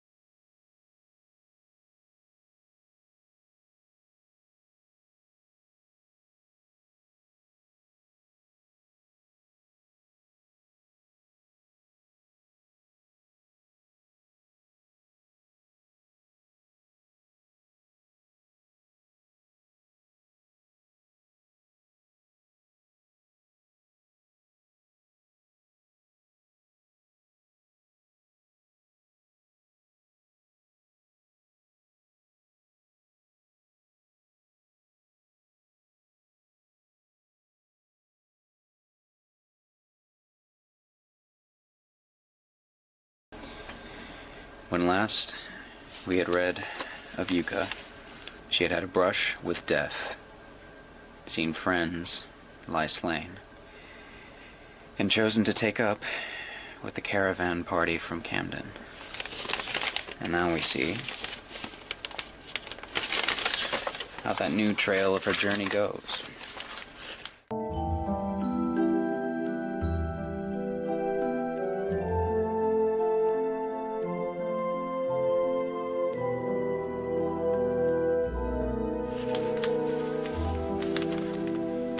Try this. I promise it will help. Lusa handed a steaming clay mug of something black and smelling of war pine needles to Yuka. Yuka kept her eyes fixed on the embers of the smoldering morning cook fire, willing herself to keep awake. Sleep weighed down her eyelids, heavier with every breath. She felt that at any moment she would fall off the petrified tree stump that she sat upon and pass into the sweet realm of sleep. For the moment, only the pain in her ribs and head were what kept her from sleeping where she sat. Yuka reached up and felt the days-old bandage wrapped around her head. The bruised cut she had received from the misfired Spitfire while fighting the Skycriers alongside her aunt ached and itched horribly. Her recently reset nose also throbbed mercilessly with every heartbeat. Do all legends hurt this much? She thought to herself. She reached for the mug and took a deep inhale of the liquid scent. Rotted henniper? She asked Lusa, who sat next to her at the fire, holding a mug of her own. The woman chuckled. No, girl. No leaf of henniper, no starleaf, nor plant of yokehead made this powerful brew. She took a long sip of her own cup. This is made from the dark leaves of the vast, mysterious South. The Kamden have massive fields devoted to growing them. The people of the southern lands cannot get enough of the strong tang of this plant. She smiled to herself. Some say these little leaves give all life to Kamden's trade and their imperial endeavors. Drink, girl. Please. Respect that wars have been fought over what is boiled in your cup. After a slight hesitation, Yuka took a long draw from the cup. The sharp, zesty flavor followed the heat immediately. The flavor was so strong Yuka almost coughed. All feeling of sleep left her eyes in moments. Wars have been fought, truly, over this. She took another sip, uncertain still of whether or not she liked it. Yuka nodded. Wait a moment for the tea's properties to take effect. You would be surprised at what fools would draw blades for. She stood, draining the last of the liquid in her own cup and tossing the dregs into the fire. Come. Finish your cup, then earn your keep. The caravan is packing up, and Falhurst wants us to ride ahead to the village not far from here. Does he wish us to trade with them? Yuka asked, between drinks of the dark southern leaf tea. Lusa shook her head.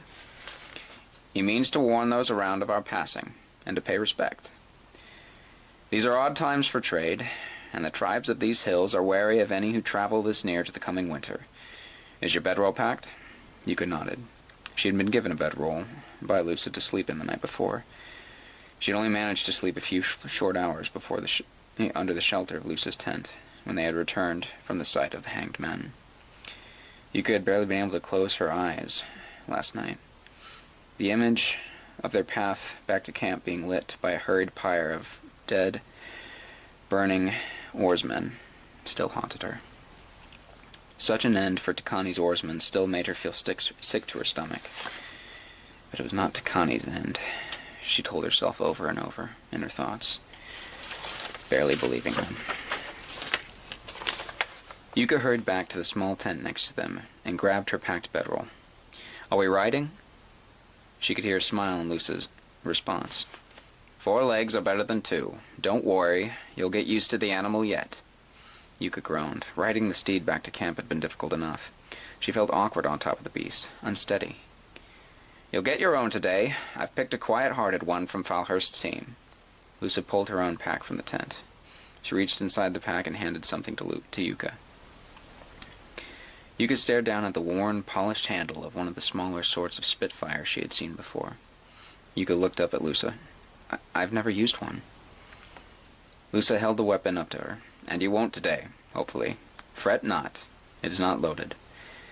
Today it is more for you to be seen carrying it than anything else. Yuka took the weapon, weighing it uncertainly in her hand. The wood and metal tool felt heavier than she would have thought it to be. Will it just be us going? Lusa rolled her eyes to that question. Alas, no. Falhurst demanded that we have an escort from the caravan to the village. I told him that was unnecessary. But there are times that the man is deaf to my sense. In fact, I am due to check on with our escort now. Lusa took the empty cup from Yuka's hands. I need you to get across camp, to the healer's tent, the man who fixed you up yesterday. Lusa pointed back towards somewhere across the camp, behind Falhurst's massive tent. He has his own wagon and horse team. It's the small black wagon near the creek bank. There you will find it. Yuka nodded. Is he coming as well? No. He holds something for me that we are to give to the village. Hurry along now. I want to get riding that way before the sun is over the tree line. Yuka tucked the small Spitfire into her belt at her waist and began hurrying through the already busy camp. All around her, people were putting out cook fires, hitching up teams of furry steeds to wagons, and preparing for another day's journey. Yuka smelled the sharp tang of the black tea once more, and looked over her shoulder to see a group of pale women in white robes standing around a fire, drinking the steaming liquid from odd metal cups, while their tents were packed up by the young men wearing brown coats and trousers. Ahead of Yuka, men with the single braids of hair in the center of their heads and scarred faces were saddling their own horses and slipping long curved blades and Spitfires into the leather straps and slings on their horses. Some stopped to stare at her. One large man with black hair in his braid had a mustache so thick it covered most of his mouth. He gave her an odd, unsettling grin. Yuka avoided their eyes and continued to look through all the bustling chaos for a black wagon. It was then that she heard her name from a familiar voice. Yuka! She turned to see the bright, petite Ennui, waving not 10 paces away to her left. Ennui was hard not to miss. Once more she was wearing her deep red cloak. Underneath, the girl wore a dark brown coat studded with bright copper buttons and matching trousers. Yuka was almost envious at the high leather boots the girl also wore on her feet. The leather was dyed black and looked to be well made.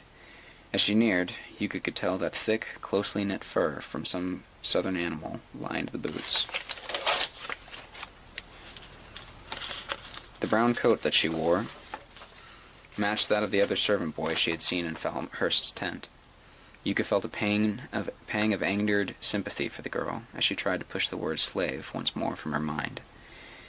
Ennui stood next to a small raised wagon that had been painted black, with dark brown canvas covering it.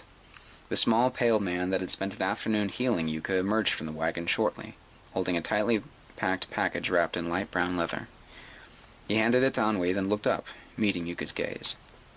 Yuka marveled once more at the odd side of the man. Aside from his height and alarmingly pale skin, the thick eye coverings he had worn atop his head yesterday were now covering his eyes.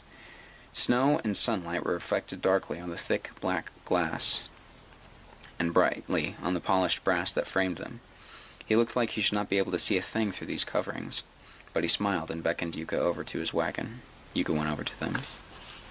The small man gave a small bow to Yuka, and then said something quickly to Ennui.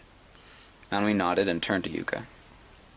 He says that he longs to know if your nose is is painful still, she said, weighing her words in Yuka's language carefully. Yuka reminded herself that her expected duties while with this party were to aid this girl's understanding in her tongue. No, she said, wincing at the slight throb in her nose. It is better than yesterday. Ennui spoke these words back to the healer. His smile widened, and he nodded. What is your word for thanks? Yuka asked Ennui. The girl's head tilted, and she grinned. She gave the word to Yuka. Yuka in turn pointed to her nose, ribs, and hand, saying the same word to the healer. The man nodded once more, then placed a hand across his thick, muscled chest and spoke. Margrave. Yuka looked to Ennui, uncertain of what the word meant. His name, she answered the unspoken question. Yuka placed a hand over her own chest and said, Yuka. Margrave bowed, then said something more to Ennui. He says he's believing you that you are here to take Luce's potions. Yuka had no idea what a potion was, but she nodded. Margrave quickly climbed into his raised wagon and disappeared under the thick canvas. A moment passed where Yuka felt the morning wind around them kick up fiercely. She shivered and pulled her now dry jacket coat tighter around her. Looking to Anhui, she saw that the thin girl was also feeling the morning chill with difficulty. The poor thing was wrapping her hands inside some unseen pockets within her cloak, and shivering. I doubt that she ever felt a cold wind like this in her southern home. Cold? Yuka asked her. Much, Anhui said, smiling through the shiver. Tea? Yuka mimed, drinking a cup. Anhui shrugged. Later, I wish. Margrave emerged from his wagon. He carefully stepped back onto the snowy ground and held out a rectangular wooden box that was making a metal clinking sound with his every movement. The healer opened the box's hinged lid and showed Yuka the contents. Yuka saw that the box had wooden frames built within, sectioning 12 even spaces within the box. Each frame held a thin glass bottle that was filled by a honey and amber-colored liquid. Each was sealed with a small cork and wax. It was difficult to tell, but it looked as though each bottle was also held by a quick brass fastening. Yuka took the box from him and said the Kamden word for thanks once more. Margrave placed his hand over his heart and nodded once more. Anhui spoke the same word to him and looked to Yuka. She gestured back to where Falhurst's tent and Luce's tent were in the camp. Together, she said. Yuka nodded, and the two carried their charges back to their respective masters. As they walked, Yuka wished she knew more of Anhui's words, or at least had better knowledge of what Yoked words Anhui knew. The silence prolonged as they made their way between the others, moving about the camp. Yuka was not sure if she should try to fill the quiet with conversation. She decided to try anyway. You ride with Falhurst today? She was relieved that Anhui nodded, apparently understanding her meaning. Every day. You ride with Lusa? Yes. The two reached the edge of Falhurst's campsite. The young men in the brown coats and trousers were hurrying to break down the tent. The two massive hounds that had guarded the entrance to the tent the day before were barking at them and everyone else who passed from inside one of the great canvas wagons nearby. Yuka saw Lusa speaking to Falhurst near the wagon. She suddenly felt a hand on her arm and turned to see Anhui's bright face. Her brow was furrowed, and she looked to be thinking very hard about something. Happiest that you are staying with us. Yuka laid a hand over Anhui's and smiled. She said the Kamden word for thanks once more. Anhui giggled. Her cheeks were turning a bright pink.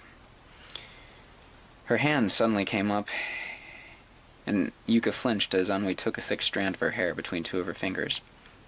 Your hair. How is it cold? Yuka fingered one of the copper rings in another strand of her hair. Red, she said simply. Red, Anhui said the word a few times. She spoke carefully again, letting go of Yuka's hair.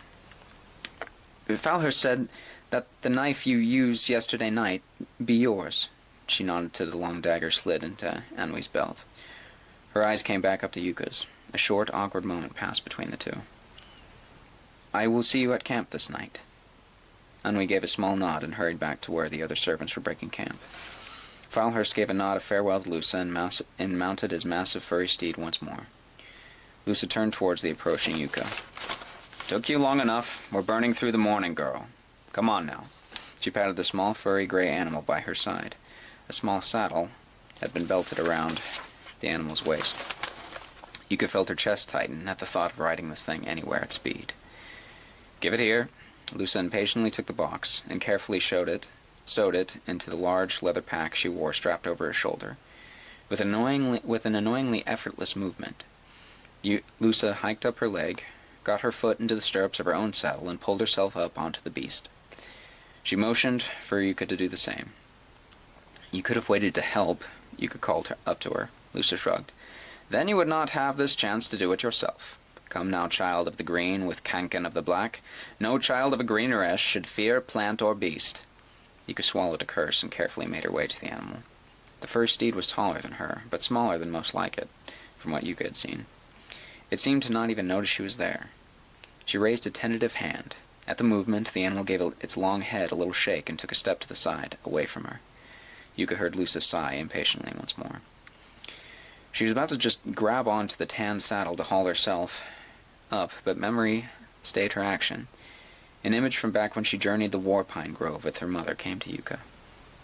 They had stood before a young female Jaka that had bent its head near where they rested to take a drink from a thin brook that had camped at the night before.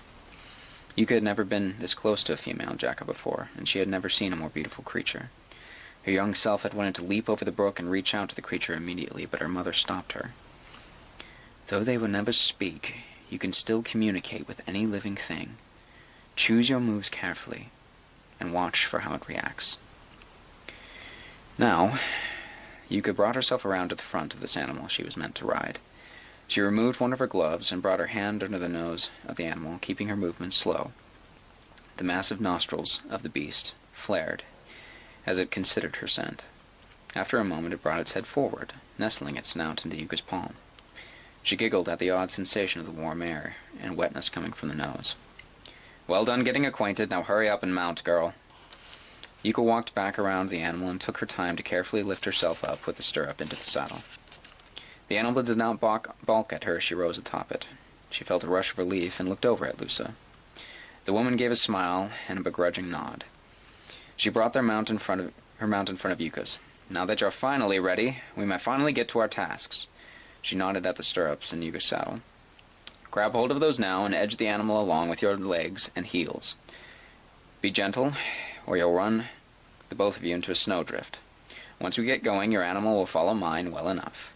If you need to slow down, call out and gently pull back on the stirrups." Yuka nodded. "How far is the village?" Lusa gestured down towards the long snowy path leading south. "If we are lucky, we shall make it there before midday. I mean to end our business quickly and meet up with the camp well before sundown. And here are our escorts." Yuka heard a begrudging sourness in Lusa's last words. Turning, she felt a lurch in her belly as she saw two of the scarred, pony-tailed men walking their horses over to the two of them. One was a younger man, with nut-brown hair in his braid and a thick beard. The other was a large man with a great black mustache whose eyes had watched Yuka so carefully on her way to Margrave the Healer. He gave a similar grin to her now, tilting his head. Lusa gave a stern word of greeting to the two men, then said a few sentences that Yuka could not understand in word or context. She gestured with her arm down the pathway she had indicated earlier, then waved her hand behind Yuka. The men gave her stoic nods. Yuka could not get over the looks in the eyes of these men. The younger man had hazel eyes, the color of autumn pine. The man with the black mustache had eyes the color of stone. Yuka decided not to look very closely into either of their eyes any time soon. Lusa waved Yuka over to her. Carefully she nudged her steed, along with her heels. "I've told them that they are here for Falhurst, not us. They are to not ride ahead, nor ride close to us. They ride 50 paces back, at least, to keep watch for any dangers." Yuka looked back and made note of the thick, curved blades and spitfires tucked into the slings of these men's saddles. They were armed to the teeth. Though it would be next to useless in her own hands, Yuka now wished that the spitfire Lusa had given her was loaded. "Are they a danger to us?" Lusa gave a dark chuckle. "I'd have them slit and singing to the red wind before their sabers cleared their sheaths. All the same, child." Lusa looked hard into Yuka's eyes. "Keep close to me. Never trust a jailer." She nodded at the two men. With that, Lusa put her heels to her mount and began riding down the path. Not wanting to be alone with the two scarred men for even a moment, Yuka put her heels to her own mount and hurried after. The day around them as they rode was a bright reflection of the night before. Sunlight glinted at them in every direction, light bending through the ice and snow on the tree branches. Yuka felt an ache in her knuckles as she held tightly to these stirrups. Her stomach lurched with every bound of the animal, and she had to keep from ducking whenever they neared a tree with low-hanging branches. Her father had once been offered a southern steed of a different breed for riding from a tradesman that had come through their village. He had turned them down. "I am the only living thing I trust to do my traveling for me," Kupin had said. Yuka smiled at the memory, wondering what her father would say to see her now. She spoke his name onto the morning wind, hoping the green spirit would carry it to him. Talk was scarce as the two rode. Long breaths of silence stretched between the few times Lusa would call out direction. The steeds that carried them were not running at their full speed. Lusa called this sort of step the animals were doing a canter. The two animals carrying the men, jailers, as Lusa called them, were like the steeds that Lusa and Yuka rode, but much larger, less shaggy, and darker in coat. Yuka could hear their labored, almost angered breathing behind her. The great animals were heavier in step than her own, and harsher tempered. It had snowed before dawn the night before, but the day around was clear with bright blue, shimmering amidst the dead gray of the sky above. Yuka could feel small droplets of snow melt from the tree branches fall onto her cheeks as the sun rose higher. Sunlight was at its crest when Yuka saw the first plume of smoke. Lusa called out over her shoulder and pointed ahead. She quickened the pace of her mount, and Yuka followed. She would be very grateful to get off her steed. Yuka's lower back had begun to ache terribly, and every step brought a searing pain to her chafed thighs. Down a smooth, steady slope, Yuka saw the beginnings of a small village up ahead. Tented huts, no more than a dozen, sat in a wide, snowy clearing. All were laid out in a haphazard circle with the thick war-pine totem making up the center. Yuka had feared for half a moment that she and Lusa were to witness another horrific sight of death like at the last village, where Aglu's spirit had gone to meet the grain. Yuka knew that she would never fully get the image of the mangled, charred bodies of those poor villagers out of her memory. This village was a different sight entirely. There was not a soul to be seen, alive or otherwise. Though the day around was bright, the tented homes built around the totem seemed dark and lifeless. One lonely trail of smoke could be seen, twisting into the dead sky from one of the larger homes on the other side of the clearing. Lusa kept her mount from the inner rings of the homes around. She called out over her shoulder. Yuka thought she meant to say something to her, but the words had been in Kamden. Yuka whirled her head around as she heard the whisper of long, curved steel on supple leather. The two jailers had drawn their swords, and were looking around the village carefully. The one with the large mustache held a small Spitfire in his own hand. Yuka's hand found her unloaded Spitfire in her belt. "No one knows it's not loaded," she said to herself. "No one knows it's not loaded." Lusa beckoned them forward with a jerk of her head, and the party edged their mounts into the inner part of the village. Lusa spoke to Yuka from the corner of her mouth. "I do not know what awaits us here. If anything happens, ride back north, the way we came. You're no fighter, not yet." Yuka bristled at not being thought a fighter, but swallowed her reply. A bird, great and loud, called out. Both jailers and Lusa raised Spitfires in the direction of the sound, but Yuka kept her eyes forward. Her eyes had found two others. They were large and bright, and looked at her from behind a tattered tent flap in the home in front of them with a small plume of smoke trailing out. Yuka began to call out, but heard a large twig crack behind them. All spun in their saddles to see a large man with bright white hair and a face like old leather holding what looked like the largest and rustiest Spitfire Yuka had ever seen. It was leveled at their party. The large man waved the barrel of his Spitfire out at each of them threateningly. "Well, have you gone, then? Every one of you? There's nothing of value here." The younger of the jailers raised his Spitfire at the man, but Lusa barked out an order to him. The two jailers looked darkly at each other. Yuka feared that they might fire, but after a moment, the two lowered their weapons. "Who leads here? Where is your village mother or greeneress?"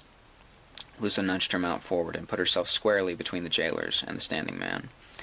The old man kept his massive Spitfire leveled. He turned and spat in the snow. "Our greeneress died 3 summers ago, and my wife has led the few men and women left to us on a foolhardy chase in the woods for wicked warriors with white faces. I am what is left of the village." One of the jailers, the mustache one, grumbled something. Lusa answered him in the same tone. She then said firmly to the old man, "You are all that remains?" He is not," Yuka said, pointing behind her, fearing an ambush. "There is someone in the far hut."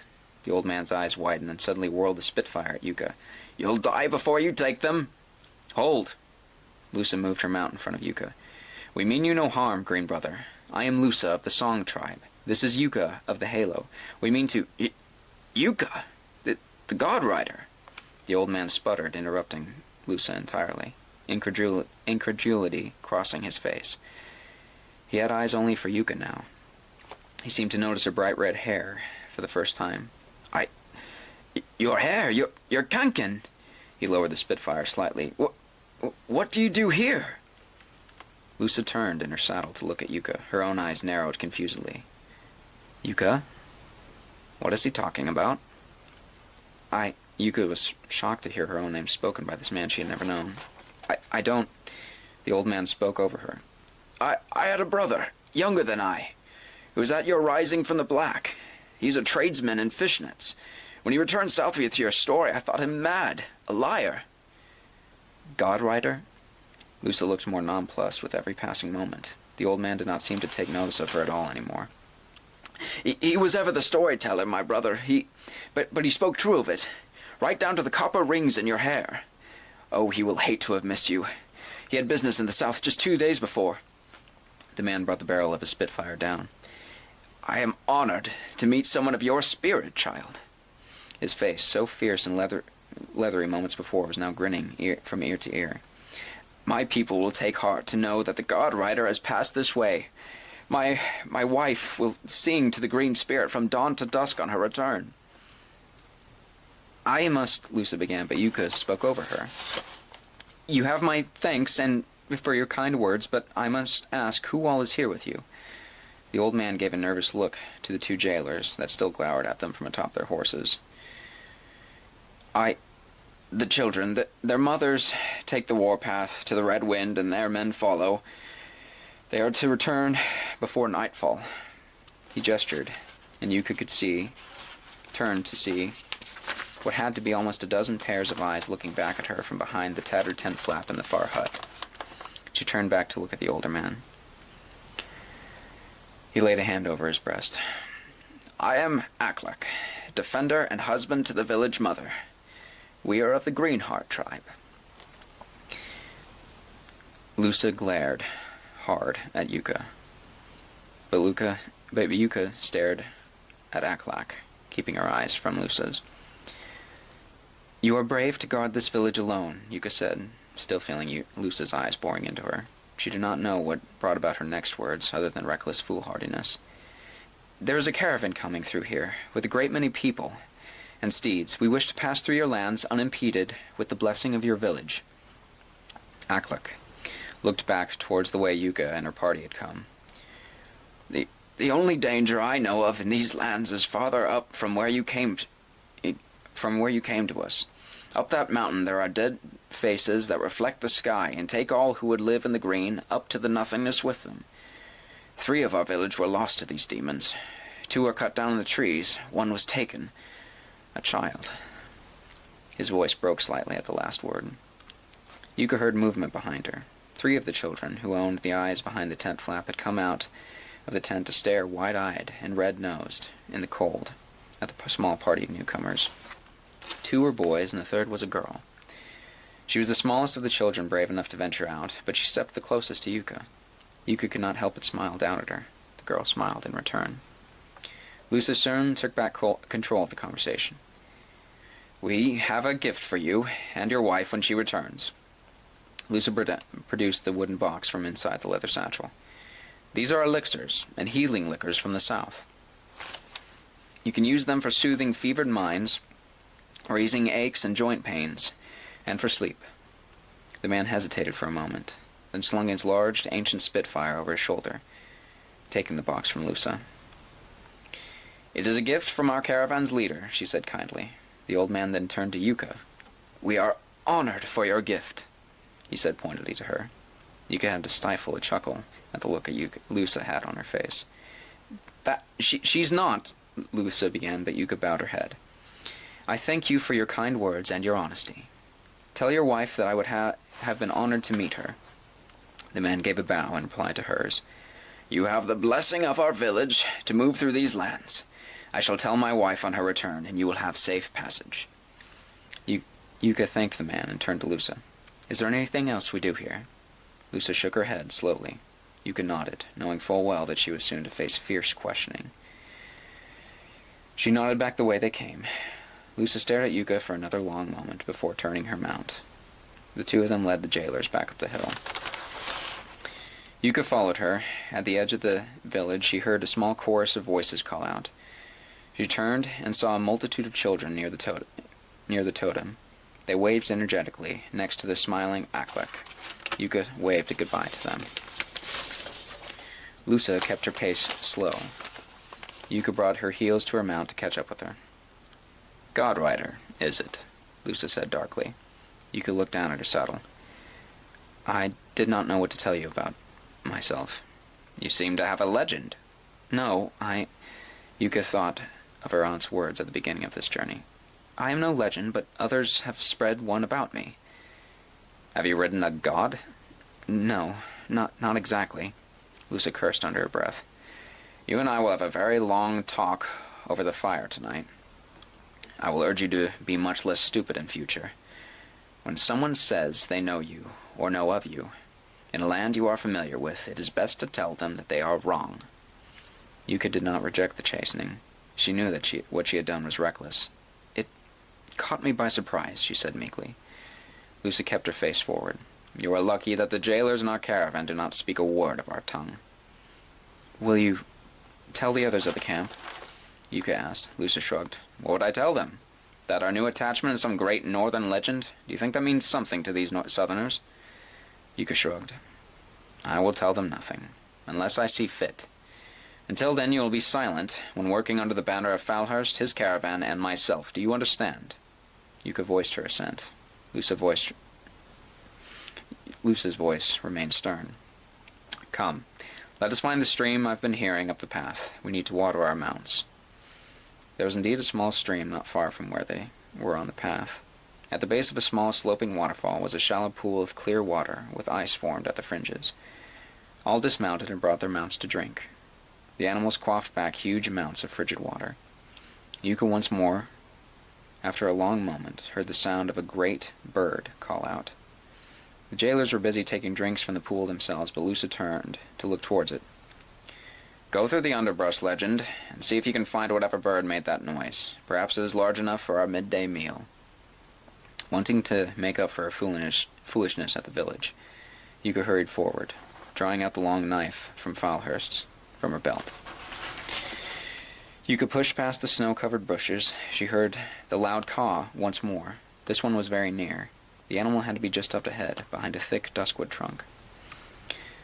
She had to lower herself and almost crawl under some of the lower branches. Standing straight, she stayed still, listening for more caws in the wind. None came. Sighing, Yuka turned to leave, and almost lost her footing, staring at what lay against the base of the tree. Bronze glinted beautifully in the midday sunlight.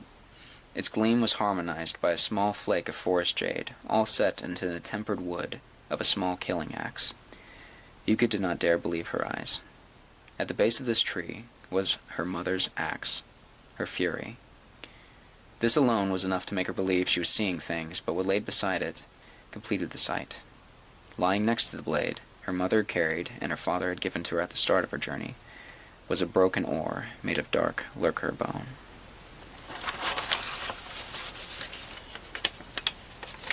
As ever, the story moves forward. And we'll see what is in hand for Yuka next time.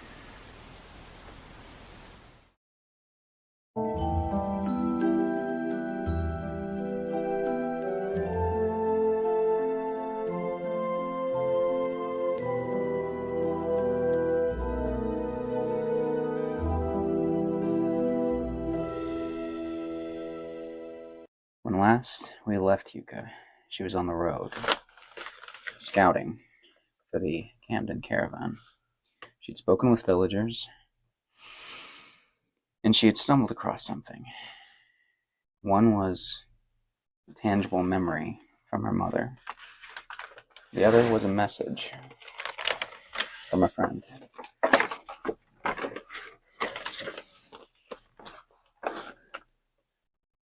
Takani. Yuka barely dared believe it. She stood, crouched in the snow, wetness seeping into her knees and sleeves.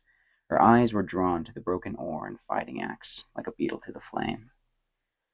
One oarsman was left out of the camp of men that pulled her aunt's boats. One body was not among those that lay dead before the hanging tree. He has to be near. At this thought, Yuka's neck lost its stiffness, and she turned her head slowly to the left, and then to the right. Seeing nothing, instinct brought her eyes to the ground. Other than a small couple of gauge marks in the snow around the axe and oar, there were no other footprints, no marks of movement. Yuka had never heard of any spirits on the wind, leaving an axe for the living. Was this a sign of some sort, an omen from the green? A broken oar and an axe that should have been at the bottom of some unnamed creek, Yuka thought to herself. She wasn't sure what to make of it. The calling of her name sent her diving for the tree trunk and her mother's axe. Yuka hurriedly stuck the handheld axe into the fold of her coat. She heard the crunch of snow and the breaking of twigs. Beginning to panic, Yuka hurriedly buried the broken oar under the snow and rock around the tree where her mother's axe had rested. She knelt there for a long while, under the low branches, waiting for the footsteps to get closer. For a long moment she heard nothing but the wind through the ice and trees. She knew that Lusa would be looking for her soon if she did not show up. I am not yet a captive, but I am under their wing, she thought to herself. She wondered whether or not this was her chance to flee the oddities of the Kamden caravan. Was Takani near enough for her to fall in with him? Was he well? There's no blood in the snow, she remembered. If the salty tree oak of a man had truly had the speed and silence to leave these items for her to find, you could believe that the man must not be near death, as she had feared. We could take off together and make for the others, the Light Rider and Nanak. Yuka wondered briefly how young Imik was faring, with their group's hard journey ahead. Would Takani even go back to them? She thought to herself. Yuka knew that she could not command the war dog. Takani had left their camp with bile in his heart for the Light Rider, and facing the tip of Nanak's spears. Could we make Tunguiuk together, just he and I? Doubt clouded Yuka's heart from every direction. Before she could plot any new paths for herself, the sound of crunching snow filled her ears again. This one was a great deal closer. The steps were careful, slow. Yuka reached back into her coat and gripped the cold haft of her axe. The feeling gave a comfort she had not felt in days. She slowed the pace of her breathing, keeping track of the sound of the nearing steps. Feeling a moment of instinct guide her actions, Yuka sprang from under the low branches of the tree and looked around. Two beetle-black eyes, standing about half her height above the ground, squinted suspiciously up at her.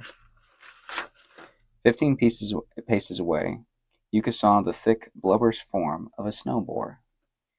She had only ever seen one from afar, when she had been 4 summers old. These beasts preferred the colder winters, and they only ventured as far south as the cliffs of the copper shards when winter was in full reign. That time, it had been a plump mother and 2 small piglets with her. The one before her was a young male. Its shoulders rolled with muscle as the animal paced back at her movement. Its fat hindquarters jiggled at its heavy breathing.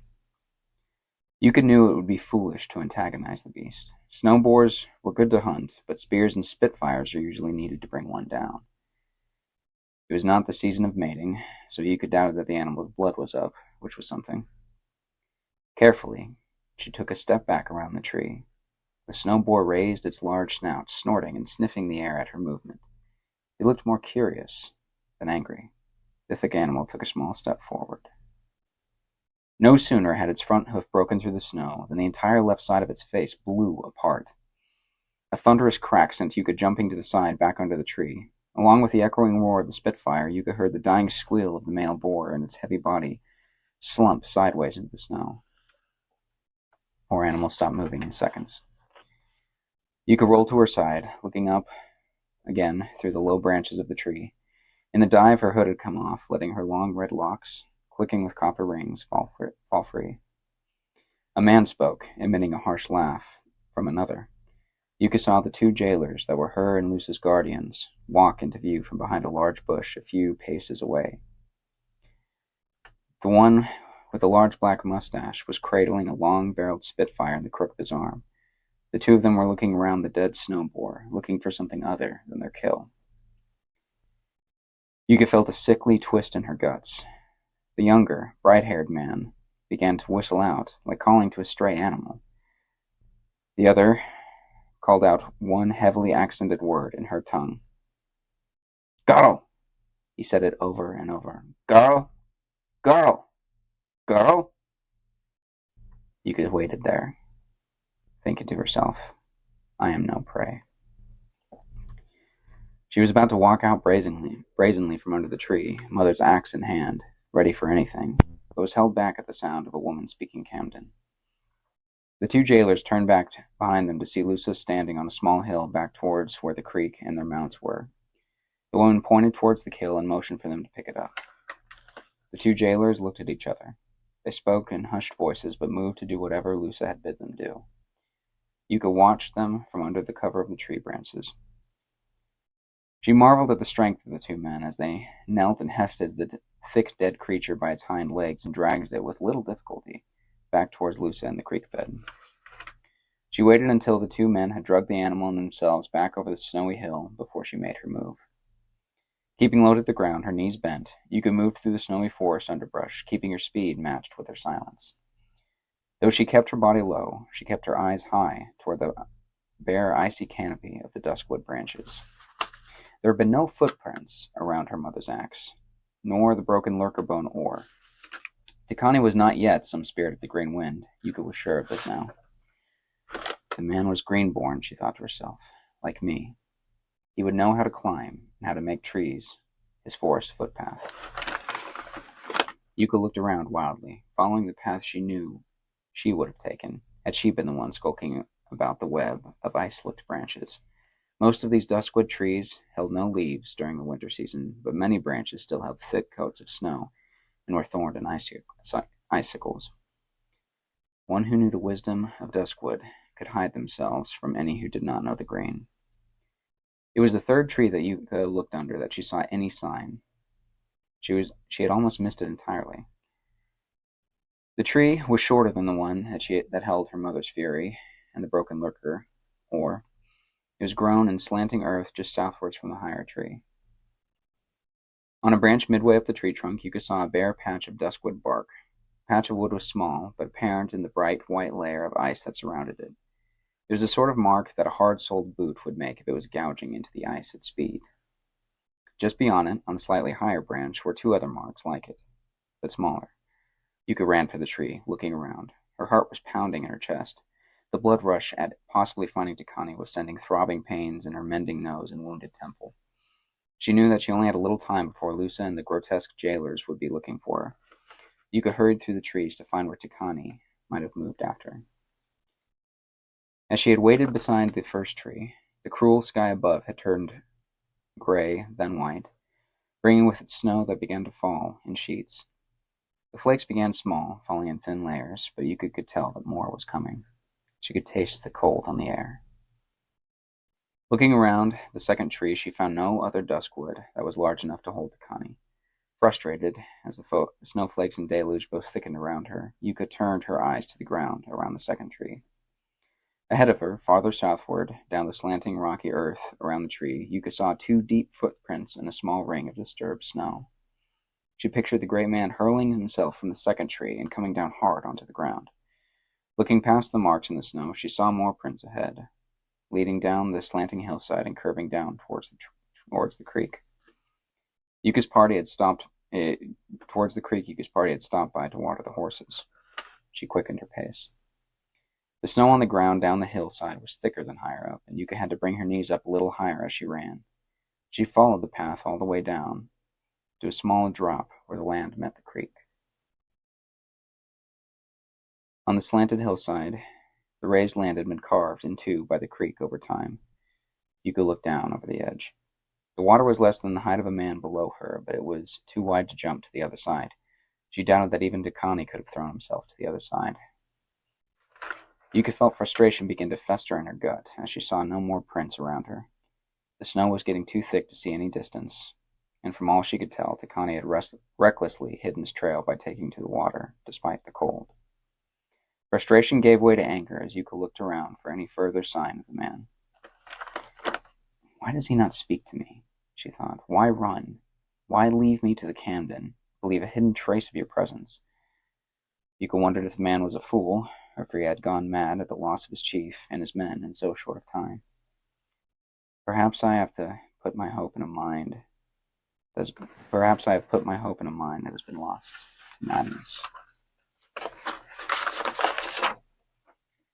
On the wind, she heard a woman call out her name somewhere farther up the hill.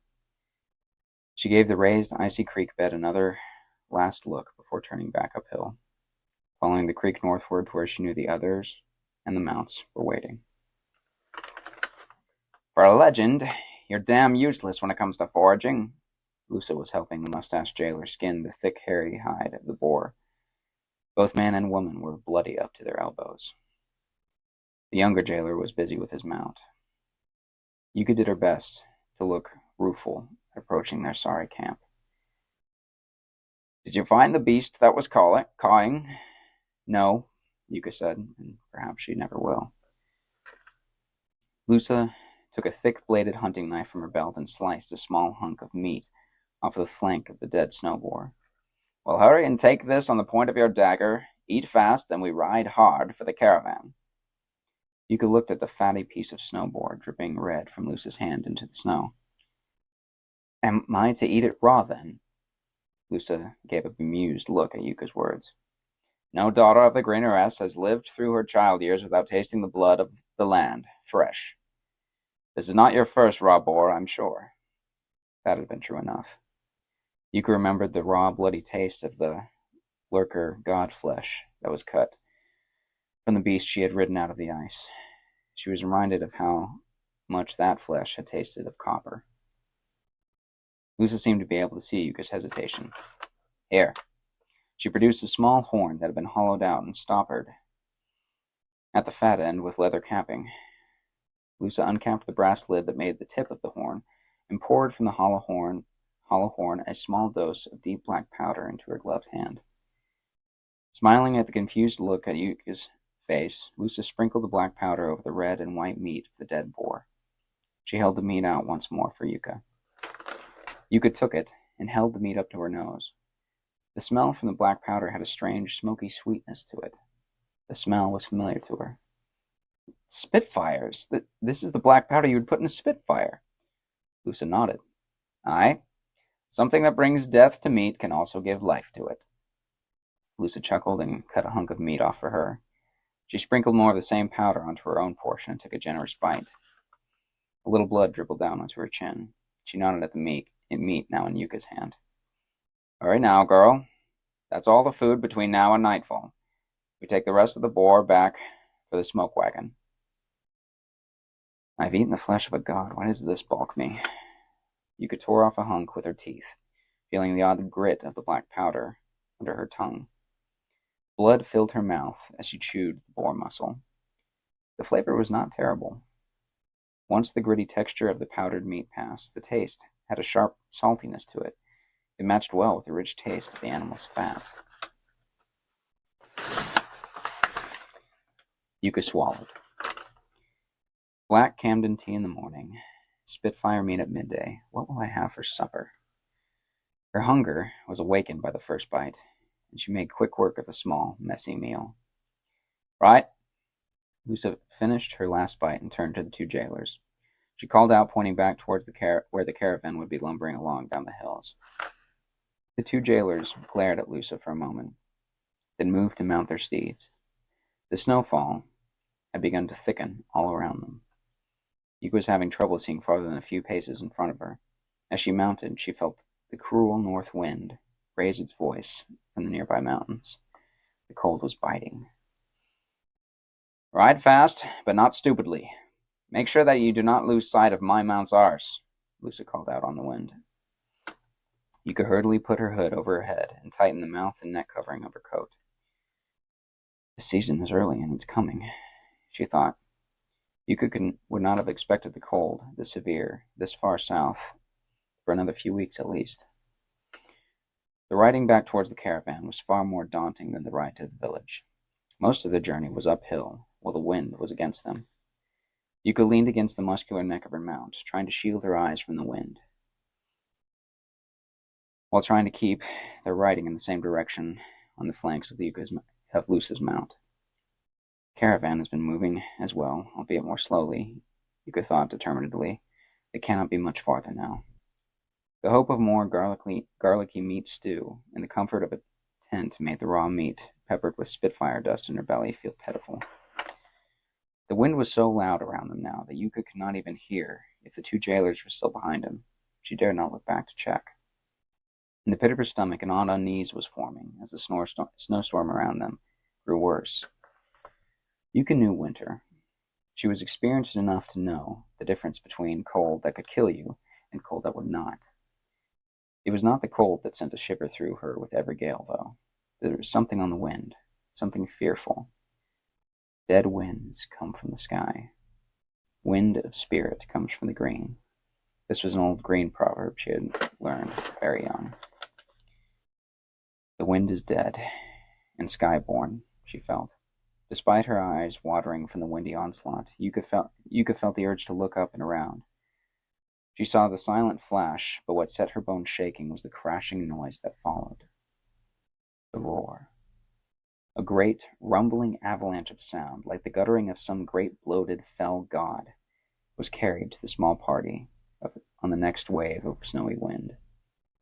Yuka could see, through the icy veil of falling snow, Luce sit up straighter in her saddle. The woman turned. Luce's eyes, framed by her hood and own mouth covering, met Yuka's. It was the first time that the girl had ever seen fear cross them. Thunder. Common in the southern cliffs during the brief summer seasons, did not happen in winter. When the sky had its say, it always only brought silent death and snow and the killing winds. The world above would turn black and the snow would fall in amounts enough to drown a mountain, but the wind was all that was ever heard. When there was thunder, when lightning cracked, and the sky roared, despair was not behind when snow fell with it. No omen was worse in the green, no augury it spelt more danger. Death followed snow thunder. Doom, blood, and pain. Yuka's mother had once spent 4 months in seclusion in the green temple of their village after she had seen lightning crack across the sky during the first storm of that winter. That same winter, their village had joined the other villages of the Halo tribe in a terrible war against the Horn tribes of the Coves. Luce kicked her heels into her mount. Yuka's own mount lurched ahead to keep up with the new speed. Yuka spoke a prayer to the green, hoping that the sound carried on the sky's dead wind, that they would reach the caravan soon. The sky above was getting darker with every stride of Yuka's mount. Yuka could hear the heavy breathing of the animal below her as he did his best to gallop his way through the thickening floor of snow on the path before them. Another great flash of light surged above them, drawing Yuka's gaze upward.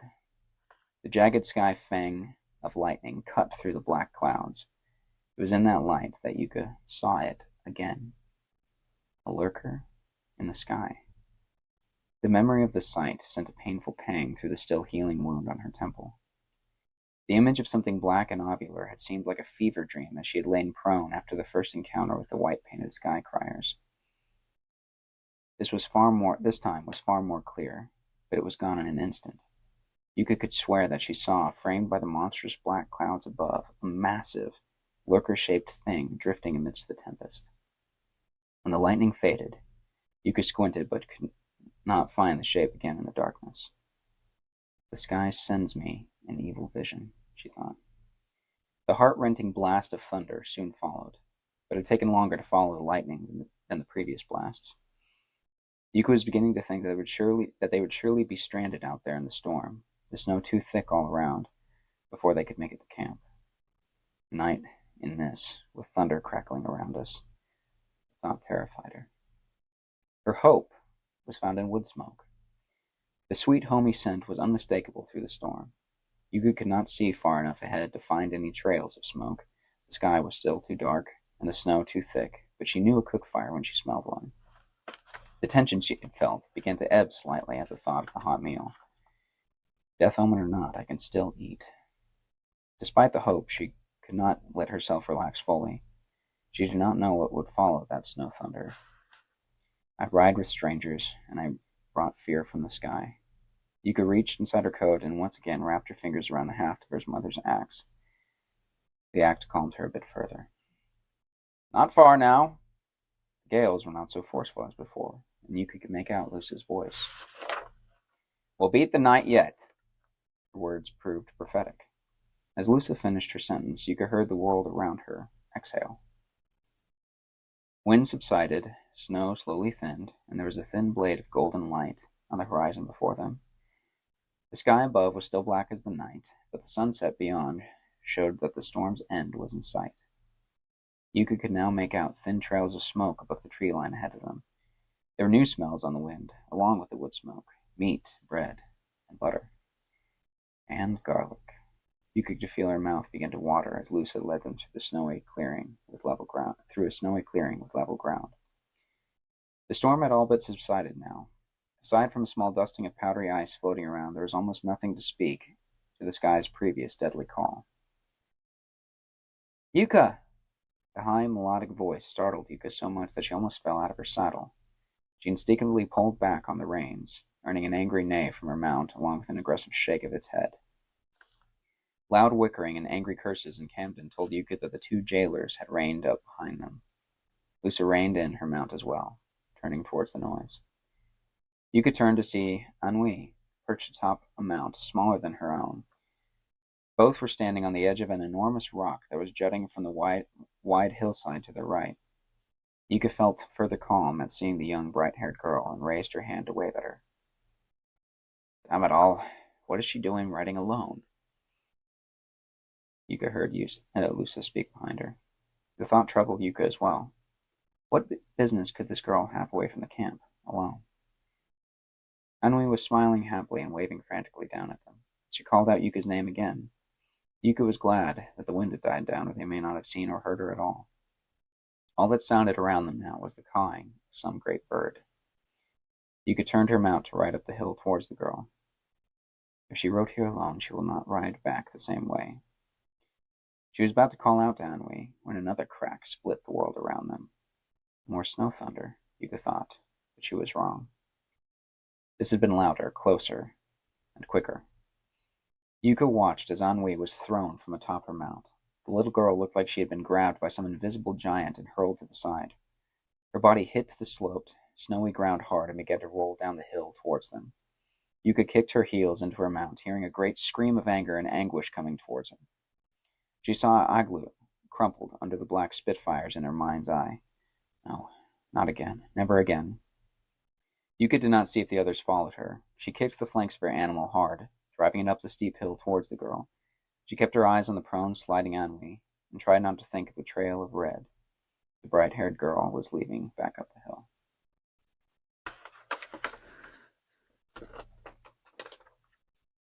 And next time we shall see just how involved Yuka and Ennui's life have become intertwined. Thank you, quiet listener, for joining me on this journey through the first 10 chapters of Yuka the Nightheart. I hope this story was able to, for a time, take you elsewhere, to a place of towering mountains, winter winds, pine forests, and deep oceans, or at the very least, brought you a bit of calm and wonder. Whether you're here to relax, drift off to sleep, or simply escape into another world, it means so much to me that you chose to spend this time with Yuka, the Nightheart, and her story. I have greatly enjoyed this chance to read you a quiet tale in secret. I'd love for you to subscribe and become part of our growing community. Community of nearly 8,000 kindred spirits. There's so much more adventure to come, and I cannot wait to share the next chapters of this tale with you. Until then, take care, stay warm, stay relaxed, and may your nights be filled with far-off places and dreams of adventure. The journey continues soon.